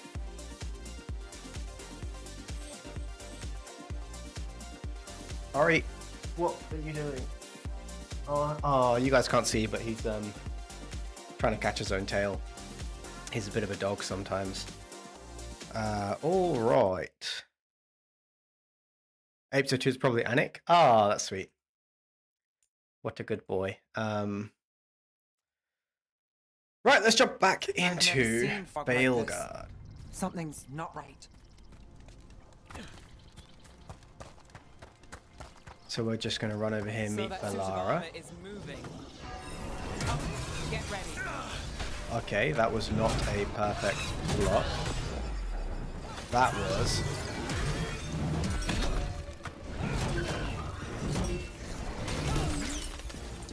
wrecked. You saw Ori? Or what? Just what, like in the background? Gotcha. Oh, people. Where'd you come from?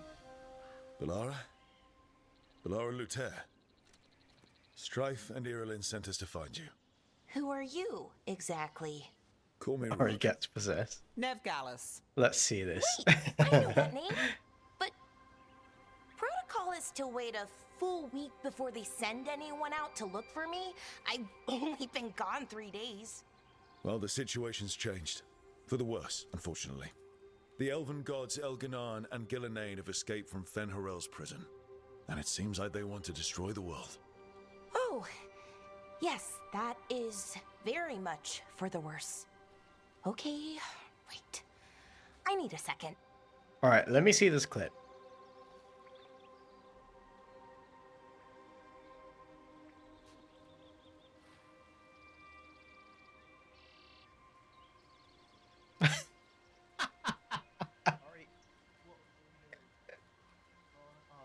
That's so funny.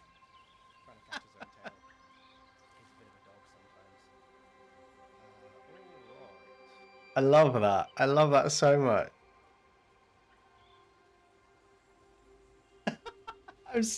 I'm so happy you got that clip, Sam.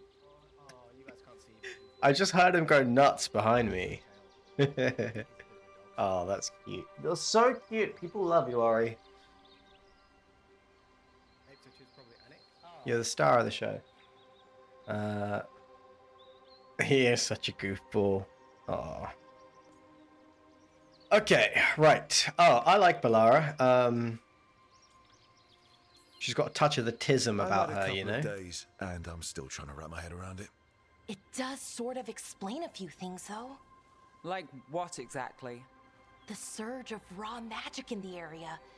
These artifacts started waking up a while ago, but in fits and starts. One here, a couple there. Then, a couple of days ago, the sky split open.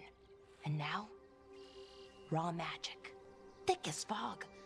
Only a god, or gods, could have done that. There's something kind of exciting about it. And dangerous. Really dangerous. Dangerous enough that I was gonna head back to the Veil Jumper camp, but... But what?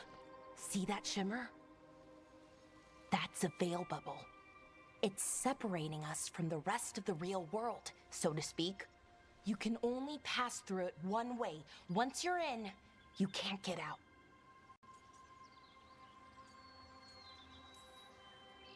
I think I'd prefer to stay in one piece, yeah. Right, me too. But I think I can find a way out. A bubble like that? There has to be something at the center that's generating it. Something powerful. If we can find it and remove it safely, I mean, the bubble itself should collapse. And then we're back in reality? I sure hope so. Well then, let's get going. So one thing I am loving about this armor set, the Blood Dragon armor set, is it, so we have a broken horn that's replaced by a ruby. You can see it there, and it matches so damn well with the Blood Dragon armor. Super sweet. I've been trying to get to the artifact at the center of the bubble, but these magical constructs keep getting in the way. A few dozen demons shouldn't be a problem. Spirits, not demons. They're animating those suits of armor. The armor's attuned to the artifact to protect it from threats. Ah, and I'm guessing it sees us as threats. Right, let's just fly through here, pick up some of this loot that we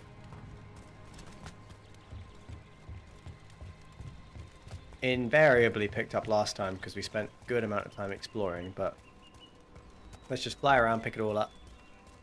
Do I want to go down there? I do, right? Yeah, I do. Let's just run down here and grab these bits. Like this Viridian crystal, is that what this is? Flawless crystal. What's over here? Hey! Oh, I'm wet. Can I climb this? Can I break this? No. Okay. Around the other side then. Take this, Nugs. Ooh. Truffle? Oh, sweet. Okay. That's the edge of the bubble. Can't pass through it. We need to shut down the artifact first. Yeah, you got it. Shut down the artifact. We're on it, Balara. You aren't aware of this, but we actually did all of this like yesterday. Is that water just swirling into the air? We call that kind the whirlpool. The anomaly, I mean.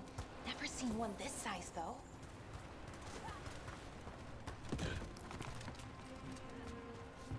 I think I can hear Neb struggling in the background. I don't know if you guys caught that.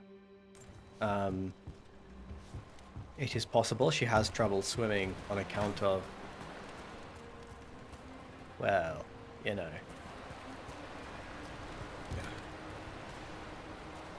But maybe she could like fit like a propeller to her leg, and that would help.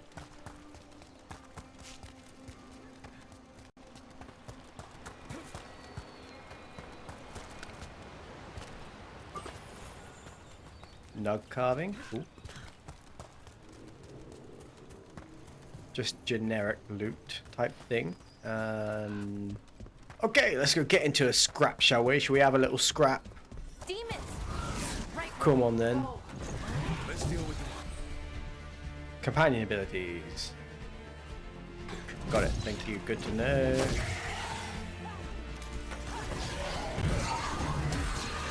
Get away from me.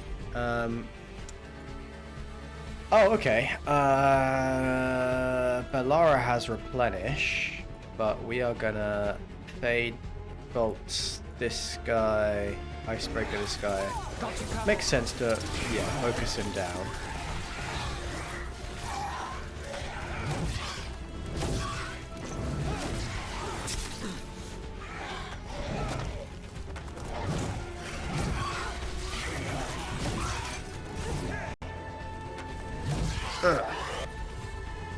Okay, yep. Oh, more.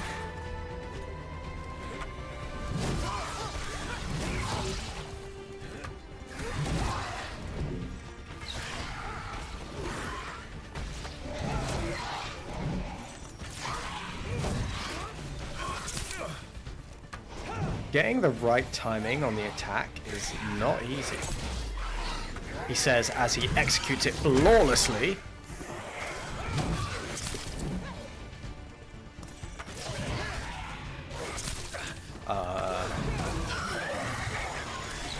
Come on. I'm not getting it.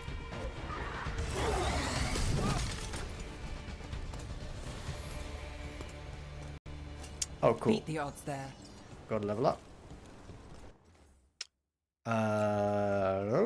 We did not beat the odds, Nev. It was like 3-on-3 and they were shitty little demons. Chill. We had it under control. I had it entirely under control. Stagger from weapon attacks plus 20. That seems very good.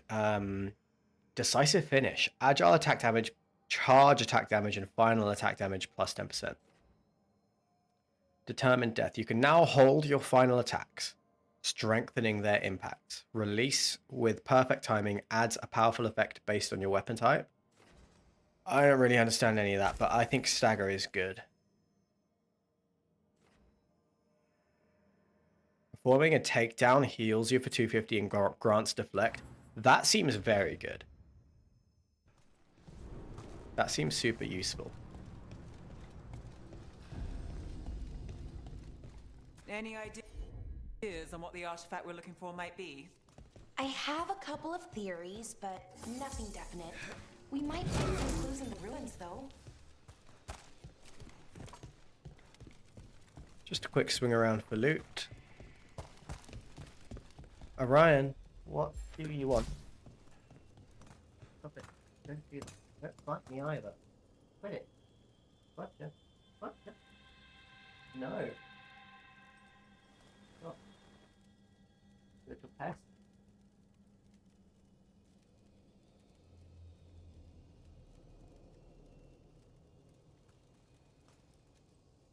Don't you come in here and start causing a ruckus now. Best behave yourself. Turn you into a scarf. I don't usually see elven ruins that haven't been picked over. Not many people come this far into Arlathan. Just veil jumpers, mostly. And people trying to save the world, apparently.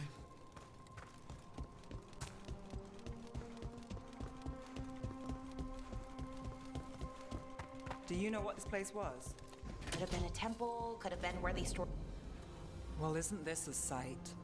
Wait, is this? No, it can't be. Not here. Can't be what? We have to get over there. The artifact we're looking for must be inside. It almost feels like an armory, or something like that. Why would there be an armory this far out? Warlords. Ancient elves had a lot of them. Wait. Ah. There was loot here. Did I get it? I think I missed it. Didn't get a notification about it. Also, we messed up the dialogue a tiny, teeny bit there by going too fast.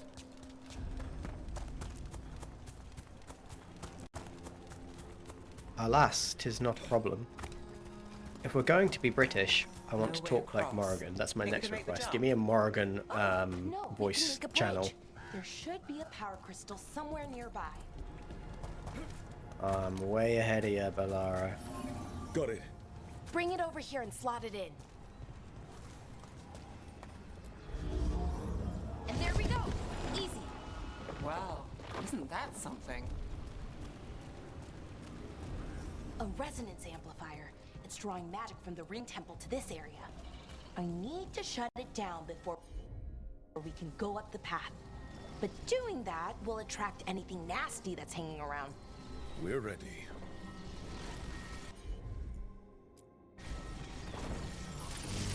Go for it. We can handle it.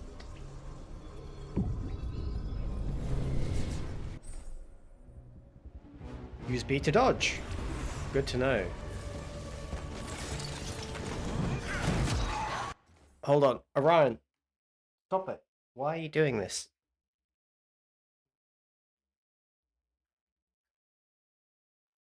Yeah, I've gotcha. If you wanted to say hi, you can just say hi.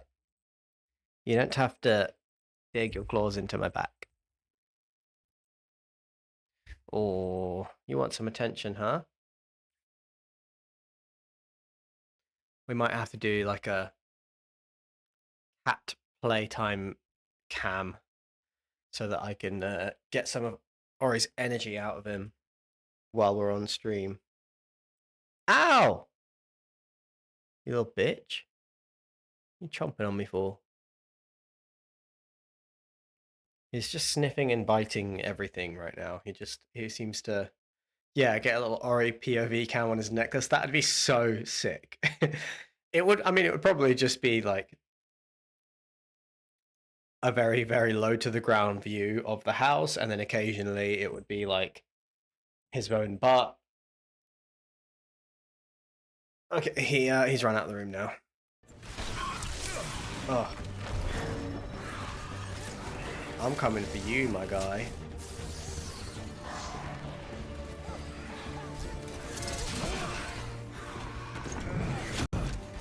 Okay, I mistimed that somewhat.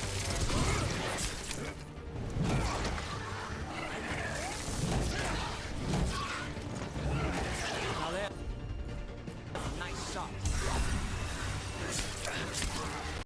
Okay, messed up all the timings there. Got us at range. Watch it.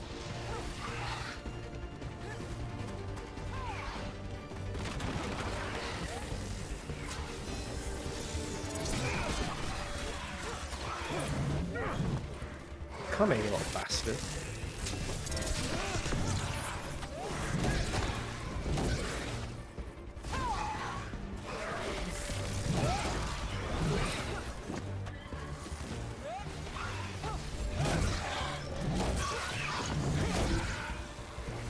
Okay, swing, swing, throw.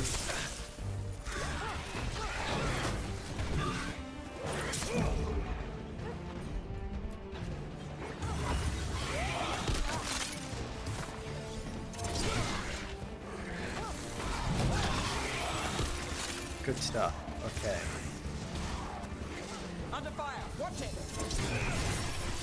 Oh, okay. That did tons of damage once we charged it up.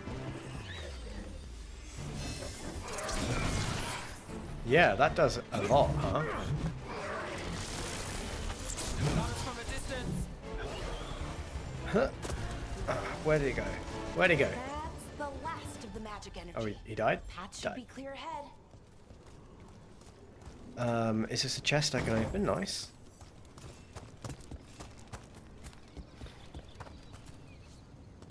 Ori, you're very in and out today. Like, are you gonna sit with us, or are you not?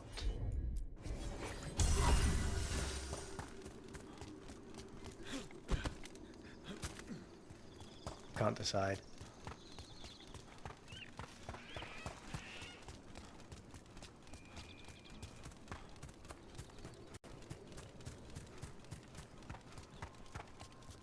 Another one of these things.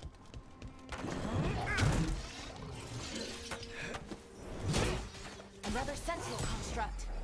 We'll have to take it down. Okay, messed up the timing there. Messed up the timing there. Messed up the timing there. Not doing. Messed up the timing there. I'm not good at this timed block, man. But watch out. Whenever you see one, there's more nearby.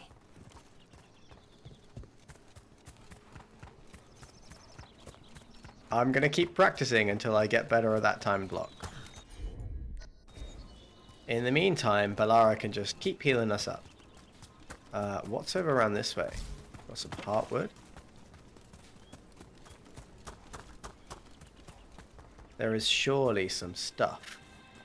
What's over here?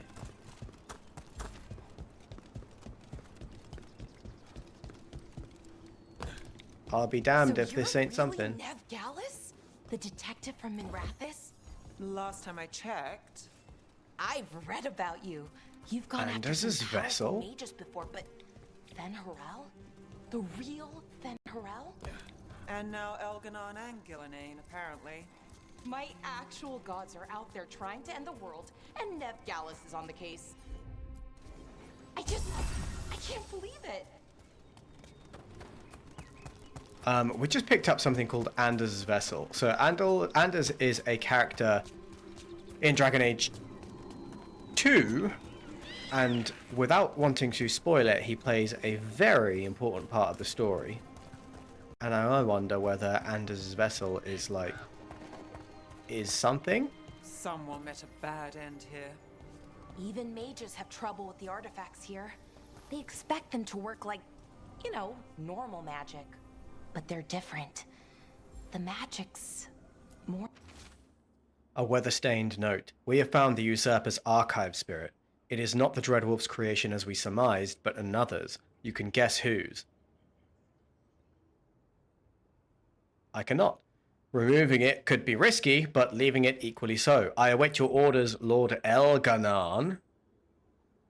Is Elganon not the god that we literally yesterday released? Because if so, Elganon and Gillenane mobilized incredibly quickly. Like, to already have plans in place. Yeah, man, they got some admin skills.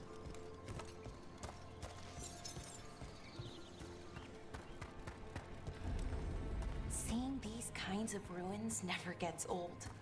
Anything here that can help you piece together what exactly that artifact is? I have a theory, but we're miles away from where that artifact should be.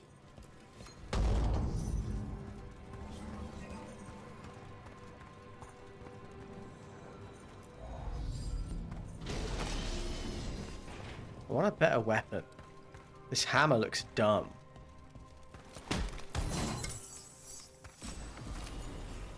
Oh! Oh, we manifested it again! I am so sick at video games, man. Sweet. Fade Touched War Axe. Now that looks the part. That looks way better. Okay, you mother truckers. Let's do this. Who's up first? You're up first? I fucked up. Right about what? I missed. I missed the block. I think I know what the artifact is. I missed the block. I am not good at this time block. I missed the block.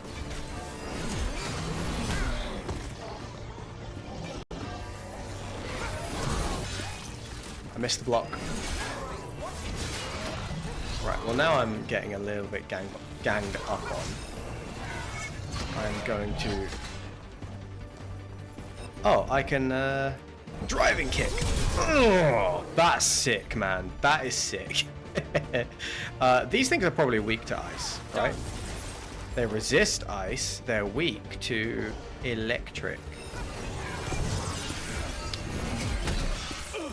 Oh, okay. I'm taking a bit of a beating here. Good to go.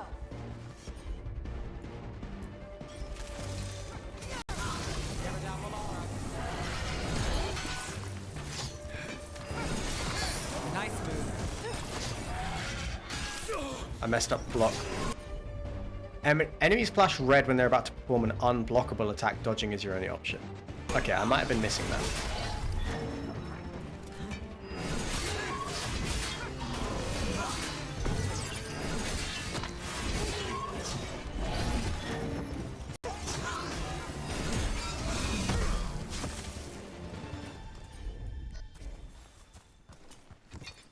Okay, got it. Yeah, the timed block is not my forte. I wonder if I'm missing something, or if the yeah, I might be missing some kind of mechanic. I wonder if it's the unblockable attacks. Inactive core. Core, blimey.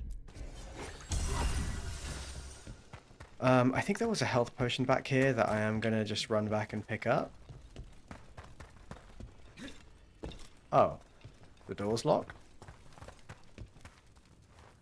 That is not an ideal situation, but it's fine because there's a health potion on the other side of these doors. Right. So if this is an armory, what sort of artifact are we finding? A weapon? An archive spirit. Somewhere around here. What? Anywhere. Any minute now. Bound to a crystal. Ancient elves use them to store knowledge and to help them dream.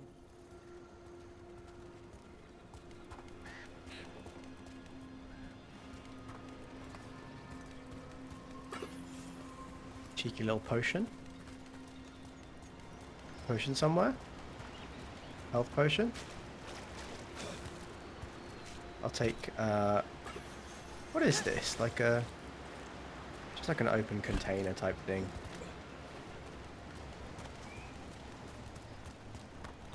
Nothing to get excited about. The Darkspawn looks so sick in this game, man. They're just really well done. Look at those. Look at that thing. Yeah, they look horrifying. Darkspawn.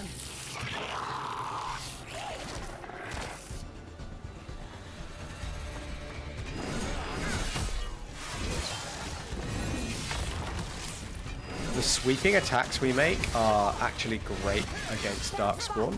And of course we are a Grey Warden, so we deal extra damage to Darkspawn. Darkspawn. Here. I never would have believed it. Until today. Oh. Grab that health potion. Another one of those resonance amplifiers. Get ready. Once I shut it down, the path ahead will remain blocked until the magic dissipates. We've got your back. There's some stuff around here that we want to pick up. Love me some stuff.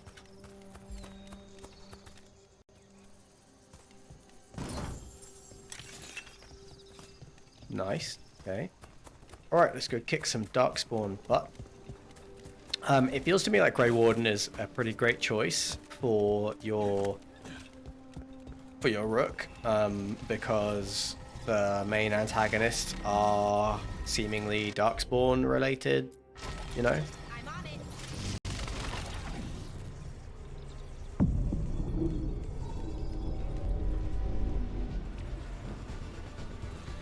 Oh, enemies?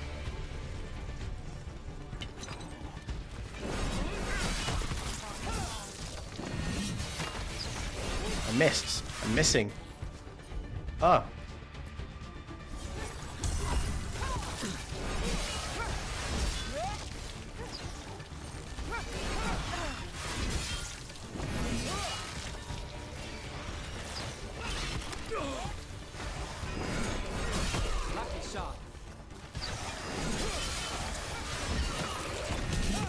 These things I've attack never seen much Darkspawn faster than I do. this deep into Arlothan Forest before.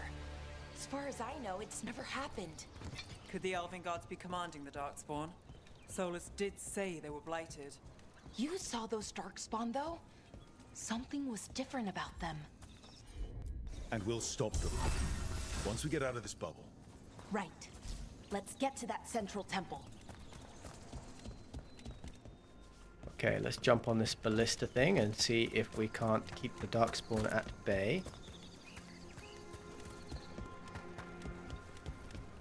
This thing is fun.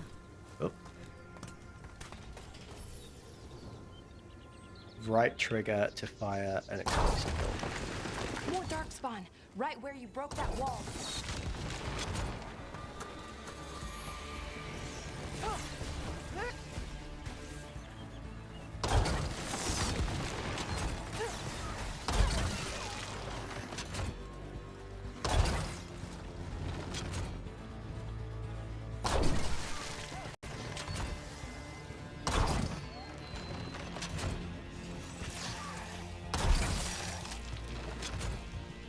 Why'd I get off it?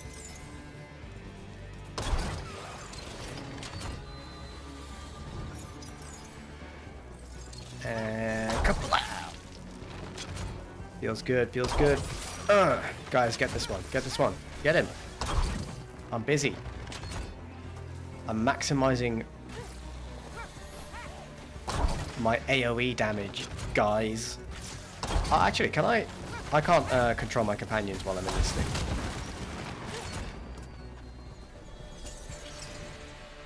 We done? We are done. Yeah, so I can't control my companions or tell them, like, give them instructions while I am using the ballista. That is good to know.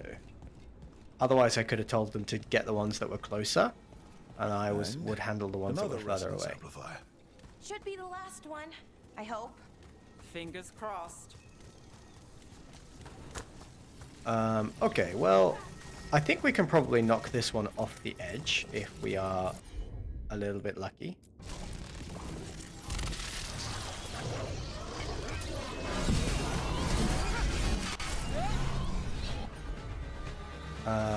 Let's get some fade bolts on there.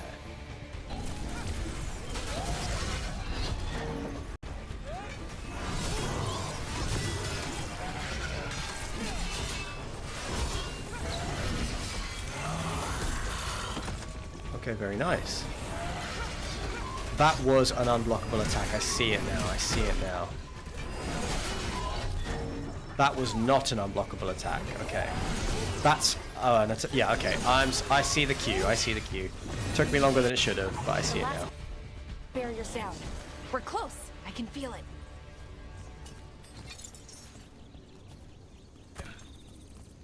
I'm getting the hang of this game. Slower than I probably should. But it's happening nonetheless.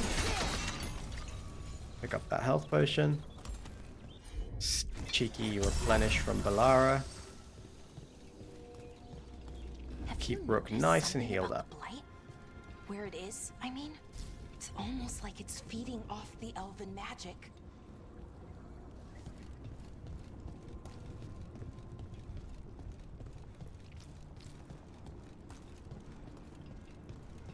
Balara just cannot resist over-explaining her interests.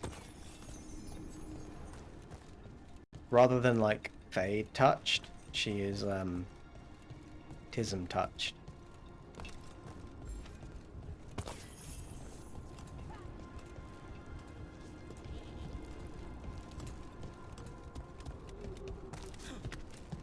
So, Nev has one leg, and she has like a metal peg leg. And it makes a little clanking noise when she walks across the cobbles, and I really rate that detail. I really like that.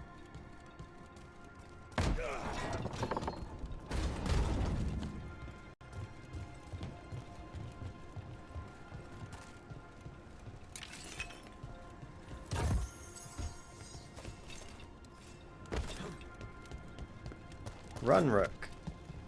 Parkour. I think we have all the health potions we need. Yeah, let's, where are you guys? So far behind. Rook is an athlete. If that building's what I think it is, then the alignment means we're here. This is it. This is where it was kept. Where what was kept? The archive spirit, or as the ancient elves called it, the Nodus Derthalin. It means the inevitability of knowledge. Why is it called that? I don't know, actually. The notes were never very clear on that, but I plan to find out. More constructs ahead. The inner sanctum. We're getting closer. You waking up, my guy?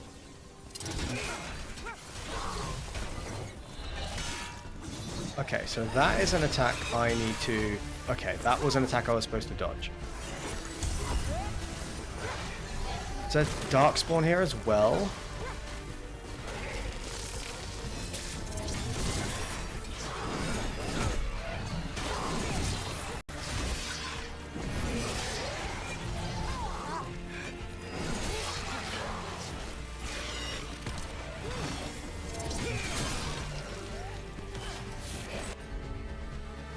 Okay, I think... Oh, there's a Darkspawn here. Whoa.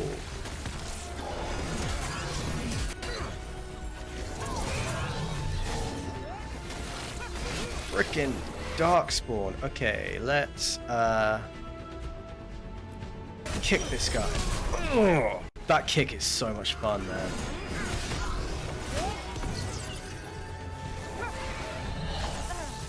So that's an attack that I could block, and that's an attack I have to dodge. I'm gonna die.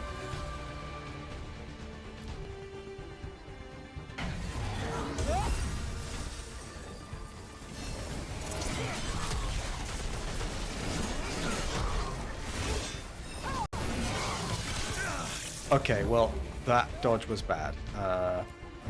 Let's kick him. Take a health potion.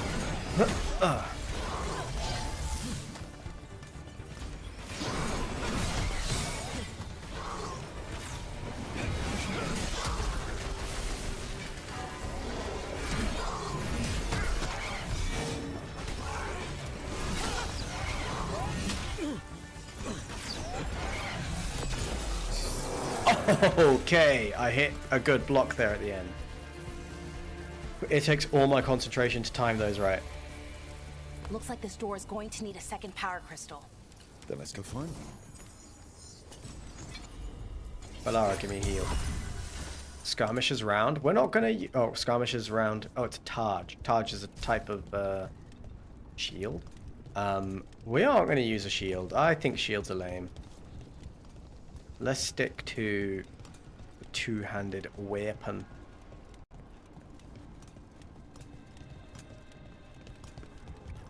So, where the fuck? Where am I gonna go? Oh, there was this ballista up here. I forgot about this.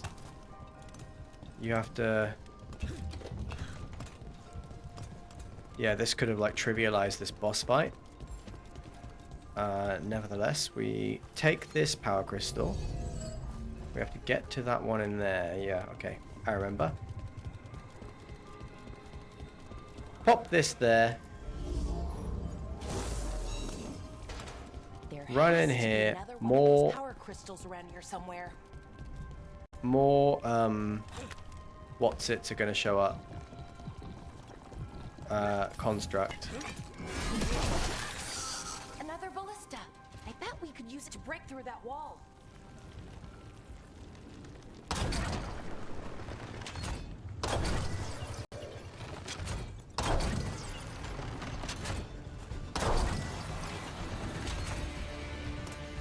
Oh, what? Why did you get off it?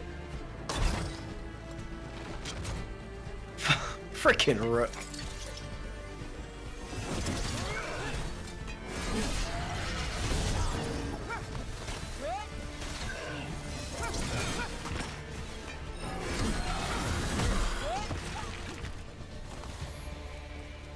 It's because the I keep hitting the pro button that is B, which backs me out of whatever I'm in. So that's I mean, it is 100% on me. What we got here? A mysterious coin. Pick that right up off the ground. Okay, you go there. Yeah, the cinematics are really good. I do think that they are a little bit slow. Look, see, like, if I jump there, I've got to get, like, right up close to this thing to pick this up, and I don't know, that doesn't seem very intuitive to me. Like, if I run over to this one, I have to, like, it just takes an extra second longer to give me the option to put that in the socket. You're going to ask it questions? It's an archive spirit. You'll see. But when you time it right, it does look amazing. Raiders, cleaver. Oh, that's like an axe, like a one-handed axe. Well, we are a two-handed guard.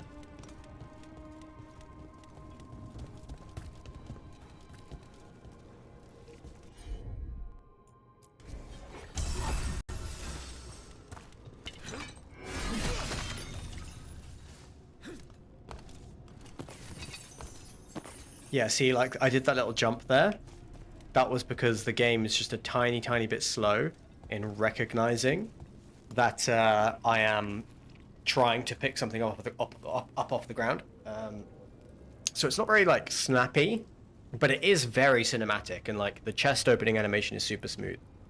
And I think this is the way the games are going, you know, it's less about, like, snappiness. But, like, God of War, as an example, some stuff felt slow in that game, but it feels very cinematic. Okay, let's go fight this ogre thing, right? Drop a save.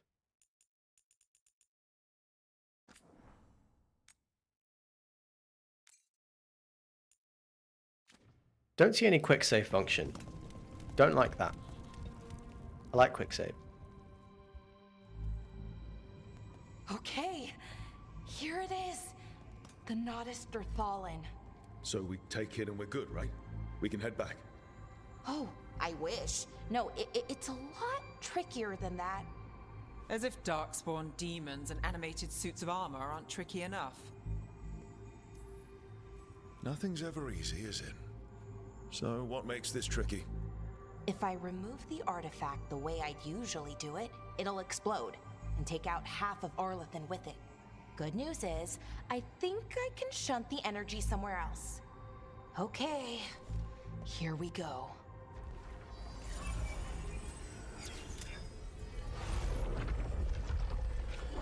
The way the magic is pulsing, I've never seen this before. It's Here it almost like comes. it's breathing.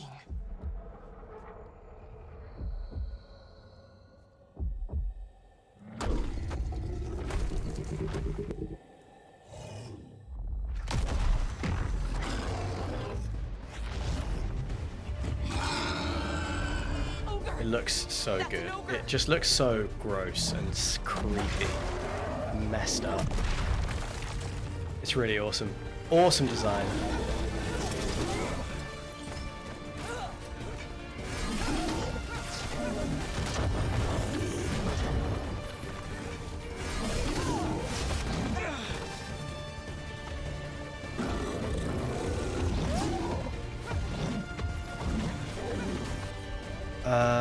Vulnerable to fire, which is not very good, but we can time slow.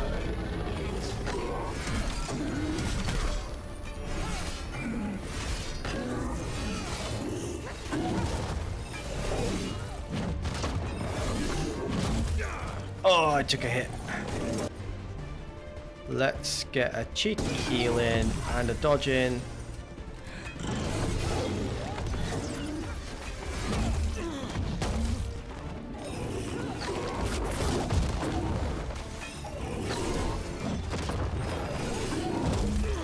Oh, it hit me again. Let's give it a kick. Oh, it's vulnerable to Fury of the Forge. Of course it is. Sick. Okay, that was a cool attack. I liked it. Let's drink a potion there.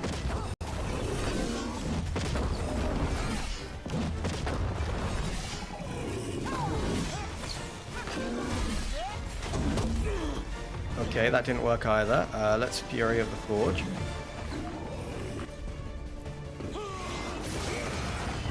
Did I miss? Did I miss? Oh, goodness me.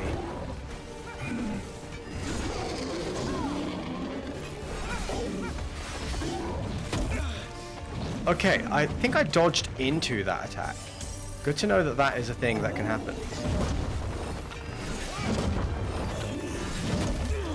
Oh, okay, that was a bad dodge.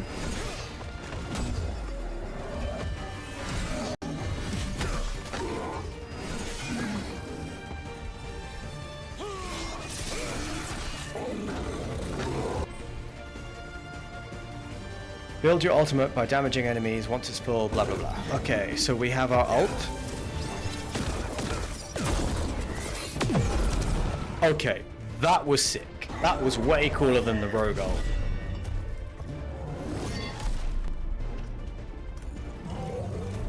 I think we handled that pretty tidily, to be honest. Well, wasn't expecting to fight an ogre today. Then again, I also didn't expect to learn that my gods are rampaging around and trying to end the world. Just one of those days. Bellara's trying way too hard to be... Let's see. On the spectrum. Okay.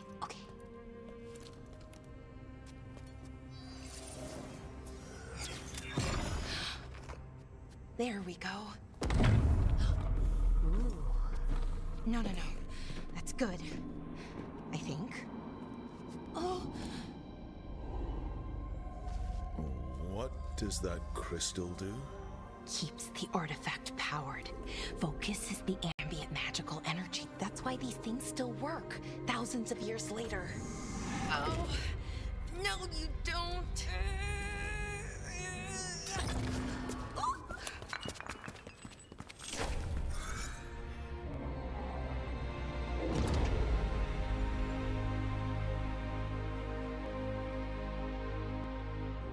Sulanan, Vir Sulevanan, and Asal Dirthara. Well then. I am the Nadas Dirthara. Right, I have questions. I am the Nadas Dirthara. What do you...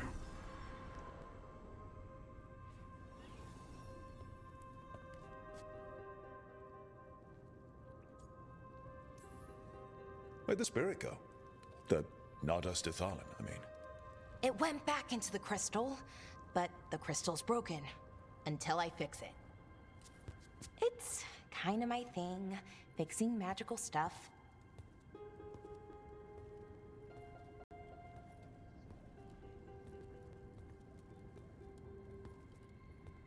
Strife and Irulan will want to know about this. And the Blight, and the Darkspawn. Let me know when you're ready to head to the Veilgjumper camp. This is a bit strange here, because I think you have literally no other choice. You can't go through any of the other doors. Oh, I mean, I guess you get this loot box, which I might have missed last time. Whoops. Can't go. Is this where the freaking ogre came from? But yeah, other than that loot box, you cannot go anywhere else. So let's equip this to Bellara, the Storm. Let's level... So, can I level up Bellara? Do I have skills to use as well? I do have one. So what's this? Performing a takedown heals you for 250 health and grants deflect. Deflect ignores the next impact received, resulting in no damage. Sounds good. Let's take that. And do I like pick... how do I upgrade my companion skills? She is a mage. She is a veil jumper. Skills. Oh, there it is. Interesting. Okay. Lots to unpack here. The heal seems good. Just for supporting Rook, who puts out a ton of damage, but takes a ton of damage as well. Time slow seems really good. What's this? Galvanized tear. Draws enemies toward a point on the battlefield and deals damage to those pulled close. That seems very useful for Rook to then go in and start slamming. Time slow seems very good. Enfeebling shot seems good too. We will take replenish.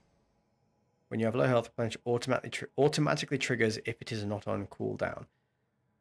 I mean, that's pretty useful for Rook. But we should take some sort of electric skill, because then we can cause detonations with that.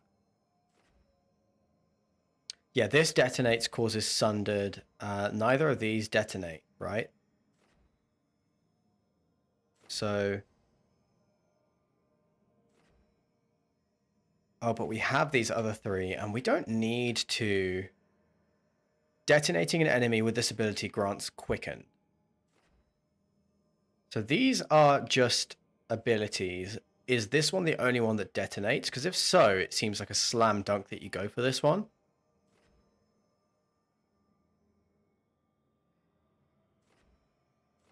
And like none of these detonate, right? And these are all passives. Yeah, so it seems like you definitely build into Fade Bolts first.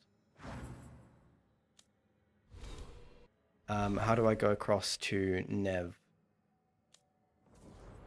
Harding has no points available. Nev has no points available. Okay. All right, let's get back to the Veil Jumpers camp, and then we'll go do Demeter's Crossing. Let's go. Right. We'll fly through all of that. Come on. And then we'll be pretty much caught up to where we were, I think. Oh, but then we'll go to the ritual site, grab the dagger, and then we will be caught up to where we were before.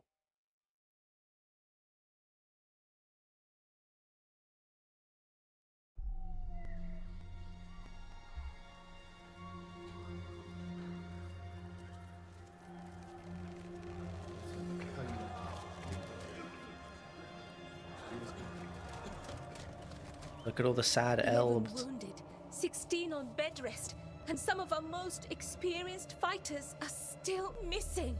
We're running out of veil jumpers. Whatever's going on out there, it's scary.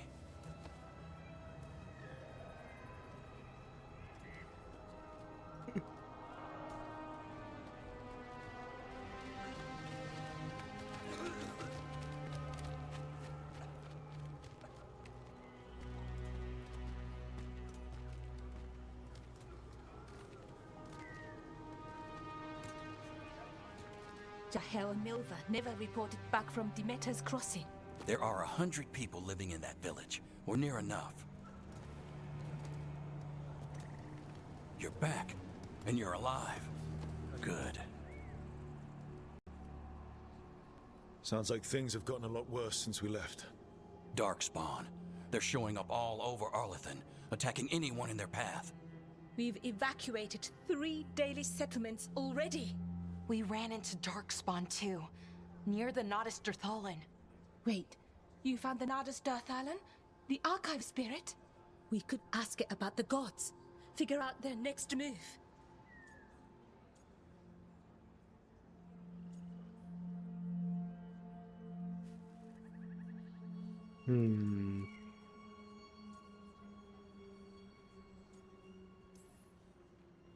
If it weren't broken, maybe. But we're not getting anything out of it anytime soon.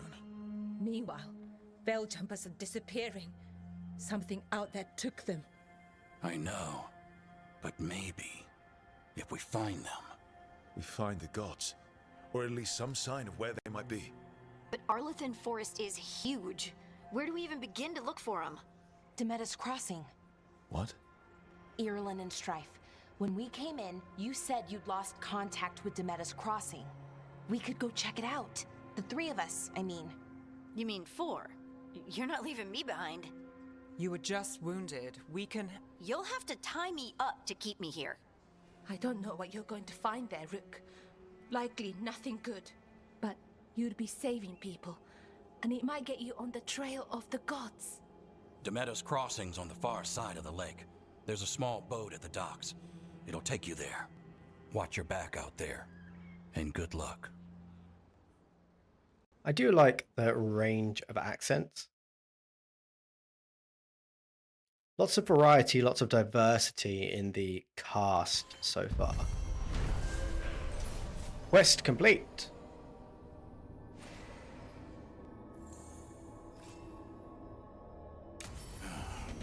Okay, we'll need a boat to get there.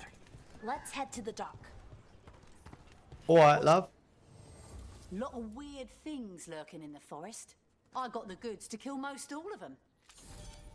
Let's just sell all of our crap, and we can upgrade our axe. Interesting. Unlock 15 damage, 15% damage versus health. I think that's worth it. Let's do it.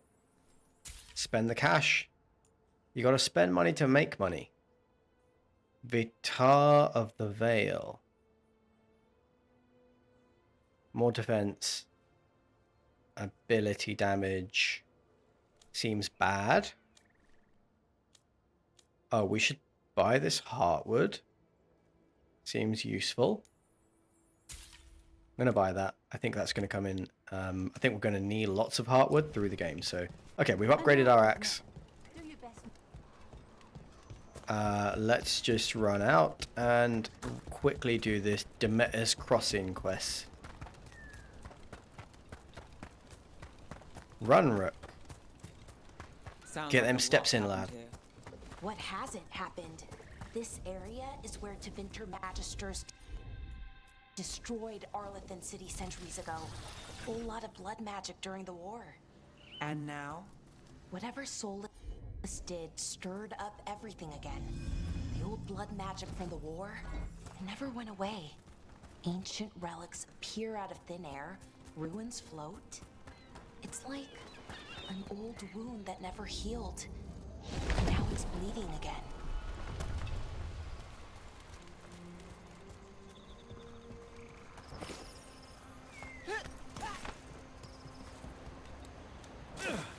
Oh. Rook is in pretty heavy armor. He cannot swim. Come on, give me that pure ore. Alright, we've got all these bits and pieces. Run, Rook, run! Hi! Hup! Ooh, oh, actually, am I missing? No, it's fine. This is fine. We run up this way. Oh, is this like a veil jumper sign? Like this way to the veil jumpers?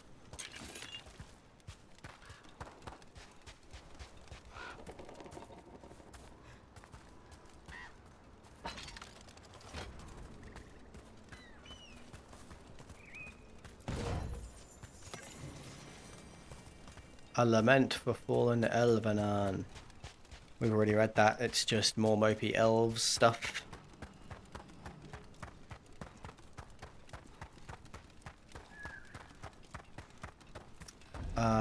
There was nothing to do over this way.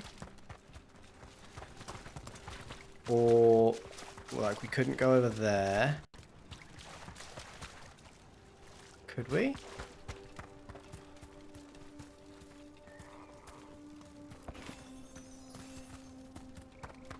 Oh yeah, there was this owl quest that we did not figure out. There's this riddle with the owl.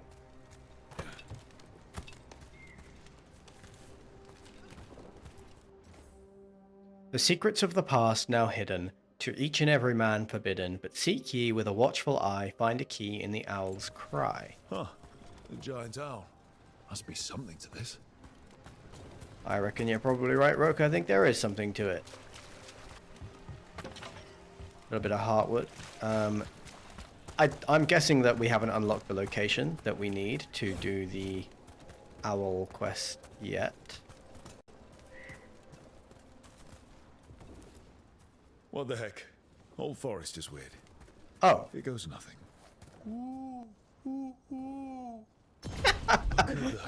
No way, dude.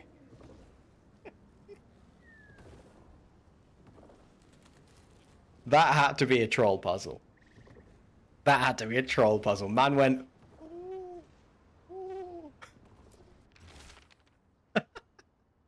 Explorer's Journal, Discovery. I'm convinced these owls are more than statues. There's power behind these silent guardians. I'm hesitant to tamper with them, but on the other hand, owls represent wisdom and transformation.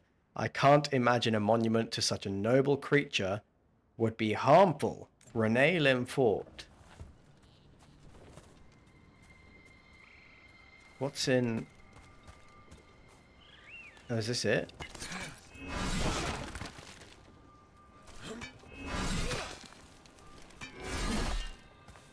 Okay. That's... oh, no, there is something else there. A little bit more flawless crystal and some heartwood. Very nice. Rook, you ready to go? So if I... Is there stuff in these boxes that I'm missing? No. Yes, Harding, let's be off. Harding, you sure you're up for this? I'm fine. I need to get back in the fight. Then let's go.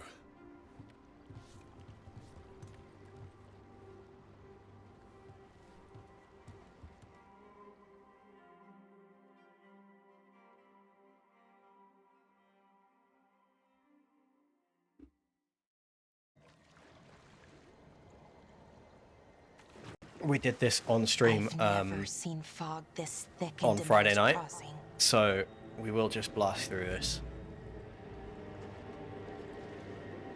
We will watch the cutscenes, but we'll fly through it at the same time.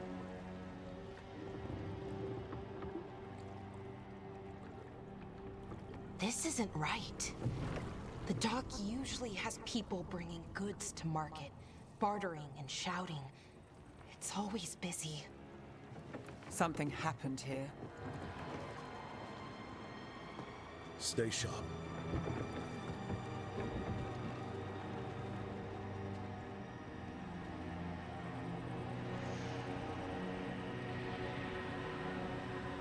Demeter's Crossing.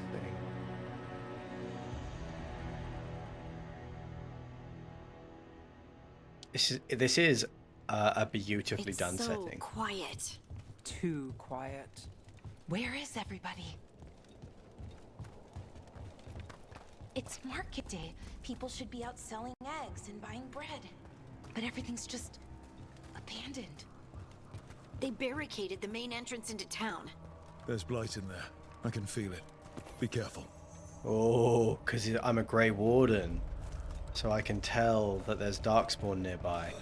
Very cool. That scene is awesome. Like, you hop this fence and you're surrounded by blight.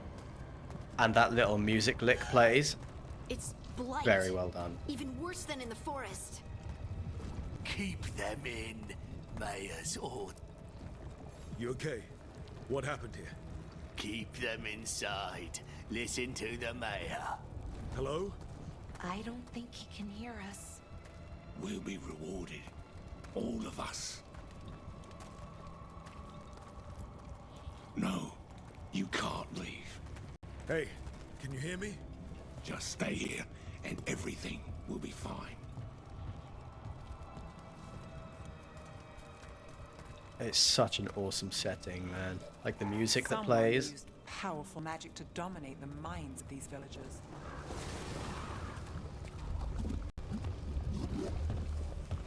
Yeah, the music that plays, this, like the setting, the scenery, it's really impressive. Brooke, how did you fuck that up, man? The town square. We need to search for survivors. Let's see what we can find. Fan out. Anything over here?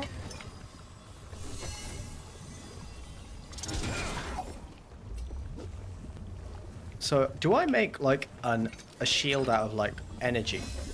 Yeah, I am. I'm making a shield out of like out of light because I don't have a shield equipped.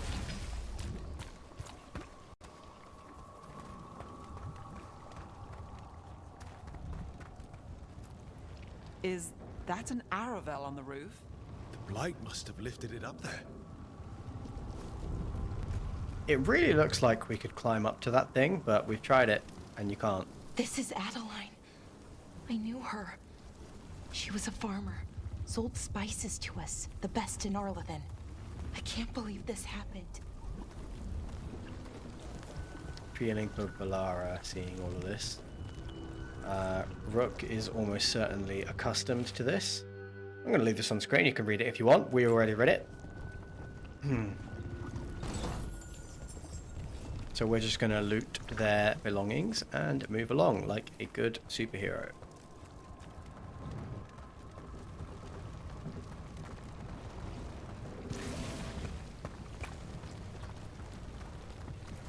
This blight is weird.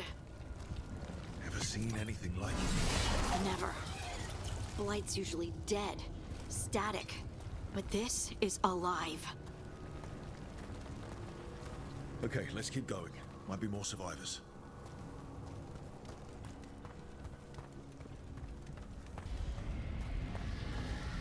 What was that? Something big. Stay sharp. Oh, that's the Over dragon. there. 2 more survivors. This is a creepy hole. Creepy hole. Get out, creepy hole. Hey, what's going on here? Find the veil jumpers. Bring them to the mayor. They're talking about Jahel and Milva. They said bring them to the mayor. If we find the mayor, then maybe we'll find your friends. Why were they looking for veil jumpers? What did the mayor want with them?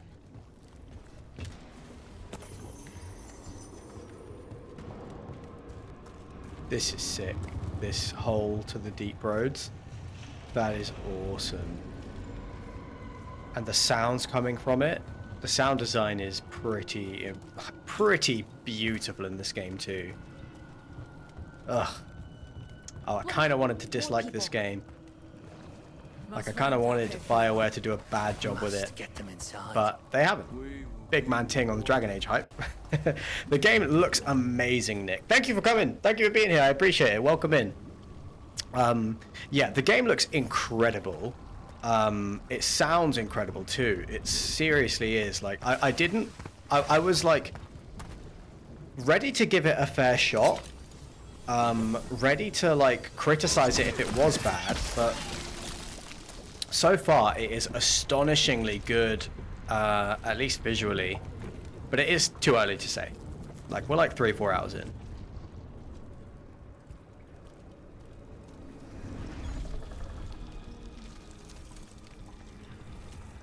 How you doing anyway, dude? Milva! That's one of your fellow veil jumpers? You good? What you been up to today?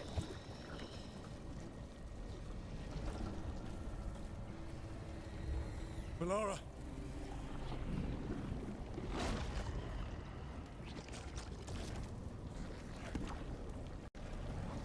Jahel! He's alive! Valara. We're going to help you. We'll get you down, Jahel. No, listen. The gods have returned. I saw them. I heard their voices. The gods did this? A blood ritual to release the blight. The villagers, they said they needed power. Oh, the tentacles, Valara, gross. be careful. Good. Sundays are for chilling, my man. Sundays are for chilling. Might hop on and play some Fallout 76. I never played 76. I heard some good stuff, some bad stuff about it, but I think you hear a lot of negativity about basically every game that comes out nowadays. At least like the games from big studios. And a lot of the time it is because they have done like a garbage job. But not every time. Oh, I think I missed this before. No, I didn't. No, I did find this. I'm not going to read this, my friends, because we did play through this on Friday, so I'm just going to flash them up on screen. You can go back and read them if you do want to. Same vibe about the tentacles. Yeah. Yeah, this Dragon Age has always done like this body horror bit really well in like a awful way. You know, yeah, like the body horror and the gore and stuff in Dragon Age has always been pretty good.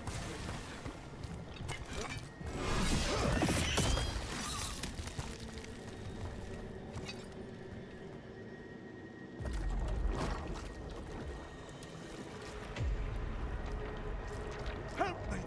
Hurry!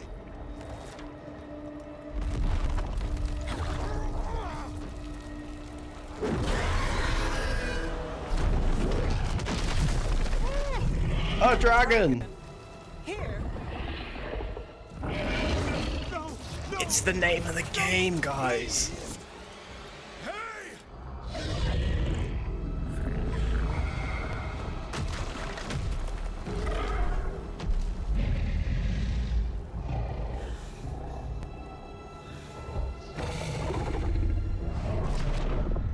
Fresh blood, a hungry heart. Creature, come to me.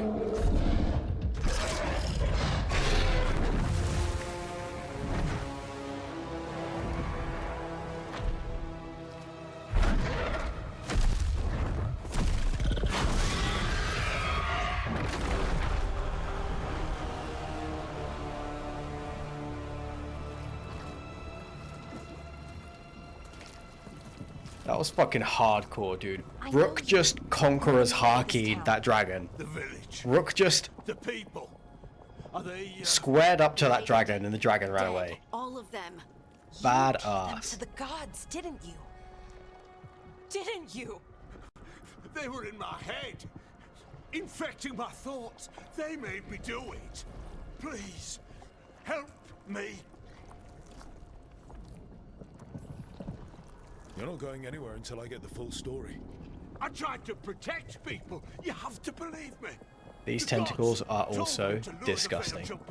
They're like bristly. The others were to be rounded up and kept safe. They would be the first to witness the glory of Gillenane's new creation. She showed me gold. So much gold.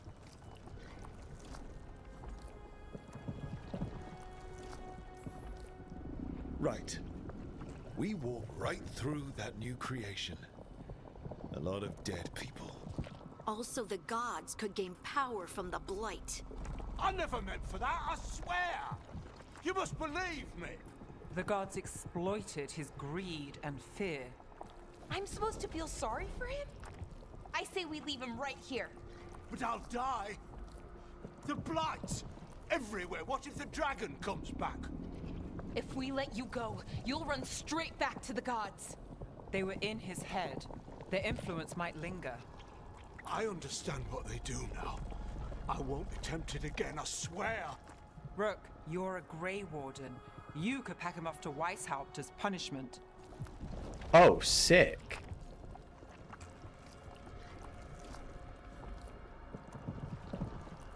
I kind of like that. So, okay, look, this guy is not to blame.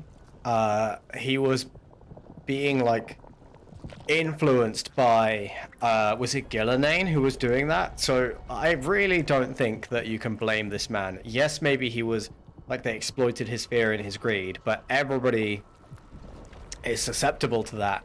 Not everybody is as strong-willed as, you know, our heroes. And he didn't fuck, like, what was he going to do? Stand up to them? No. So I don't think he did anything wrong. I think that I'd be inclined not to leave him there for sure. But banishing him to the Grey Wardens seems like a very interesting choice. And now that his whole village is dead, he doesn't have a job anyway. So We're just double saving him, really. We're giving him a job, a paycheck, and he is being slightly punished, although I don't think he really should be. Yeah, a lot of bad press about Fallout 76. At the start, it was defo underdeveloped, but you've had a lot more positive stuff recently. Yeah, I mean, that's that tends to be the way that it goes. Like, I mean, that happened with No Man's Sky. I'm wondering whether like Starfield is going to start like getting some positive talk soon, or maybe eventually Cyberpunk, same thing. Like, it's a lot better now than it was. In a lot of these cases, you know, the game was not great to begin with and did improve over time, and it's kind of down to, I don't know, like, but I think studios overpromise quite a lot nowadays, and people expect too much. Tis the sad side of modern game dev. Very, very well said. We'll send him to the Wardens. No! I'll never survive that. We take anyone. Even murderous traitors like you. It's more than you deserve. You don't understand. I felt their power. It's irresistible. You're going to spend the rest of your life fighting Darkspawn. That's not enough to redeem you, but it's a start. But be grateful I'm even giving you this chance.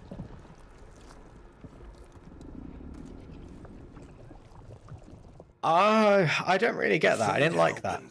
That guy didn't, in my opinion, do anything wrong. Thanks to Solus, they'd woken up to find their empire, their subjects, even their fellow gods, all gone. But they still had the power of the Blight, and corrupting a village was just the start. They made plans to tap more of the Blight. All of it, to rebuild their empire. As a path to power, it had its costs. And everyone would pay for it.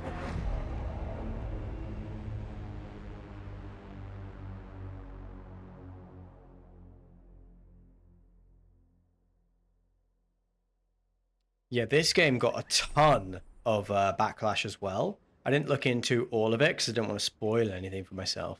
But it did get like a ton of backlash for a few things. For one thing, being a massive departure from like Dragon Age games historically, which it is, and I can understand not liking that, but it is still fun, to be honest. The combat is still fun. Yes, it's different, but it is still fun.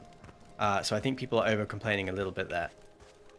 Also, this game got a massive amount of backlash because you can only have 3 companions instead of 4 in your party at one time.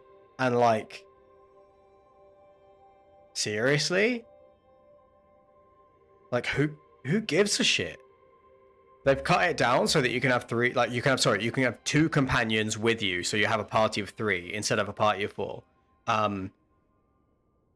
God, that's such a minor change, and I cannot imagine caring so much about a change like that I would go and like make Reddit posts and like slam the game on Twitter and stuff. But a lot of people did.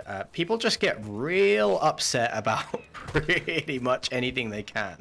And then of course, like, people are complaining that like, oh, Nev's got one leg, that's forcing wokeness down our throats, which is also just the dumbest shit I've ever heard.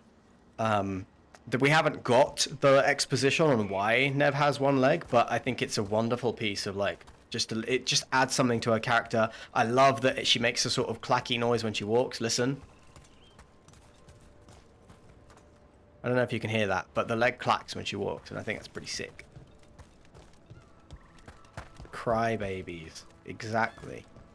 Right. None of this stuff does anything. I think we're just supposed to talk to these guys.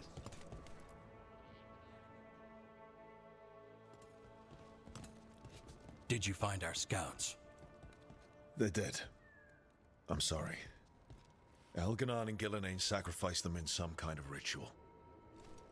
Creators. What about the rest of the village? The ritual spread blight everywhere. The entire village was overrun.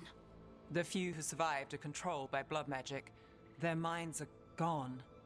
Algernon and Gillenane used them like puppets. Here she is, the baddest bitch.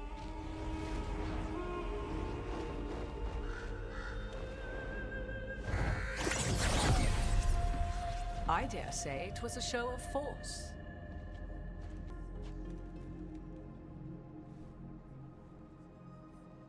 They will not rest until you are on your knees, fearful, cowering, helpless in the face of such power. Lady Morrigan? 'Tis simply Morrigan to you, Scout Harding. What a pleasure to see you again. Rook, this is Morrigan, an old acquaintance. I thought she could help. Morrigan helped the Inquisition when Varric and I were part of it. She knew more about ancient magic than anyone, except Solus. 'Twas both pleasure and necessity to help then, as it is now. Stopping Elganon and Gillenane shall require many hands.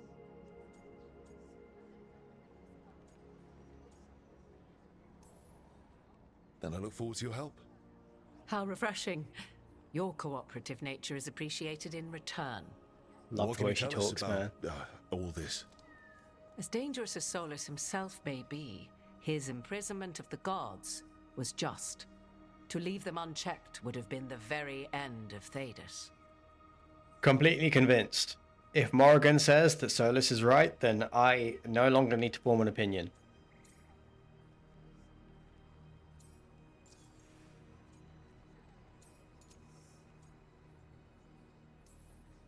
Not if we stop it first.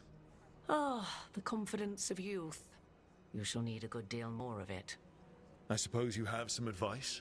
Her hair is dumb, though. Set aside your notions of godhood and see them Why as is it the not? ancient, powerful mages Yeah, I agree they with are. Pretty Lady. Standing against them shall require serious magic. Her hair is dumb, though. Her fringe, When you I interrupted don't the understand why her Dreadwolf's fringe is ritual, did not you on happen top across of any the, of like, tools he used? eye mask.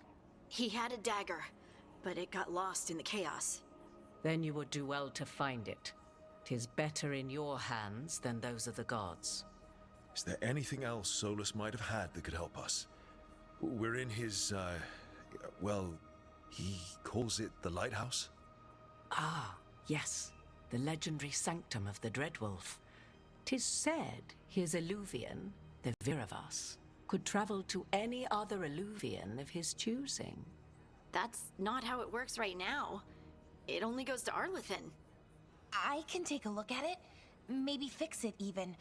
I know Illuvians better than most. Any help you can offer, we'd appreciate. If Illuvians even work the same way, all the magic is different now. Our gods are back. Our gods! And they're killing people and blinding the world. How do we stand up against that?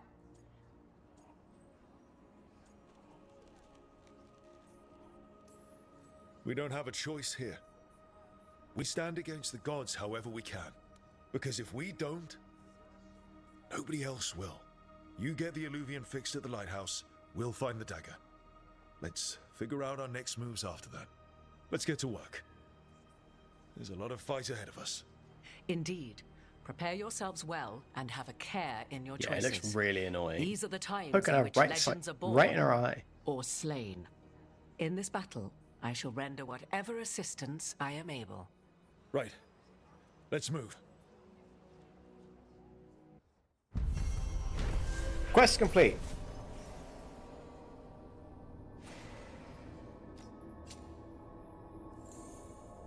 Okay, so there's more Veil Jumper strength, which means there's going to be more stuff in the shop, right? Or maybe we can upgrade the shop or something.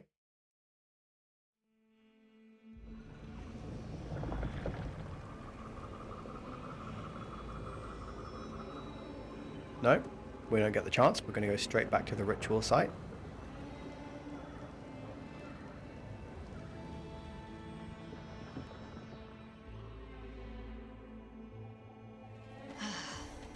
You can do this, Lace. It's gotta be done. Okay, so is this a veil bubble that we're walking through right now? I think it is, and I think this is kind of the game's way of making sure that you don't go back. I don't know. Maybe not.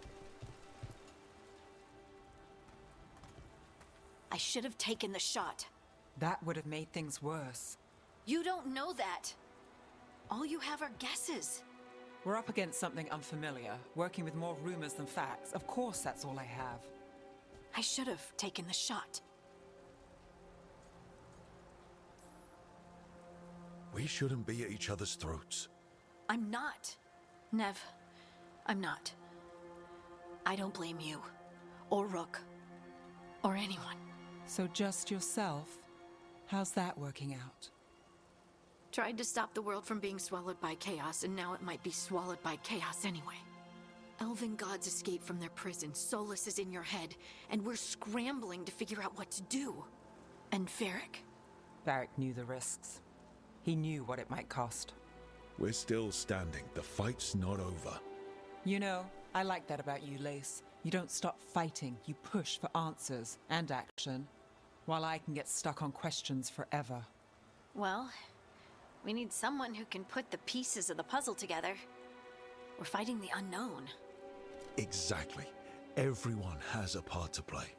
Varric brought us together because of our strengths. He wanted a team he could rely on. We have to be that team. Why do I have a fish tattoo on my face? And rely on each other. I think I can manage that. Then let's find Solus's dagger. It'll be a It's like a teardrop tattoo, like a prison teardrop, except it's a fish. I don't remember picking that.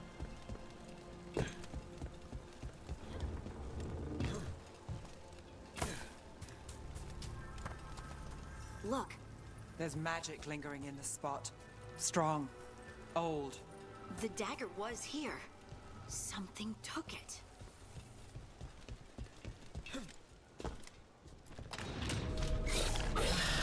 Darkspawn. Oh no, what if it took the dagger? Only one way to find out.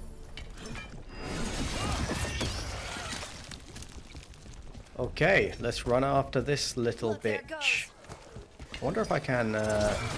Oh, that was a horrible attempt at trying to hit that thing. I missed real bad.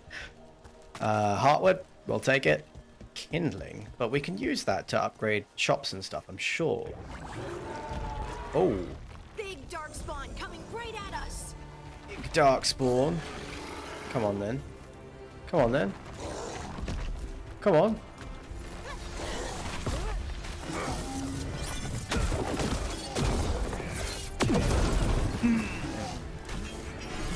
Dead. We have to go after that ghoul. Let's get this gate open. The alt is awesome. Device.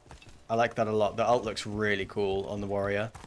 Are we good on health potions? We might not be. We are.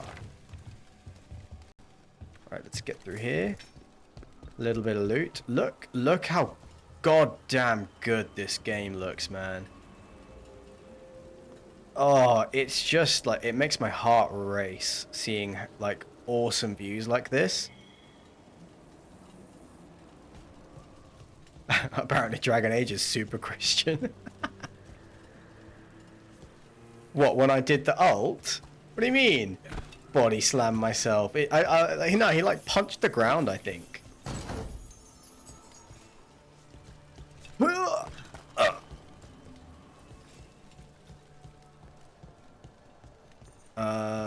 Right, what are we actually doing here?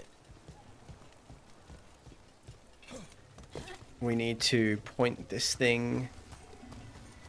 Look at this sick puzzle. Good work. Let's keep Big on brain. the trail. Big brain puzzle. Keep them coming. Keep them coming, BioWare. That's the kind of complicated puzzle gameplay I like.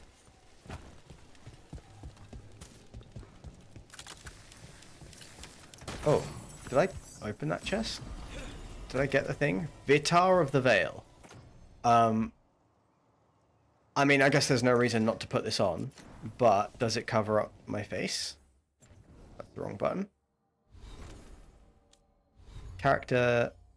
Yeah, I want to make sure that... that looks dumb as heck. Yeah, let's hide that all the time. I'll wear it, but let's keep it hidden. What is this? Oh, okay, so what we've got on is just like a cosmetic. It's not actually armor. So this Veil Jumper's Deft Leathers is better in every way. But it's not heavy armor, so I'm gonna leave it off. I wonder if... yeah, but Lara... Oh, she can't wear it. Okay. Can anyone? No, these guys cannot wear the spare armor. Okay. Fetal position slam. Yeah, your ultimate attack is you just curl up and cry on the floor and hope sincerely that your enemies take enough pity or are confused enough that you can then sneak them, stab them. That is elite strategy. Don't usually collect things, do they? They don't, to my knowledge. But Solus's dagger is special. They might be drawn to it. I love that we know about Darkspawn being a Grey Warden. Anyone spot that ghoul? It must have come this way.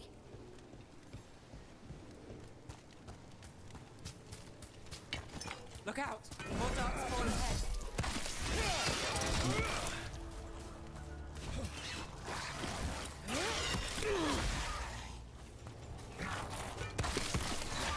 I'm trying to block this thing, and I'm just not. I'm not good at like blocking their attacks because they just attack so fast.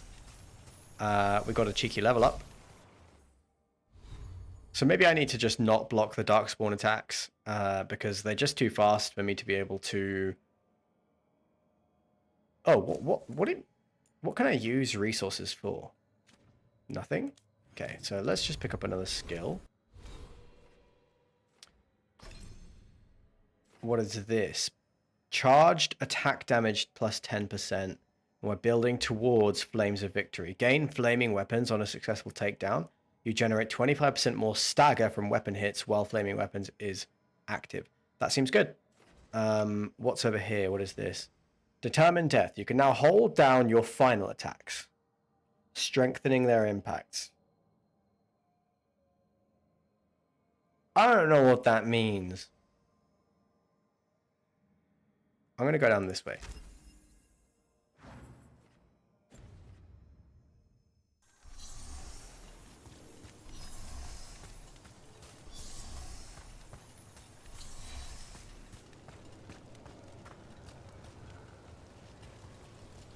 More darkspawn coming out of those pools. Stagger and takedowns. Perform takedowns with R. Damaged enemies fill their stagger meter. Once they're staggered, we can take them down. Got it. Don't stay there.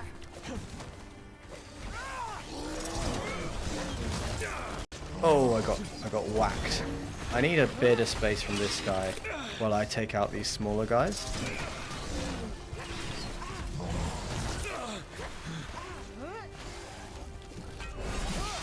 Now there's a nice shot.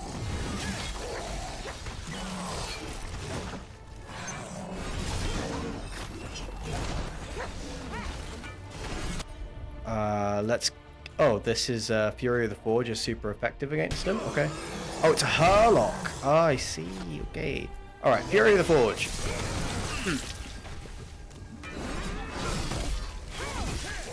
Left this gigantic sword in the ground. Sick. Oh, there's more. There's more of them. Okay.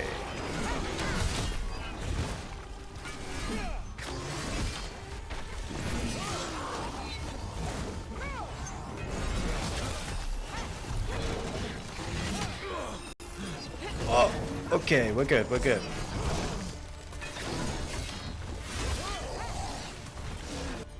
I need to Fury the Forge again.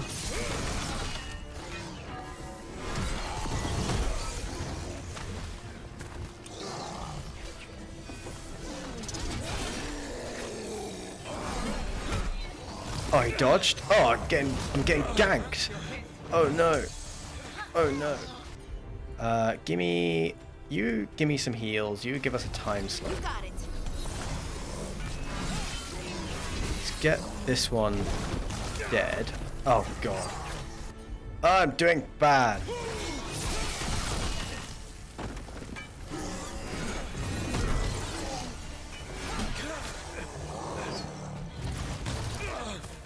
Okay, that was bad timing. No, that was also bad. That was not an attack that I could block. That was not an attack I could block either. Okay, I'm not doing very well.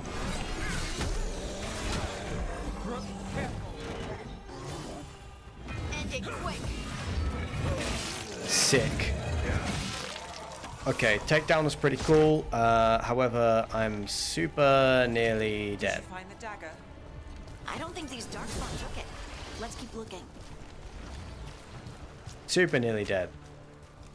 In dire need of health potions, and I'll take a soothing potion from Harding. That one, that one! Kill them with their shame. The Christian way. The Catholic way. Darkspawn Horn, cool.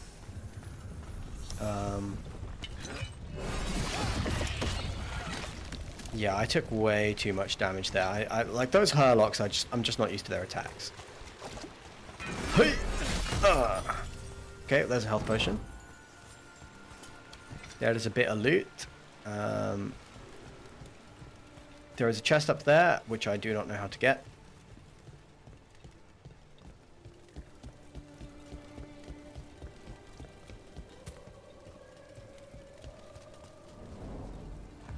Over there. There's the Lyrium Ghoul. Not gonna bother trying to fire at him. Just grab this chest. And we have to, like, there's a... Oh, it's not, Oh, we have to get this one first. Okay. And there's probably another one. Gross. And then we go over here and we pop this disgusting gigantic boil thing. Nicely done. I mean, it's gross, but you can't argue with results. Is there a chest over here that we can get? Up there? Climb rook. Parkour.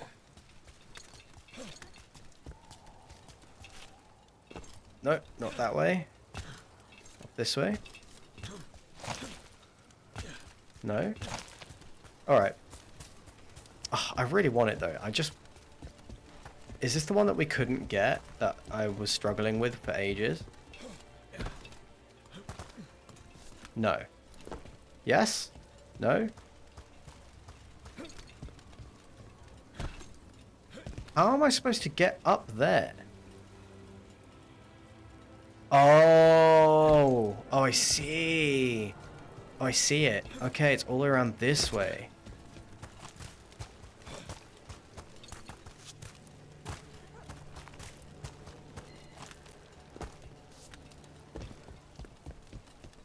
Okay, well, I'm glad we replayed this game to get this chest. I bet there's some really good stuff in it.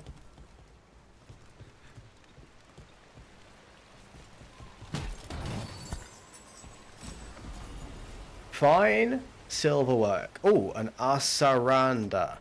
Common heavy Vitar. 20 defense, less ability damage. Seems good. Don't know how face paint can be heavy armor, but it's like that face paint from like the 50s that's like lead paint and like super toxic for you, but lead is lead. Big jump. Oh, what? That was too much height. So you don't take fall damage, you just have to respawn.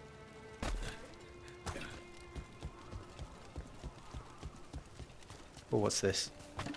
Heartwood? Cool.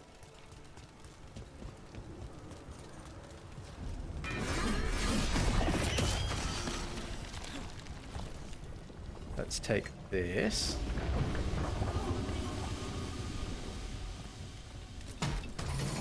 Get this chest.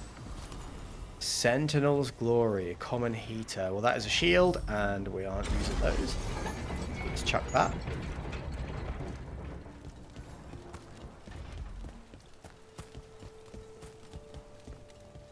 There is a big old dark spawner in there. Let's go take him out.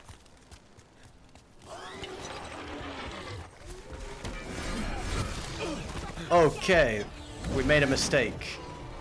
There's a guy up here. Vulnerable to fire, so I need to build up some attacks. Let's time slow.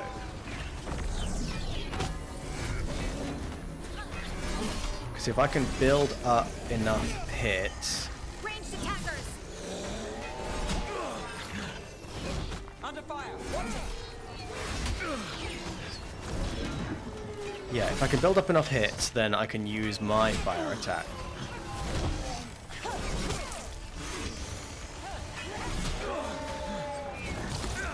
Okay. Yeah, now I can use Fury of the Forge. Got us from a distance. Nice hit, Rook. Yeah, okay. It's dead. Not looking good, Rook. Harding I could do with a soothing potion, thank you.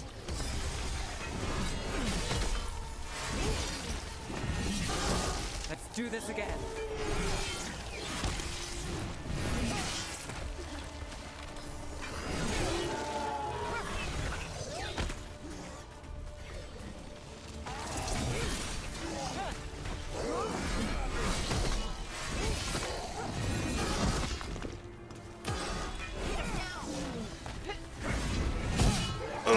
Look, Finish another it. one of those magical beams.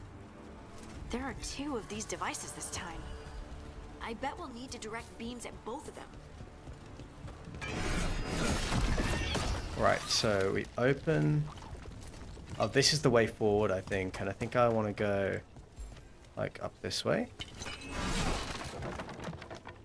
Through here. Cheeky little chest. No? Ladder.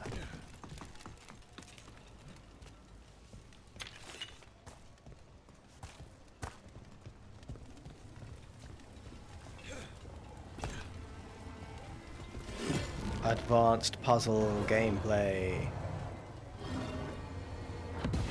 That's one. Now to find the other. Okay, well the other one we can see is just up here.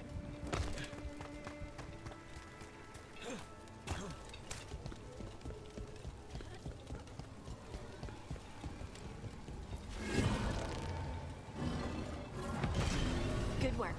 Now let's see what's behind that gate. Not sure I love, I mean, I don't know, like there's this constant narration from the companions, like, and it's really obvious stuff. I guess that's fine. I guess that's fine. Ooh, common great axe. Well, our, it does more damage than our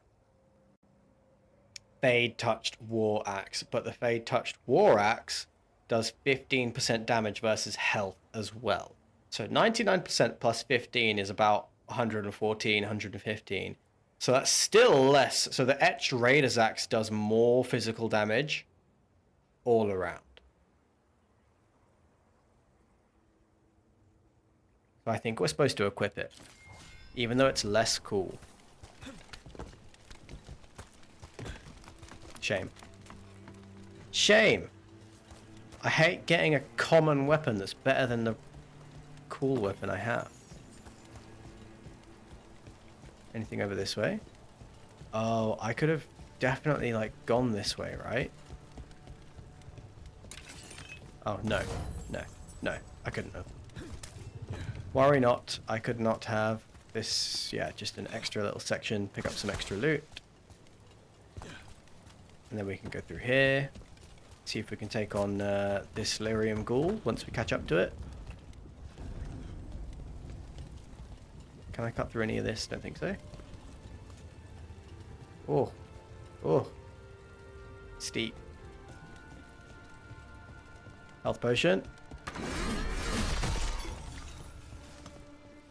Did I pick it up? I did. I'm on 1 of 3. That isn't good. Could do with more of those. Could do with sucking less at this game as well. Eyes Oh! open. Right. What's going on here then? We've got this protected javelinier. Let's get an icebreaker over there. Time to fight.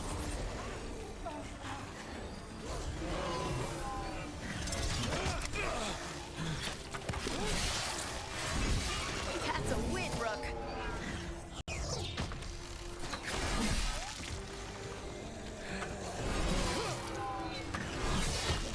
Ranged incoming.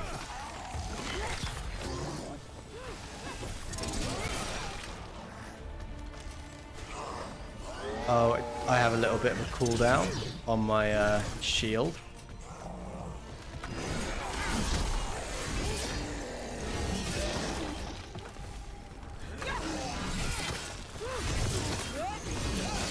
We're just wailing on this guy. Let's driving kick. That kick is so fun, dude. Sick. That went very well, gang. Still alive? Still We nailed that. alive.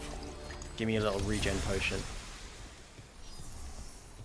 Can't open this. Nothing through here. No.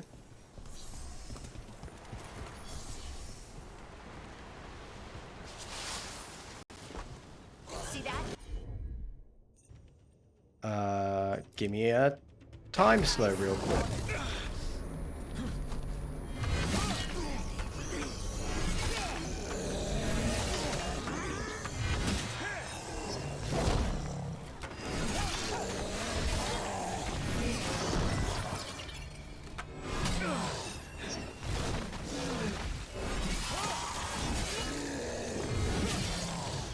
Oh, I pushed him off the edge. Well, that works. We'll take it. We will take that. Oh! Oh, God! Nearly stacked it. Nearly stacked it. Let's take a soothing potion. Whatever you say. Hit me. We could just jump down there and get this loot now. Am I gonna die? Whoa! Whoa! Nearly. And over we go. Come on. No, come on. We can survive that. But fine.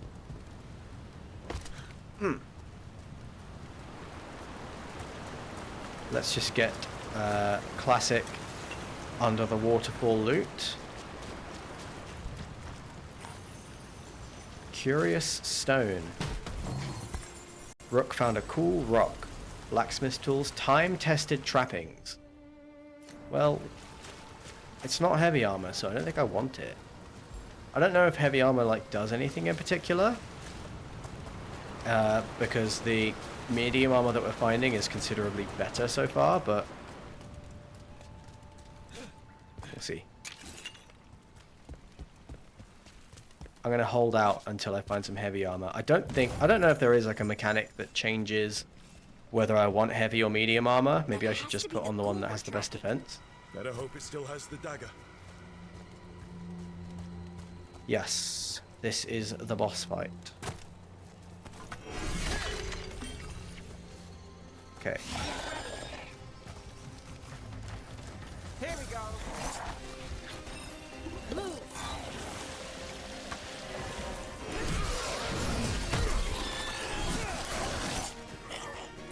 I think his slash attacks are too fast for me to like really block. Yeah, like for me to like block those with good time, I think it's just too fast. So I'm just gonna focus on. I'm gonna focus on dodging his big ranged attack and zipping in and out and dealing big damage to him. Oh, I can I mean, I've nearly got him dead. I'm just gonna keep swinging at him. Oh shit. Lace, give me a soothing potion. Thank you. Okay. Okay. I mean, that was a very, very easy first stage of that boss fight. We know there's a second one. But we are prepared.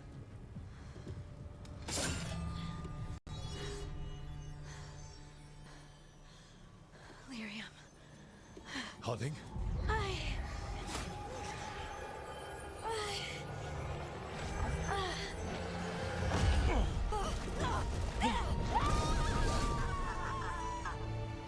Harding!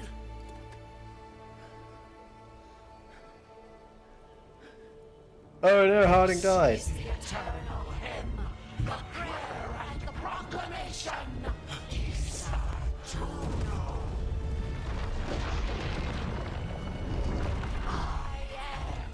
We are free again.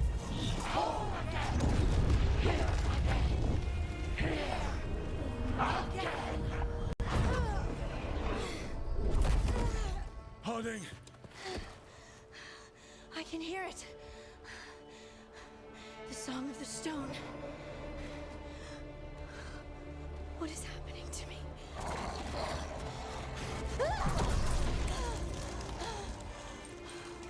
What the?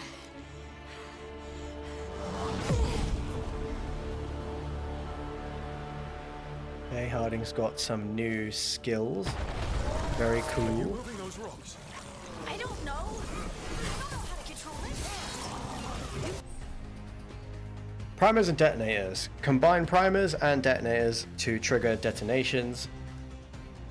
So, abilities apply a primer to a target. Each primer has a matching detonator. Use the correct combination to trigger a detonation. Okay, so for example, none of the skills that we have available because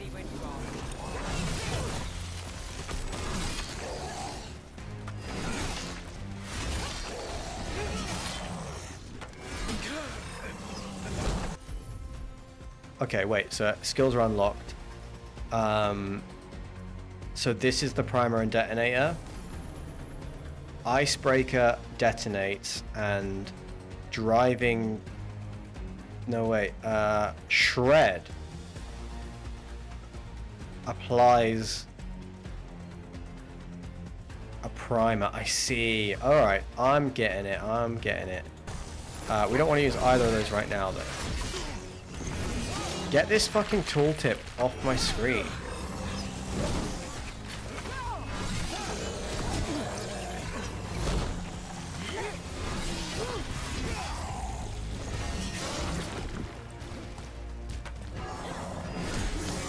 Let's end this.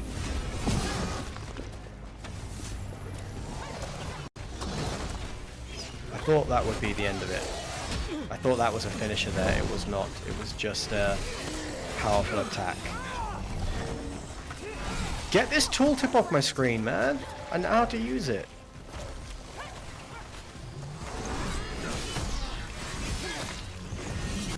Okay, I'm just gonna kick this guy off.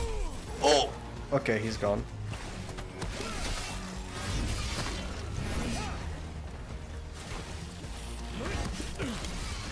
They're coming from the right. Okay, now we're gonna use the primer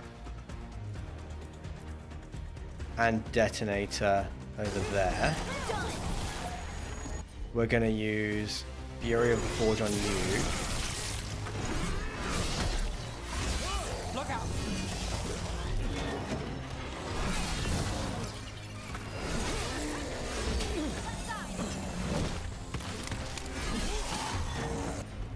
We are going to Fury of the Forge you.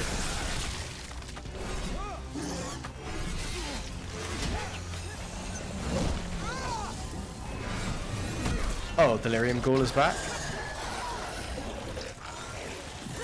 And we'll use our ultimate. Beetle position! Oh, Catholic attack.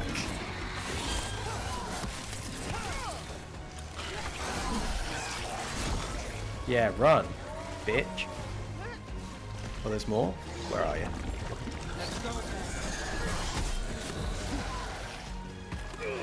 Oh, he walloped me one.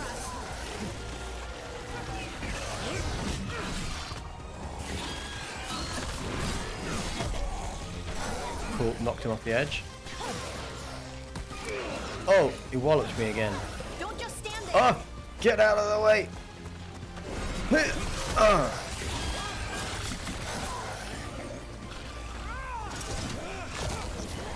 He ran once more.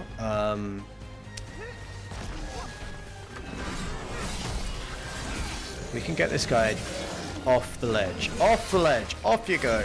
Off you go. Come on. Get out of here. There we go. There we go. Lyrium Ghoul is here. We can Fury of the Forge it.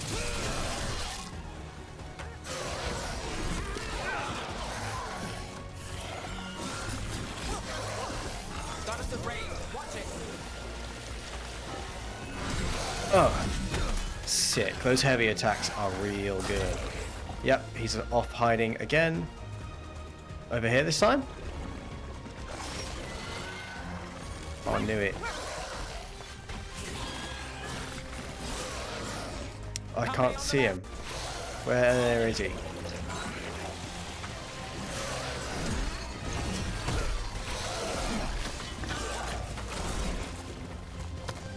Alright, he's off again. Where now? Where now?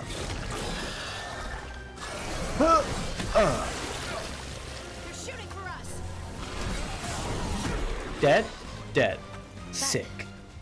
That dagger. What did it do to me? I am poorly. Not sure. But We should get that was back. very well done. Let's just take a quick... There. Okay, mission complete. Good stuff. Oh. So I knew Harding was going to come back. We actually... Sister. Oh, I won't talk it. Magic of the Dreadwolf's dagger is hidden from me. Fen Harel meddles once again. If his dagger's beyond our reach, we must craft another. Made of red lyrium.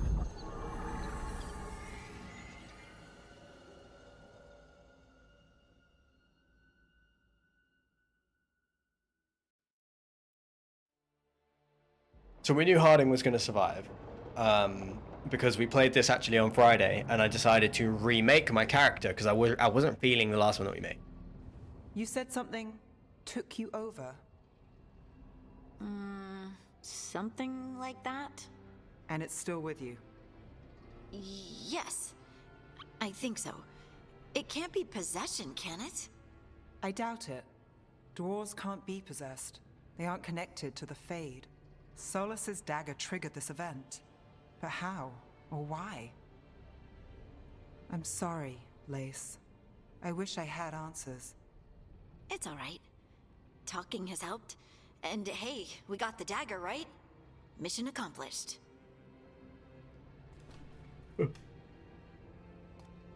Dwarves have never used magic. We can't. I am wary because it is so obviously a bad thing. We're friends, so I'm going to be honest. It feels wrong. Bad. Really?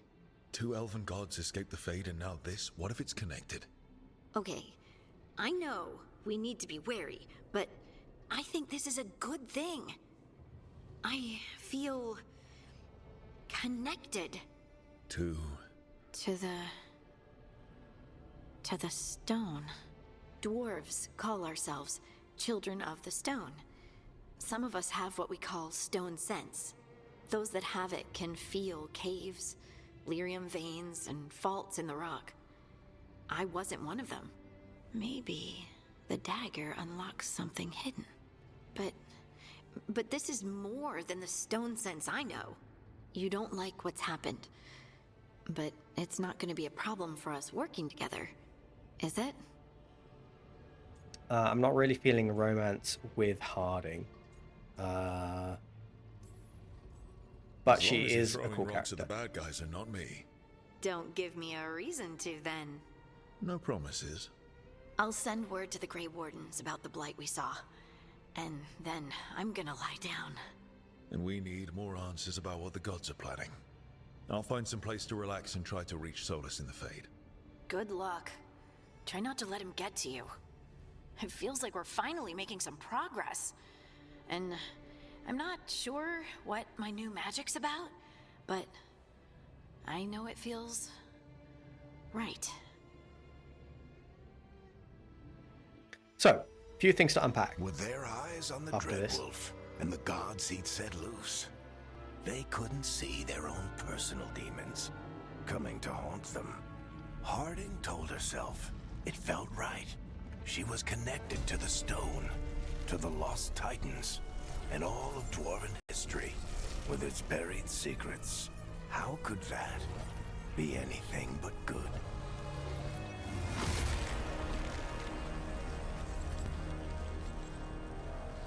Dun, dun, dun. Artwork is sick.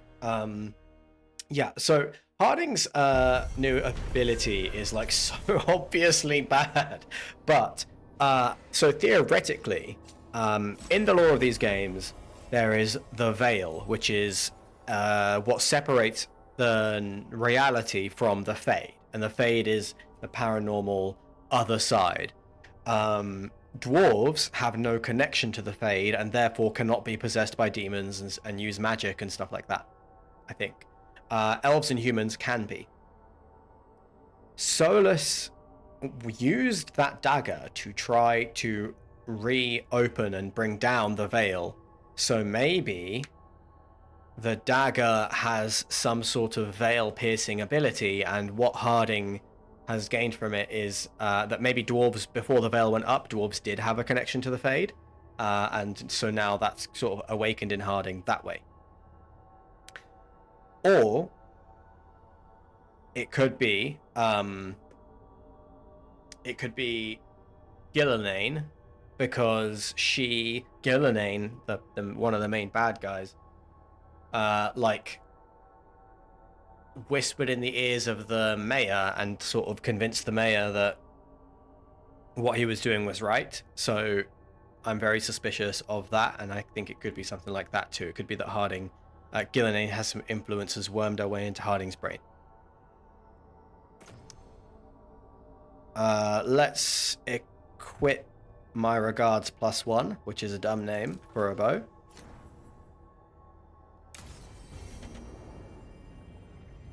Guess I should find some place to try to talk to Solus.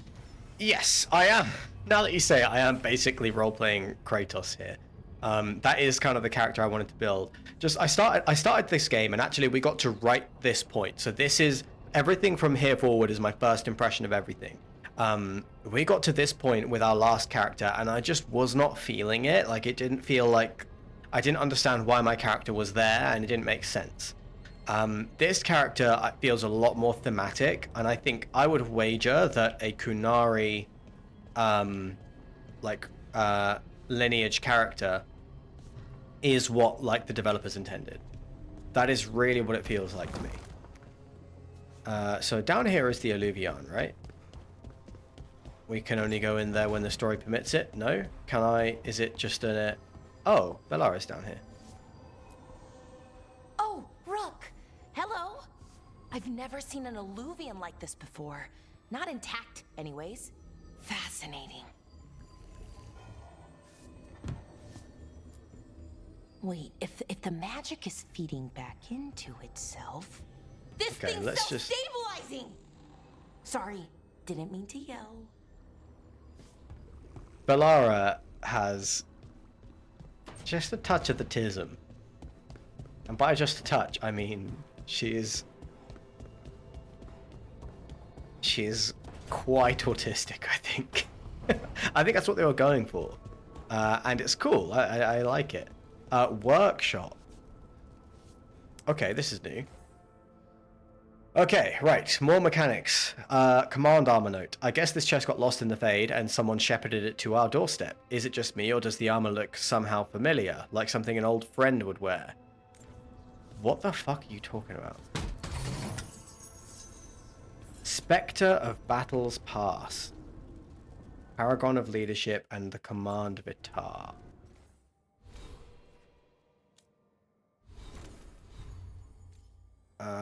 Okay, right. What is the Command Vitar? Oh, it's like for appearance's sake.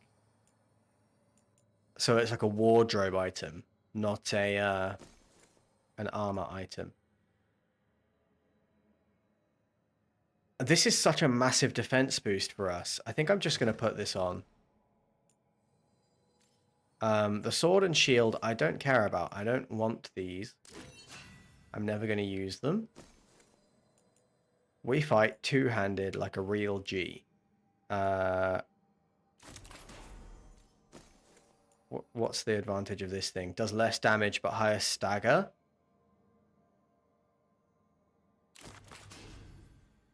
Let's just whack that on. Can I like... I can change my ult. Oh, that's cool. Batter your enemies with repeated powerful blows in the fetal position. Batter your enemies with the guilt of the fact that Jesus Christ, our Lord and Savior, died for our sins.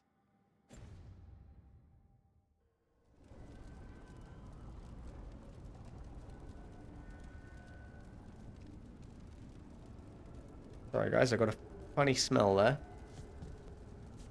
It smelled like the cat. Praise be. Pray. Caretaker's Workshop. So we can upgrade equipment here. Finding another version of an existing item or purchasing it from a merchant will increase an item's stats while also unlocking new properties. Right, so that's what we're doing when we're upgrading at shops. We're actually just buying another version of the same item. Pursue both paths to bring out your equipment's full potential. Upgrade your equipment at the Caretaker's shop. So you can upgrade at the Caretaker's Workshop and buy more copies of it. Mash them together and it magically makes a better weapon. Collect mementos out in the world to upgrade the Caretaker's Workshop. Upgrading it will increase the number of enchantments on offer and increase the power level of all weapons you can find and purchase while adventuring. Okay. So if I say were to take this etched raiders, no, this etched raiders axe and select it. Ah, so I can use materials to upgrade it. I see. I'm not going to do that yet. I'm not going to do that yet because all of my armor is like common and stuff. And it just doesn't feel necessary right now. I'll upgrade like rare or more special armor, but if it's all common items, I don't think it's worth investing the resources to upgrade it. You know what I'm saying? What's this? Change monument? Hanal Gilan, a legendary hala, leaving streaks of gold in its wake. It's cute. Don't know why I would do this. Unsure what that would accomplish. I guess this, like, the lighthouse is the base and we'll develop it over time. Find a place to reach out to Solus. Okay, well, let's just have a look at the map. Do I have any skill points to use? No. We'll go check in on Nev.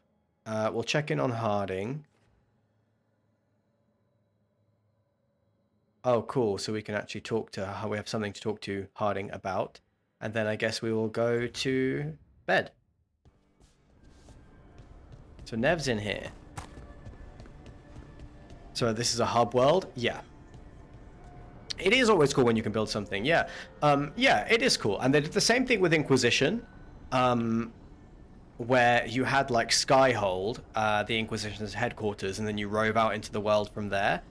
So this is the lighthouse, and it's within the Fade. We got stuck here accidentally, but it looks to me like this is going to serve as our base. So it's like Inquisition was a zonal, semi-open world game, where like you had your home base, and you could teleport to other zones, but those zones were open world. I wonder whether this game is going to be the same. I expect so. I think it's going to open up at some point. Nev, do you want to chat? No? Okay. Leave it to it, love.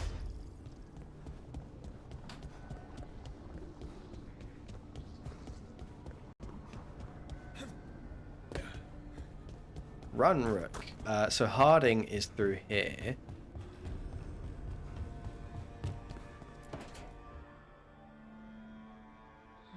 Toldar, it's a tunnel. Veilguard, Velos Atredum. Velos Atreitum is nothing like Isatunal. Isatunal. I remember. After you touched the dagger, the prayer, the proclamation, Isatunal. What exactly are you proclaiming? They don't remember. No one remembers. We don't even know what we lost.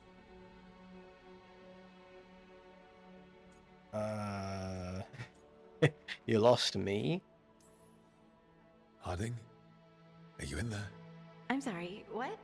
What does Isatunal actually mean?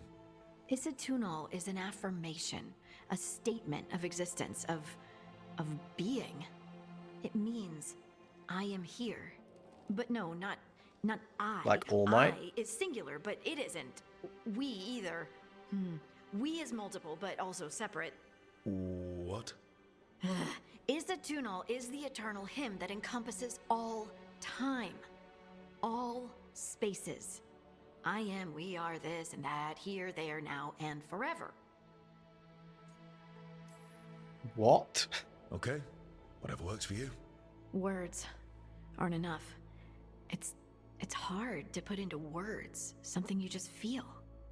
I'm certain Isatunal describes how we, the dwarves, once were. But none of the books say anything about it. None of the histories are right. If we forgot something so important, what else did we forget? I don't know. I'm sorry. I don't expect you to have an answer. Thanks for letting me babble, by the way. Anytime. That's what I'm here for.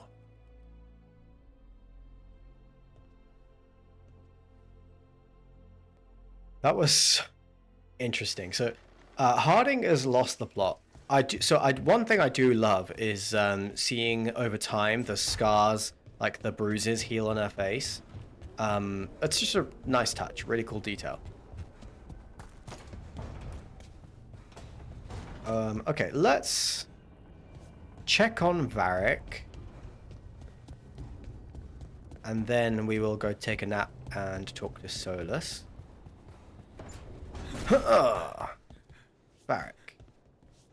Varric's dead, so let's worry about that later. Let's just check out our wardrobe. So this, okay, so we've unlocked a bunch of clothes.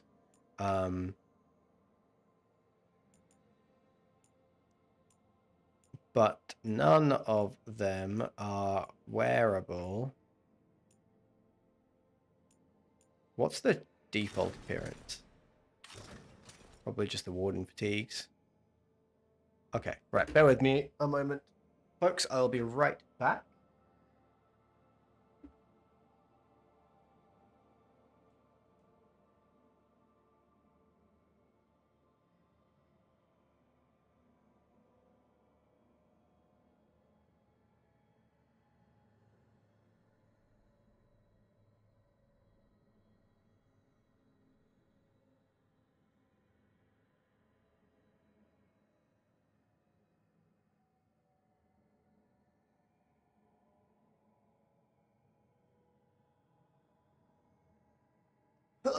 Okay, I've returned. Okay, let's discard those changes because we didn't change anything. And let's go and have a chat with Solus. Can I go down here? No. Wait, that room wasn't there before, I don't think. Interesting. So the lighthouse is like working with us, or maybe Solus can control the lighthouse. Meditation chamber. Must have put my pack This is sick. It makes sense. Better place to sleep than the infirmary. Guess I can spare a few moments to unpack my things. On life in the lighthouse. This ancient logbook is filled with meticulous Veilfire runes. Though it is encoded, flicking through it offers vignettes of borrowed memory. Fearful refugees are ushered to the lighthouse through illuvians, emerging from the infirmary and libraries as soldiers, spies, and scholars. Gardeners plant long-extinct herbs that grow, are harvested, and wither in the blink of an eye. The The sharp smell of distilling medicine wafts from a window, and poison for the enemy drips into a vial. The arguments of a war council go on late into the night. Forbidden songs are sung freely, with filthy lyrics substituted for the Evanuris' names. Finally, a heated conversation silhouetted against glass with quick shadows darting behind it. The argument ends with a wordless but unmistakable impression. You summoned them. You feed them.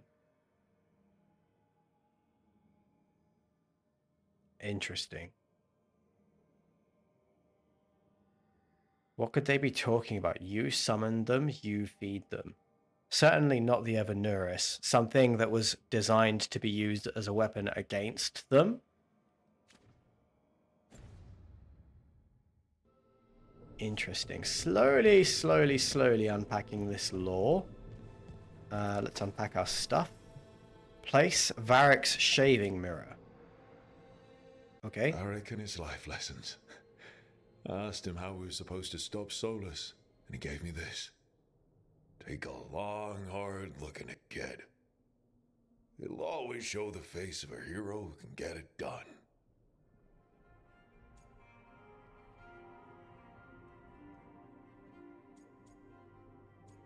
What? Tattoo options? Gender identity options?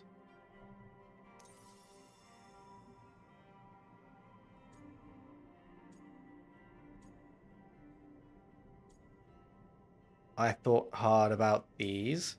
I thought hard about this fish on my face. Out each tattoo, getting the design right in my head, finding an artist who could make it work. Not to mention holding still the whole time to make sure they'd be perfect. But it was worth it. They're part of me now. The part I made for myself.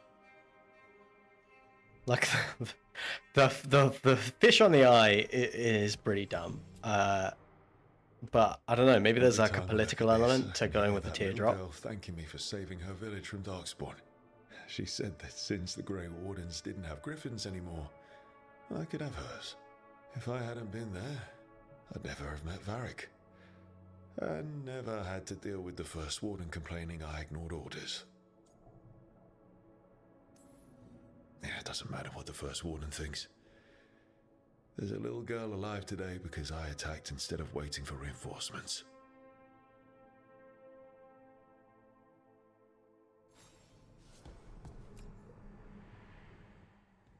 A peddler gave me this after I saved his caravan from bandits. He was so impressed with the vitar that Kunari wear to protect our faces, and the fireworks he saw at the Ravani festival. Said he had no idea my people were such accomplished alchemists. I don't follow the Coon. Can't say it like that. Coon. I don't follow the Coon. My people. Not like I grew up under the Coon. Probably wouldn't have been a good fit given all the rules. Oh, he said Coon as well. Okay, fair enough. I've accomplished a lot. It's good to remember that with everything else going on.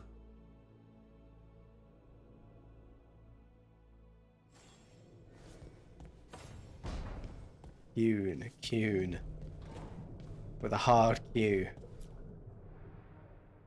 Meditation upon the use of blades. Must have read this thing cover to cover a dozen times during weapons training.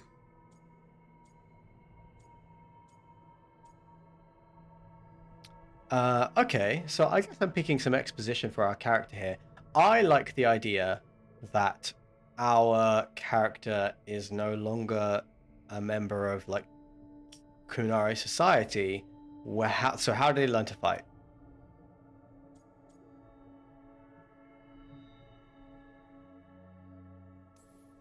If I hadn't gotten stuck with kitchen duty for breaking curfew so often, I might have read it even more.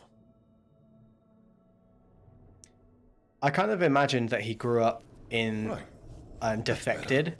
Like he grew up with the Kunari, grew up in the Coon, and then defected. Relaxing. Maybe if I could holy shit, this is sick. This is like a Veil aquarium. I saw this when I walked in. I didn't really process it, but like, this is terrifying and awesome.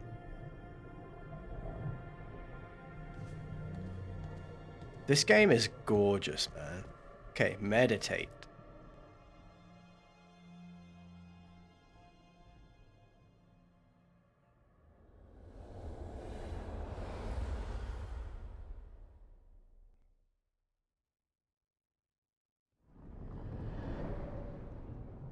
Back so soon. It must have been worse than I had thought. Hello, Dreadwolf. Ah, but perhaps I am mistaken. You may be here to correct me, to tell me that my concerns were unfounded. You could not possibly be here to take advice from the one you called the Elven God of Lies. Solus, you being a real sassy bitch right now.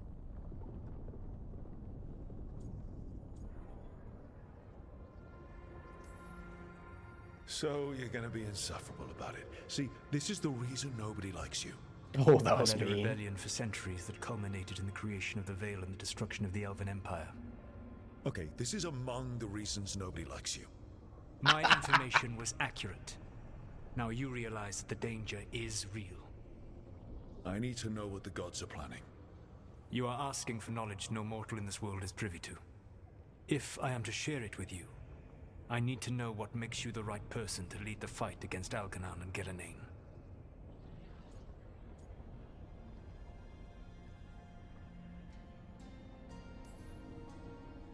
I stopped you, didn't I? You disrupted the ritual. Yeah, I did. Even though I'm nowhere near as powerful as you. Your plan is to tell me how powerful you aren't? Back in the Grey Wardens, I was with a group of recruits outside this village dealing with the Darkspawn incursion. Our orders were to wait for reinforcements, but we knew that by the time they arrived, everyone in that village would be dead. So you led your team of recruits in anyway, collapsing the tunnel and saving the village. How'd you know that? You helped Varric pursue me for the better part of a year. It would have been foolish not to learn about who was hunting me. Then you know that powerful opposition doesn't frighten me. I find a way to get the job done whatever it takes. I suppose I was not so different when I started. Started what? My rebellion against the Evanuris. The Elven Gods, as you call them. They wish to reclaim their dominion over this world. To accomplish that, they will need two things. First, the Blight. What exists in this world is a bare fragment of its power. The rest is imprisoned, until they release it.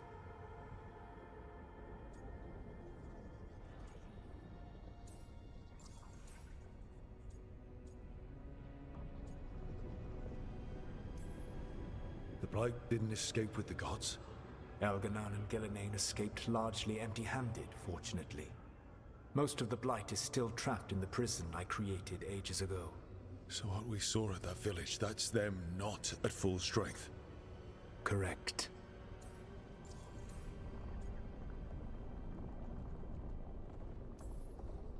The rest of the Blight is imprisoned? There's more than what's in the world already? Yes. Centuries ago, the Magisters of Tevinter opened my prison. A tiny fragment of the Blight escaped. That fragment grew beneath the earth and led to the Blights that have swept across the world. However terrible the Blight is now, it is a mere fraction of what we will see if its full power is unleashed. I don't understand. Elgernon and Gillenane were elves like you, right? Why would they want to blight the world? It is my fault. As the Dread Wolf, I was a thorn in their side. When my efforts weakened their grasp on the Elven people, they grew frustrated, then desperate. And turned to the Blight. Once the corruption took hold of them, they were blind to its horror. It was just another source of power for them. Now they would blight the world without hesitation, and call us backward and foolish for opposing them. I really like Solus. It's like he's the protagonist of a different story, and I think he is a very, very cool character. Then we shut down whatever they need to do to free the Blight. They will need to pierce the veil to reach the Blight's prison. My Lyrium dagger is one of the few artifacts capable of doing so. We've already recovered it from the ritual site. Excellent. Then they will have to make their own. That will give you time. You said the gods needed two things, and the Blight is the first. What's the second? Followers. They have called themselves gods. And what is a god without worshippers to sing their praises? You think they want the elves back? I don't think the elven people will bend a knee to blighted murderous monsters. Agreed. Elganan and Gillenane care little for the elves. They will find worshippers among those hungry for power. Tyrants and bullies. The cruel and the corrupt, who fear their own vulnerability and seize any chance to feel strong. If you hunt them, they will lead you to Elganan and Gillenane.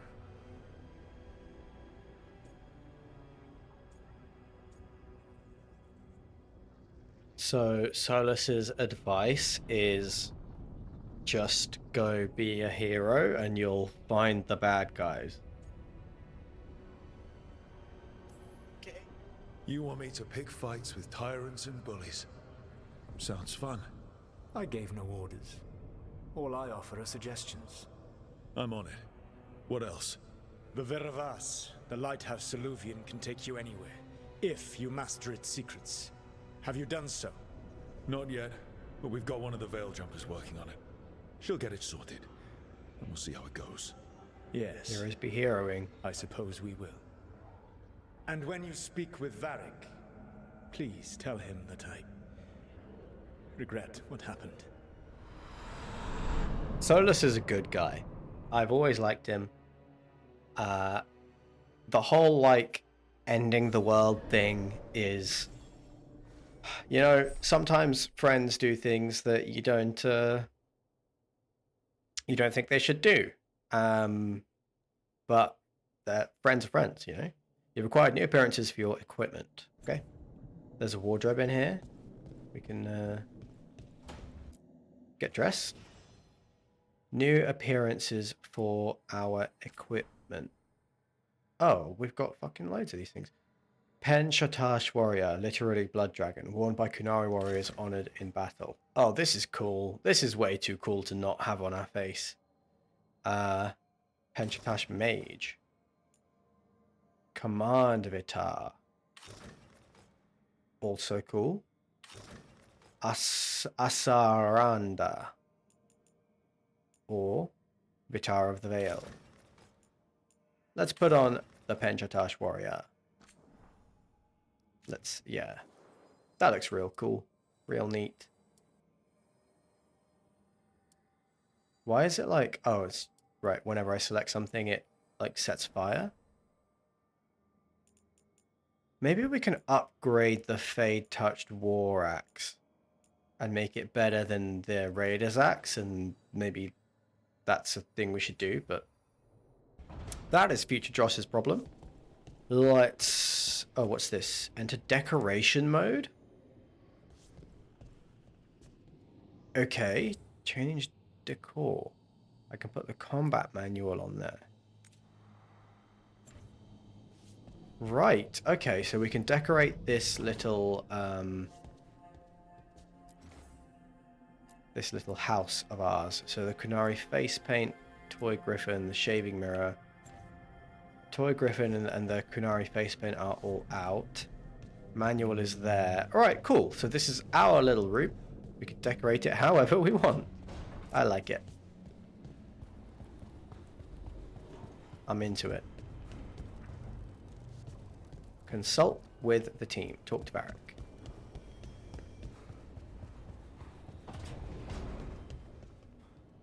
You're awake.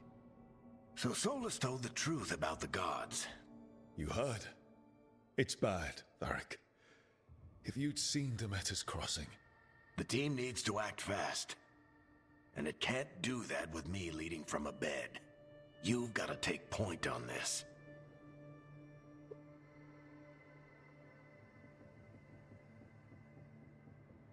Okay, what does Rook want to say here? I can't do what you do. I've barely been holding it together in the short time you've been out. You don't need to do what I do. You just need to get it done. Rook, when I put this team together, what did I look for? A detective to find the Dreadwolf, and a scout to get us the lay of the land. Exactly the people he'd expect me to recruit. Disciplined, predictable. And then there's you. Remember when we first met, kid? I watched you lead a few misfit recruits and push back one of the biggest darkspawn hordes I've ever seen. Just needed to find the right strategy. And no other warden found it. You stopped that horde. Had to drop a town hall on it, but you've got a knack, kid.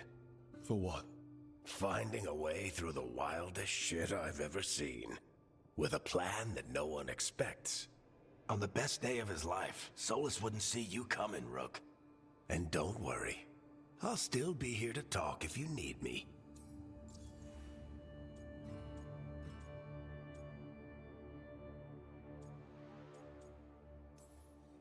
There is something. Did Nev tell you about me talking to Solus in the Fade? I had some good arguments with Chuckles back in the day. I can't imagine being stuck with him in my head. But how are you feeling about it?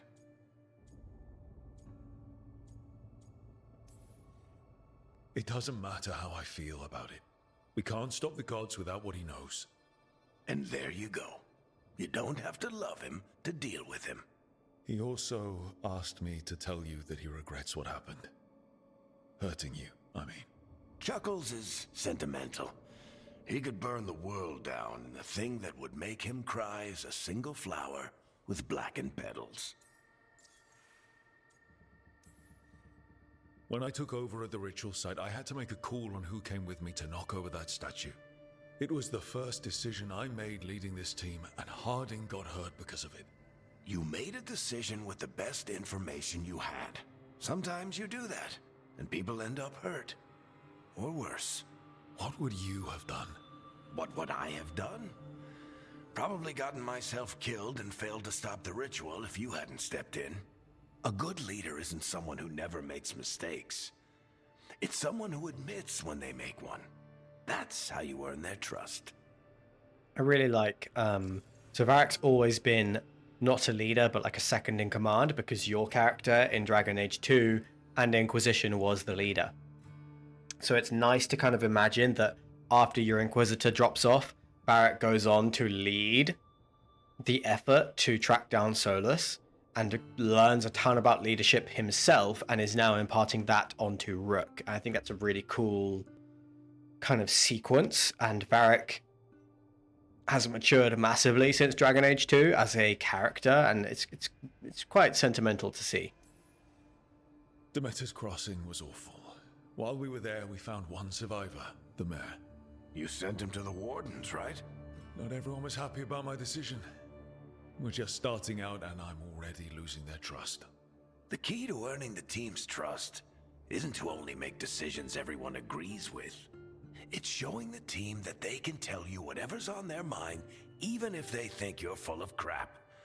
And know you'll listen. I'll let you get some rest. You're Good gonna be advice fine, from Rook. Varric. Hey, one last thing before you go. I've been racking my brain thinking of contacts who might help us with these gods. You got any ideas? Nothing. But being a leader isn't about having all the answers yourself. It's about knowing who does. Nev has connections to a whole world that Harding and I barely know. Might be worth talking to her. Will do. Thanks, Varric. Anytime. Varric should write Corporate Management Strategies 101, Thedas edition. You can stop fussing over me. Go Was see my what joke the funny, others are Varric? up to. Thanks.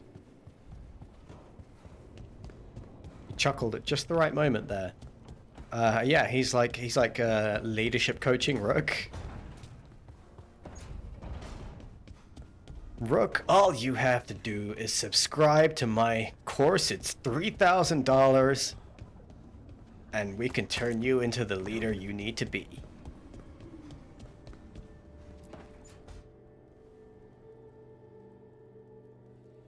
Hey, Nev. Hi, Wisps. Yeah, they're still here, but you're here for leads. You want allies to go after the gods? I've got places to look, if we can get anywhere but Arlathan. Valara's working on it. What have you got? Let's start with the angles we know. The gods are corrupt magic personified. Who do we hire to fight that? First, the Antivan Crows. You want to fight Why? gods with assassins? Not just any assassin, their most feared mage killer, The Demon of Virantium. The Demon of Virantium. Oh my god, I really hope that's Zevran. Working with a feared mage killer doesn't bother you? If he doesn't have a contract out on me, it's not a problem. It's Zevran, dude. It's definitely Zevran. Zevran is a party member in Dragon Age Origins, and he shows up in Dragon Age 2. And he is an Antivan Crow. He is an assassin. He is a very bisexual elf. How do you be very bisexual? I think you'll see. What do I want to say? Is that reputation earned? No. You think a trained killer will like us? What's not to love? The demon got his nickname taking out blood mages and Venatori. From everything I've learned, the reputation was earned. I never uncovered his real name, and there's been fewer stories the last few years, but the crows would know. I can set a meeting with their bosses.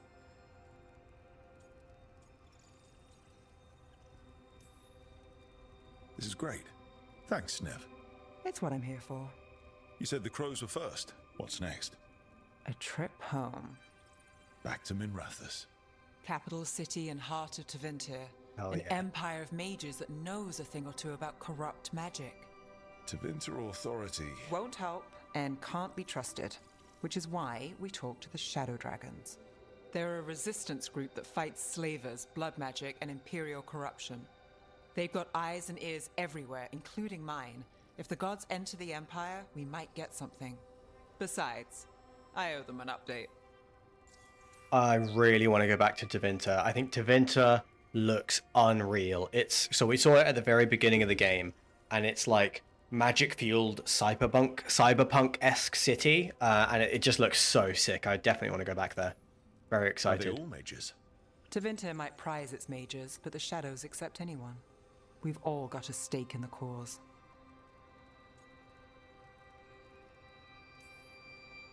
I get the feeling you have a lot of dramatic stories. One or two. So we talked to the crows in Antiva and the shadow dragons in Minrathous. I wouldn't mind checking in on my neighborhood either, if Balara's ready for us. Yeah. Should check how things are going. Yeah, I've looked for... So this is the first time we've been in... this is the first real chance we've had in a Dragon Age game to go to Tevinter. And Tevinter is different to the rest of the continent, which is called Thedas. Because it is... in most of Thedas, magic is kind of feared and a little bit looked down upon and strictly controlled. But in Tevinter, they prize their mages very highly, and they also endorse slavery, and they are a very high magic society. And it just looks like, in the concept art and stuff that I've seen, it looks really sick. So I am very much looking forward to seeing that in action, to go into Tevinter. Maybe if we get a choice, I would like to go there first.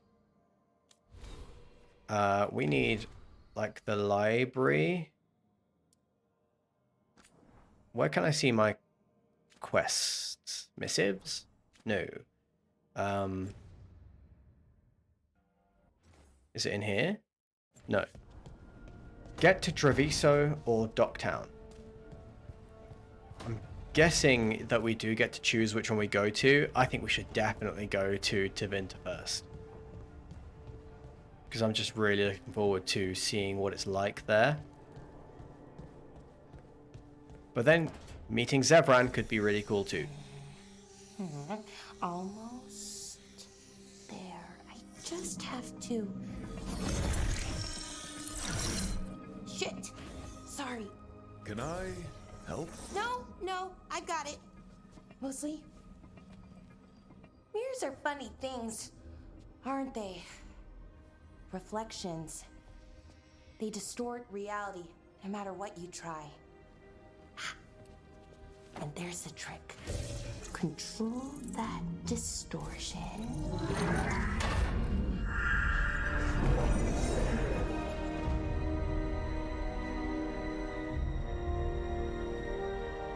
there you have it.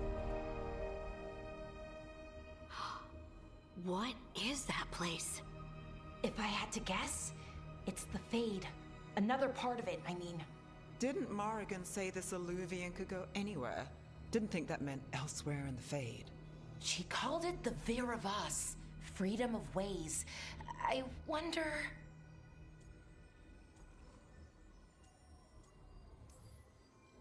If you have an idea what that place is, Balara, share it.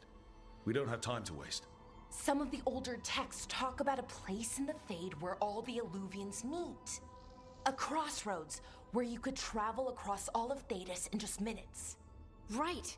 We saw something similar when we were chasing Solus. I wonder if it's the same.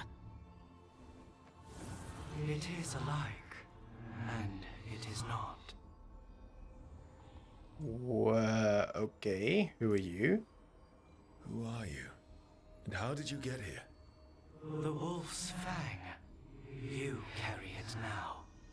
Old paths. A new journey. Through there. I will wait. Well, can't tell if that's a trap or not. But we're short on options. One way to find out. And it didn't feel dangerous, you know? Almost more... sad. Just because something's sad doesn't mean it isn't dangerous. I can think of an example or two that proves that. And we still don't know what this Illuvian's gonna do. One of us should probably stay behind in case it closes. Good point. Just tell us when you're ready to go, Rook, and then we can figure out what's going on.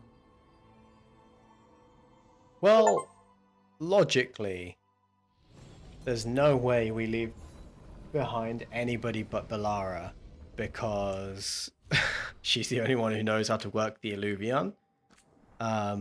That is what I would do were I in Rook's position.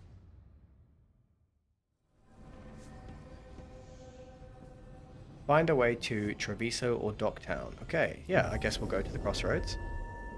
Yeah, we've got to leave Balara behind, right?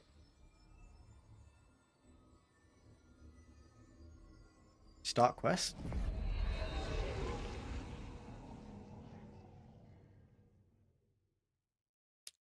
It's just started raining. Real heavy.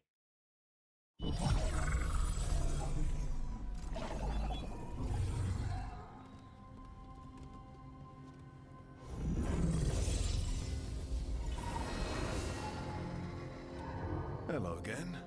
Who are you? A caretaker. I go where I am needed, Dweller.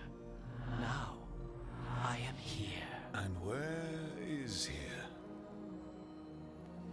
The crossroads.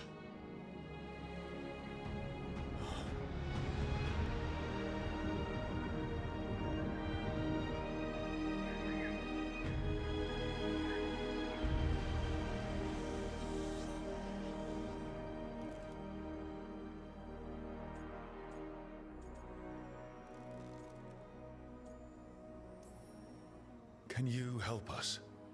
I get the feeling this is no place to get lost. The Evanurus hunger for the crossroads. Their influence is spreading. Blight, death, madness. They send their minions to claim this place. The crossroads is in a time of need, Dweller. I cannot protect you. You don't have to. If you're standing against the gods, then consider us reinforcements.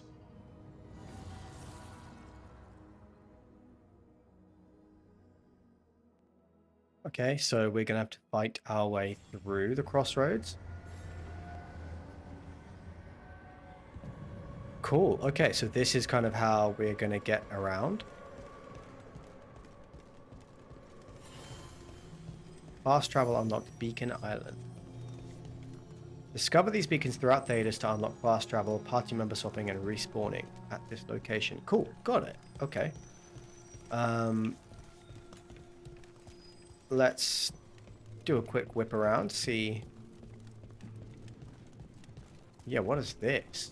Light roots and magical seals? What's through there? Requires Revenant Essence. Okay. Revenants are exceptionally powerful darkspawn, I think. I guess we'll need to kill 3 of them. What's this elf pointing at?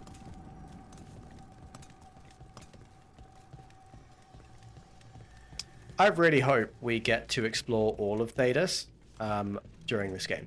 I would be very, very excited to see like all of the different cities, Antiva, wherever the dwarves live. And it seems like it, because like if you look over this way, look, if we go over here and take a look at the view. Can't travel this way. The gods want to cut us off from the crossroads. You can see like green foresty stuff over this direction and more like solid architecture over in other directions. Mirrors upon mirrors. This place is amazing. June's normal Illuvians function with twin delirium fragments. One always leads to another. Solus somehow talked the crossroads into making Fade Illuvians that override them, his own network to run our rebellion. Provided you ignore all the old stories about holding mirrors up to mirrors and getting caught in infinite reflections. Okay. Sure. I don't know who Felasan is, but we've seen their name a few times. They seem to have been a friend of Solus's. Yeah, I think that like part of this crossroads is going to lead to, well, this is creepy, to different parts of Thedas. I'm very interested to see where this game allows us to go.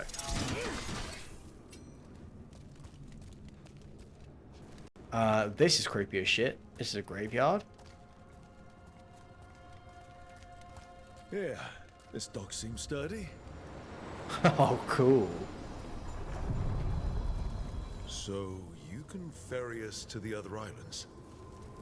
Winds await, dweller.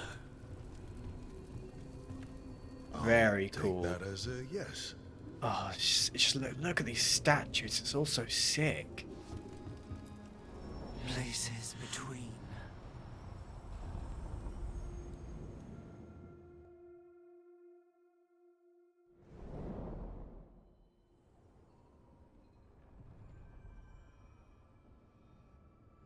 The spirits here were driven out, refugees now from the gods' minions. I have summoned the guardians of the crossroads to protect them. Beware. The guardians repel all interlopers. So we're interlopers too? Okay. So we have to fight guardians, fight our way through. Defeat all enemies. That is our objective.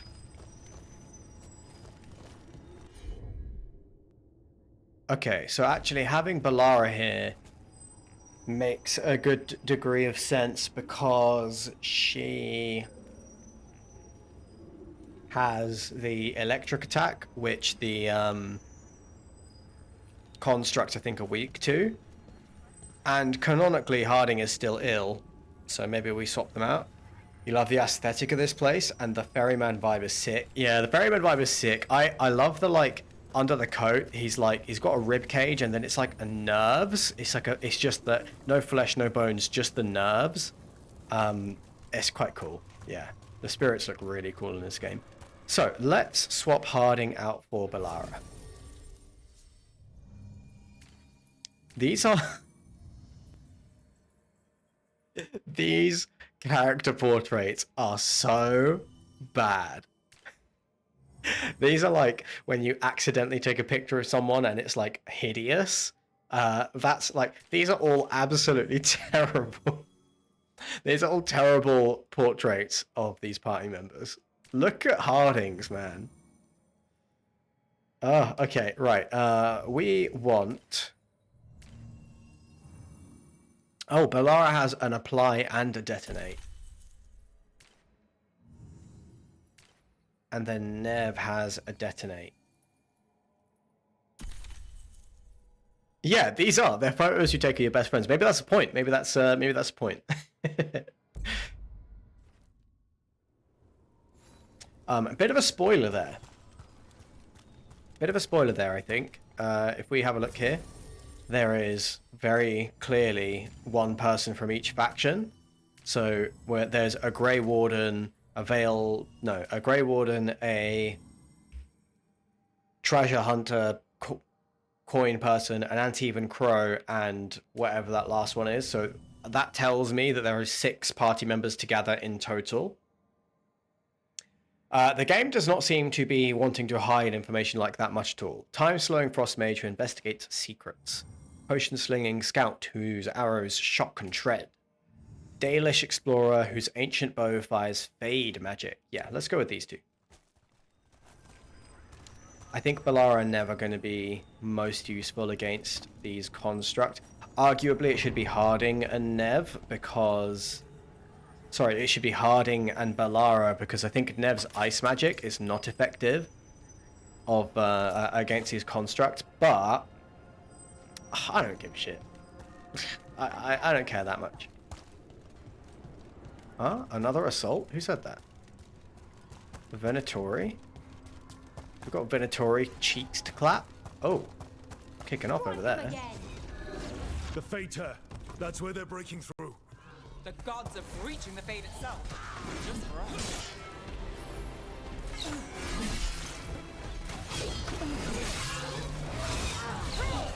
I am blessed.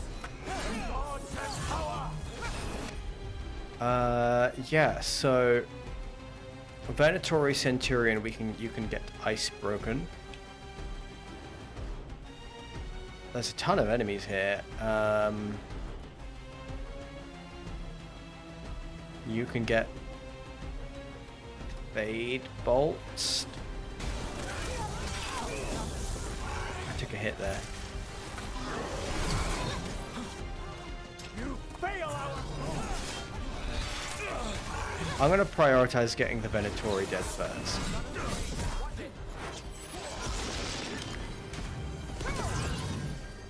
Got company to the left. Okay, I mean, I kind of feel like, oh Jesus, what the hell? that guy just absolutely just came out of nowhere, wrecked me. I feel like everybody just attacks me rather than attacking each other. Like these automaton things should be attacking these Venatori. Maybe I should just stay back and let them do it. I am actually going to switch up the party, and I think we're going to leave Nev behind right now and go with Harding and Bellara.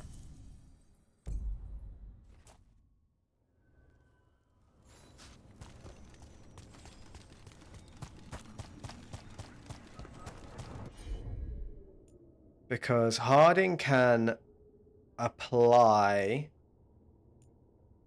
and then we can use Fade bolts to trigger detonations. So Harding seems really useful because she can combo with our other 2 party members. The Fater. That's where they're breaking through. Okay, let's shred and Fade bolt this thing. Gods and their fade tearing. Let's cut him off.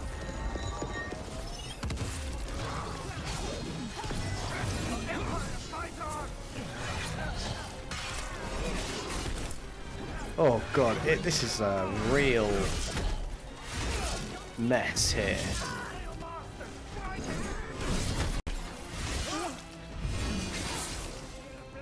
But let's just wreck this guy. Okay, he's dead. A blessing of the Imperium.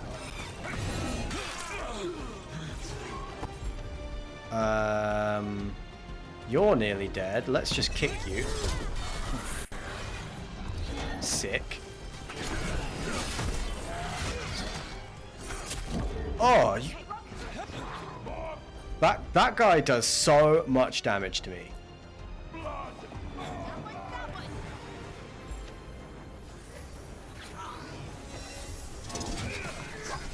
each other, man. Okay, he's dead.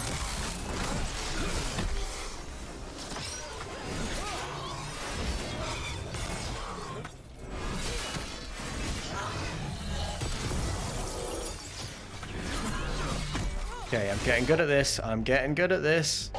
Kick! Ooh! That didn't work, but...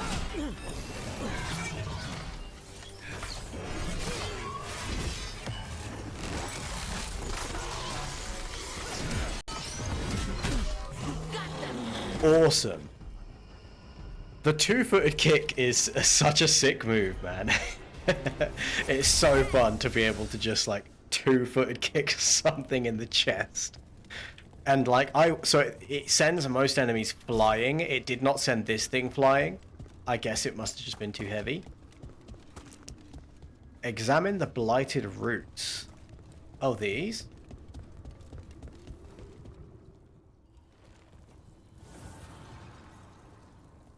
The gods' blight and blood magic has sealed the way. Only their champion may open it. A champion? It dwells on this island. Challenge the champion and claim its essence. This path will open to you.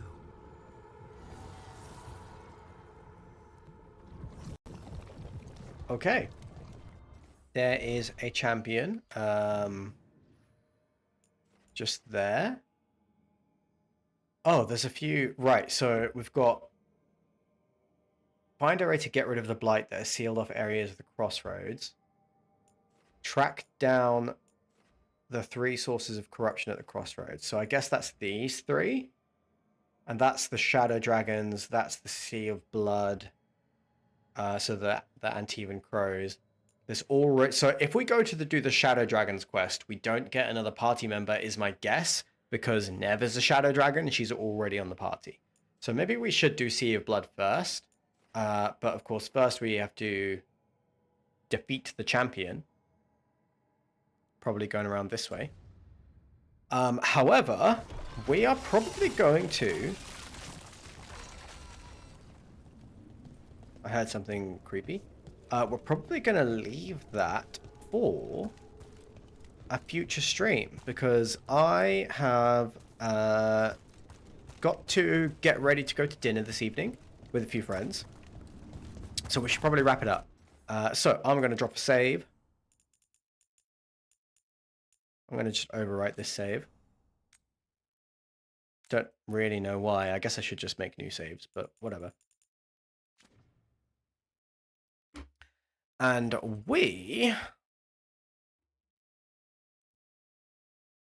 I think are going to wrap up the stream there. So, what did we do today? We drafted a pretty sick red-green deck splashing Liliana. We went 5-3 with it. I think that was about as bad as the deck was going to do. I think it was a 7-win deck, and we did make a couple of mistakes, so fine. But we have a good run so far with best of 1 draft in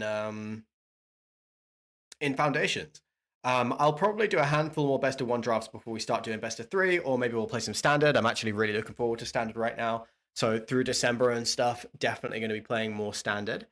But I'm enjoying Foundations Limited, to be honest. I know a lot of you guys aren't, but I am. And I don't really know what there is not to enjoy. It feels like classic Magic Limited. It feels like good, honest Magic. And, you know, that's actually a lot of fun, you know.